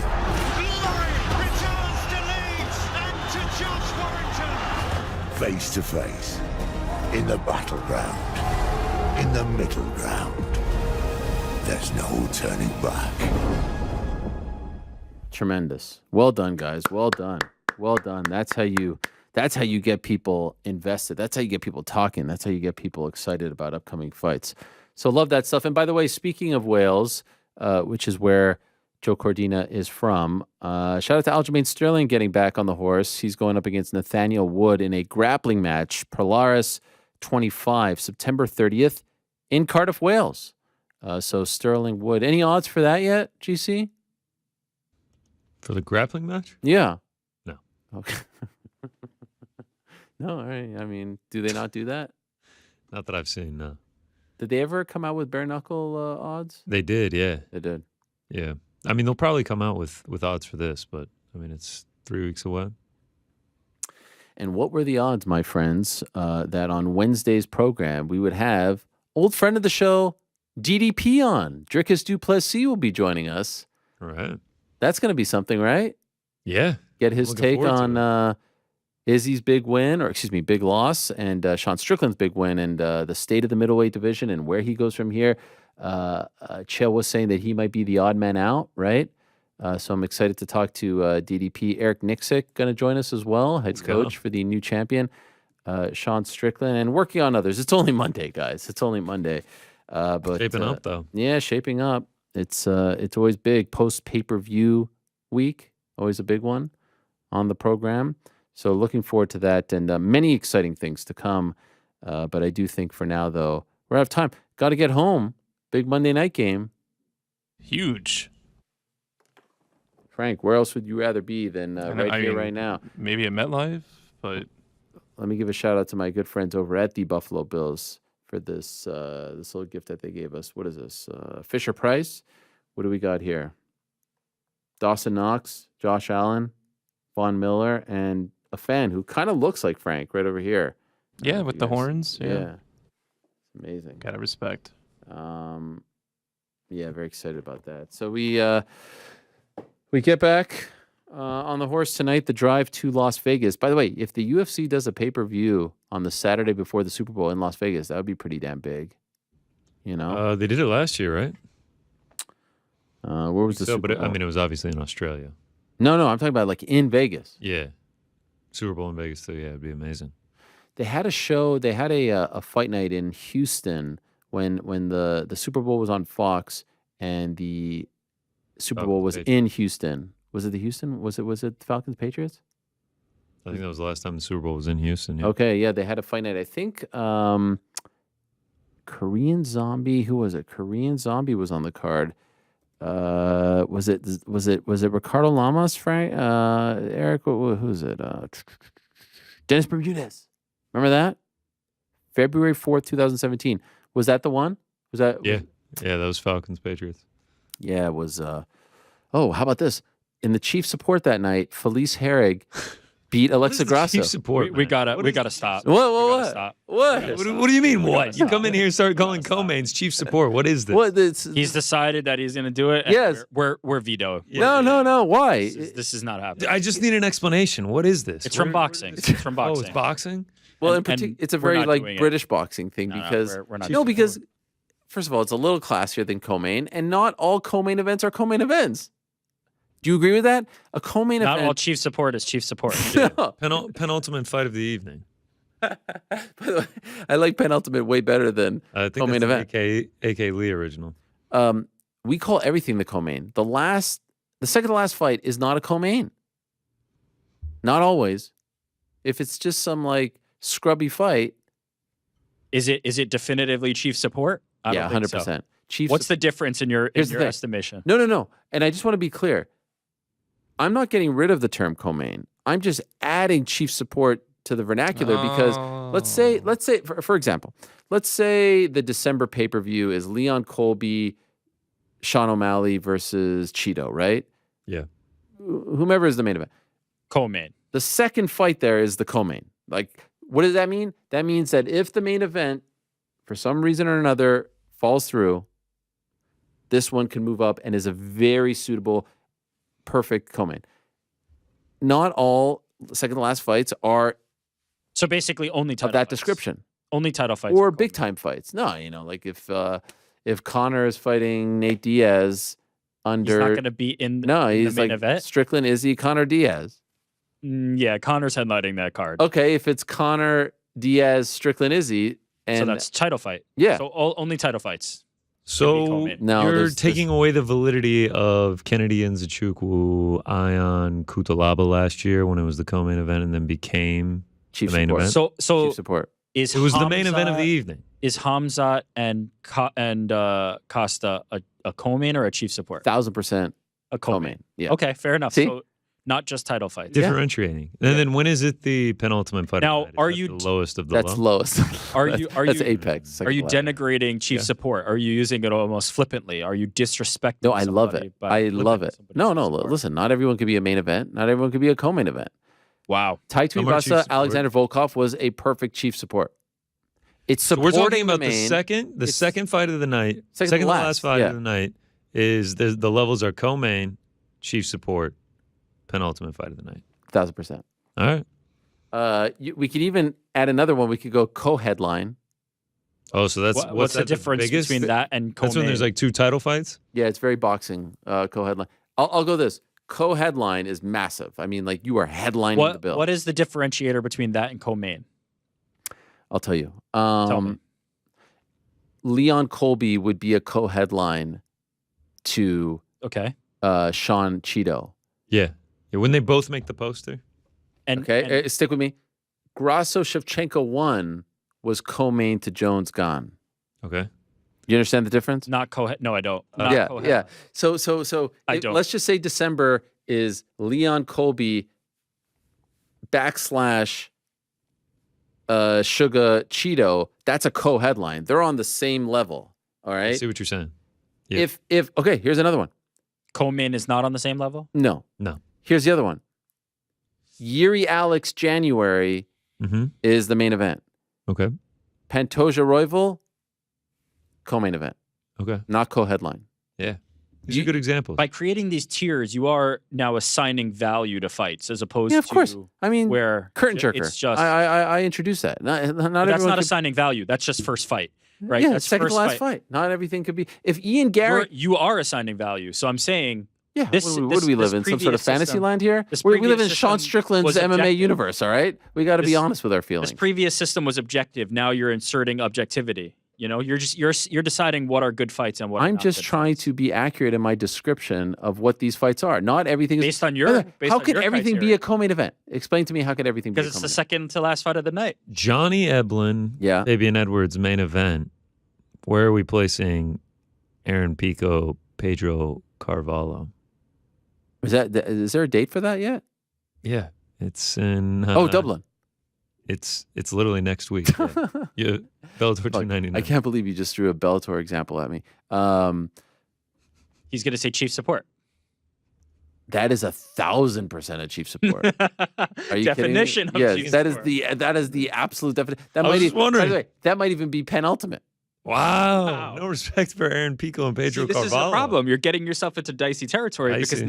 now you're deciding what has value and what doesn't. This is dicey. When Pico This has is- the this is knockout of the dangerous. year, and then you ask him to come dangerous. on, he's going to be like, "Wow, I heard I Oh, was penultimate. Oh, penultimate, huh? Here's where it gets dicey if you want to throw it back in my face. But this is the type of person I'm giving myself tough questions to answer.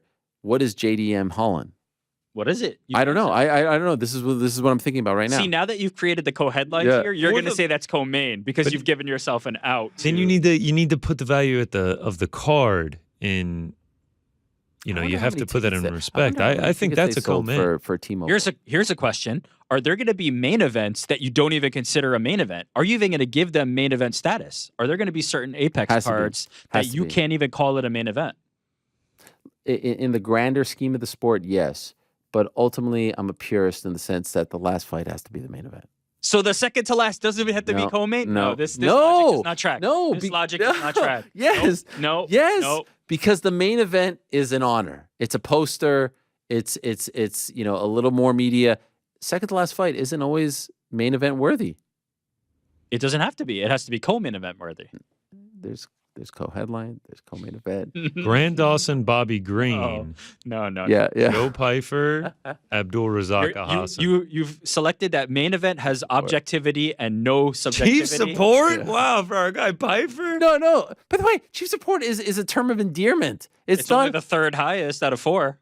You know. Listen, if you want me to alter my take on main event, I'm okay with going with like I think you need to alter your take on main event. If you're gonna introduce subjectivity into it, tier system. you cannot. Okay, main event, headliner. Big difference between main event and headliner. Sure, I don't agree, but sure. Just I will like grant you. okay, I will grant you. so what was the last one? So Grant Dawson versus Sadiq Youssef. No, Sadiq Youssef Grant versus Dawson, Bobby Green. Grant Dawson, Bobby Green is a headliner for an Apex card. So headliner. Wait a minute. Co-headliner is above co-main event, but headliner is above. I mean, main event is above headliner. See, this is all out of whack. This is all out of whack. Headliner. Okay, I like that. Can we go back to the original gripe that you guys had? What's so bad about chief support? It's just the way you forced it. Without any explanation. You're overdoing it. You're like the guy that comes up with some new slang term and fits it into the 100% nailed it. You know what? GC just nailed that. You know what? That's rich, and I don't expect you to know this because you weren't around. But rich from you, Rick. You were in that chair, different place, when I introduced People's Main Event into the lexicon. I introduced it. I made it up. Go back to it because that's the better one.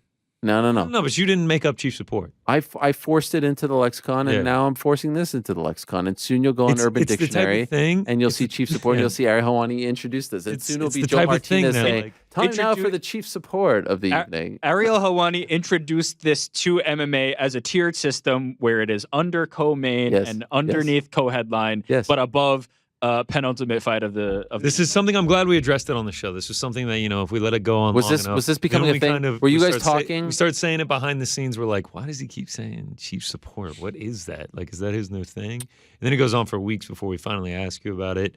I'm glad we nipped this in the bud and we have the tier system. I also love you using nip this in the bud properly. That just popped me. Bud, like D, not TT. Like that. Guillermo, put it on the poll, okay? What do you like better? Chief support or co-main? I mean, I like it. I actually feel very good about myself when I say it.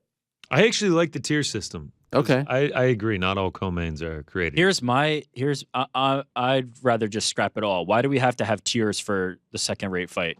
Main event and that's it. I don't care about that. Okay, so you agree with me ultimately. No, I don't. You're shading in different levels of the second fight. I don't care. If you're not the last fight of the night, you ain't nothing. That's it. Wow, you ain't nothing. Zero. So wait, so not worth a title. JDM Holland. Not worth the title. Wow. Not worth the title. The fight that happened. It's a fight that happened. It ain't even 5 rounds. What is it worth?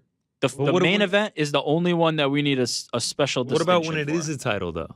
What about when it is for a title? And that's the second title fight on that card, and that's it. So you just want to get rid of co-main event altogether? There's no. Why do we need a distinction for the second fight? Like we're kind of saying the same thing here. No. You're adding 6 different tiers of distinction. It's only 4 tiers. I'm cutting them all out. What do we care? You're not last. You ain't. It doesn't matter. Main event. That's it. Main event. I'm actually a little bit surprised. Frank, can you be the voice of reason here? Chief support, like yay or it. nay? Having the tiers. He's just leaned back texting. Makes everything. Are you even I mean, you guys are listening? literally going at each other, and you brought this up last week. What, the chief support? Yeah. I did? Yeah, you brought it up on the Wednesday show. You said you were going to do it. I was there. By the way, no one stopped me when I said it. Right. This could have been a chat. To Connor's point, you're forcing. You're forcing now. You're not letting it happen. I'm not forcing anything. I saw. Well, I don't even know how it came up. I saw something. I was like, oh, this is the chief support. And then you were also just like Saturday night's chief support. Yeah. Us and Alexander Volkov. You even corrected yourself. You were reading something. You're like, chief support. No, I did not do that. Yeah. Earlier today. You're such a liar. I'm going to find the clip. Oh, my God. I'm looking at the chat here, but they're all talking about a football game. I don't know what they're talking about in the Smart, chat. honestly, yeah. I was bad for all those chief support fighters out there. That sucks. No. Oh, thanks, Alex. Quality content right here. Can't tell if he's being facetious or not. What does it say? He just says quality content. That's it. Nice. But they're talking about kicking a ball. I don't know what's going on in this chat. What a crap chat we have going on right here. Can you guys step up your game? They are engaged in a conversation. No Let them love. be. No, I'm just saying. Like you guys are talking Are about. they the chief support of chats right now, or maybe penultimate? No, penultimate they're chat or legit something? talking about. Is there a football game going on? Oh, is there soccer going on right now? They're allowed to talk what they want to talk about. You tell me, man. I mean, you can't just talk about random stuff. I'm the wrong one. Oh, they are a community. Chief support is whack, Ariel. Now they're starting to. Wow, now chief they're going support to is whack. Yeah, now that they got your eyes, they're going to let you have it. All right. Is Wales playing? Croatia beat Armenia. Oh, now I get it. Rugby World Cup. Oh, rugby. Oh, wow. Go. Not even football. Wow, moderator Lewis turning on me, huh? What did he say? Chief support is a bit try-hard. Sorry, Ariel. Love ya. Wow, a bit try hard. Wow, I par mean, for the course. Moderator Lewis Lewis left does us have high and his dry. He's finger out of the on moderator pulse. game. Wow. Turned his back on me. It's rough. Wow. Not once but twice this past week. We're not even going to give him a send-off. We're just going to bury him. That's how I mean, he just buried me. He just buried me. Have you guys been watching the Rugby World Cup? No. No. I didn't even know what was going on They're until all yeah, Are well, we in it? seconds ago. Is the U.S. in it? I don't think so. Then. I watched a little bit of it. England against. Wait a minute. We've gone this long. We haven't even talked about Canada defeating the U.S.? Oh, I said it at the very top of the show. Oh, okay. I missed Oh, that. it was huge. I mean, I wish I could do a 30-minute segment. I love this whole thing. It's like, oh, LeBron is he's gathering the Avengers. You mean Captain America? He's gathering the Avengers. I'm all in on this. I saw that list, by the way. It's an impressive list. It is a good Durant, list. Devin Booker, Yeah. LeBron, Steph Curry. let me Guess ask who's you- missing from that list? Dylan effing Brooks. Can I Dude. can I ask you Be something? serious. I have a very serious. Serious. I have a serious question. Like, for come you. on. 39 points he dropped on your asses. I could give a shit 39 for a points. bronze medal at the World Cup. We're going for Olympic gold. We got Braun, we got Steph, we got Durant. It's a wrap. please. Connor's, speaking with emotion, which I understand, and I'm with him because Captain America has rallied the Avengers here. But I have a serious question for you, like an honest question. Is this coming from a place that you're just disappointed that Jalen Brunson was riding the pine every single fourth quarter? Couldn't for Team even. USA? I was rooting for that. You know why? Because I got my guy RJ, Captain Canada, leading the way. Is he now the best? By the way, I said this last week. When Canada plays Team USA, we have the best two players on the court, and yesterday that was proven. What do you mean? What are you laughing? Team. Ant Evans. Ant Evans. Yes. Ant Evans will love that, by the way. Shout out to Ant Evans. Ant Edwards is not the second best player on that court. There was a game, just like Strickland is better than Izzy right now. There was a game yesterday that proved that the two best players on the court are SGA and Dylan Brooks. 39 points he dropped man. on your asses. Oh, But did he not? Did he not? Did he not? The Second best only player. reason, the only reason that game went into Bronze overtime game. was because Mikal Bridges hit a freaking out of this world shot in the corner with 4.4 seconds left. You reap what you sow, and when LeBron is wait. throwing alley oops to I can't God wait. knows who off the I can't wait. backboard, Oh, I can't in wait. the It's going to be Olympics, Globetrotter status. it's going to be I can't wait. Globetrotters. I can't This wait. This is Jamal Redeem Team Murray 2. coming to save the day. Andrew Wiggins. I can't wait. I can't Bring wait. them. Yeah. Bring them. Because LeBron and KD and Steph are coming. I can't wait. It's I can't over. Wait. Remember It's this. over. Clip this. I will remember this. If we have our team, It's it's a done. wrap. It's done. Anthony exhibitions Davis at that patrolling the paint as the center. I mean, this is. How about Germany?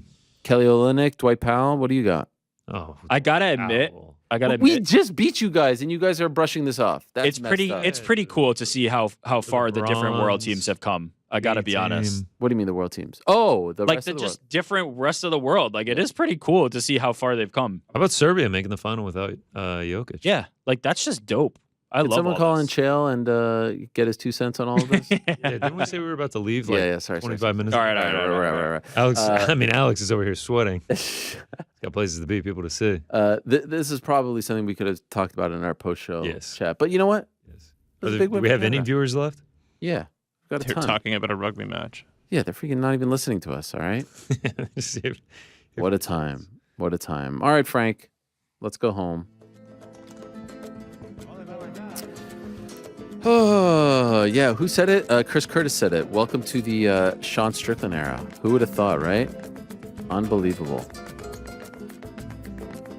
I still can't quite process that we are living in this era. But again, it's what makes the sport fun, and all the different talking points and debates and angles to come about the state of the middleweight division. Like it's fun sometimes when there's a title fight and you know, all right, this guy's next. There's no ifs, ands, or buts. This guy is next, or this woman is next.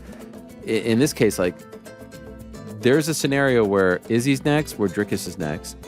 I don't think Robert could be next. Cannonier is next. Winner of Hamzat Paulo is next. And that's like 4 or 5 options. And I disagree with Chael on this one. I like letting Chael cook when he's on the show. When we were doing Arrow and the Bad Guy back in the day, I was encouraged to chime in, but here he's the guest, so I like to let him cook. I think Paulo versus Hamza was always, especially for Hamza, a #1 contender fight. That's what I think. So I don't think that status necessarily has changed. I think it's still co-main. It was a co-main last week. It's a co-main this week. But I tell you what, if they give the title shot to Drickus, then it gets downgraded to a cheap support. So we'll wait. In any event, a great show. Thanks to all of them. Thanks to all of you. Thanks to our guests today, Chris Curtis, Chael Sonnen, Ian Machado Garry, and King Casey O'Neill. Back on Wednesday, same time and place. Until then, I say peace.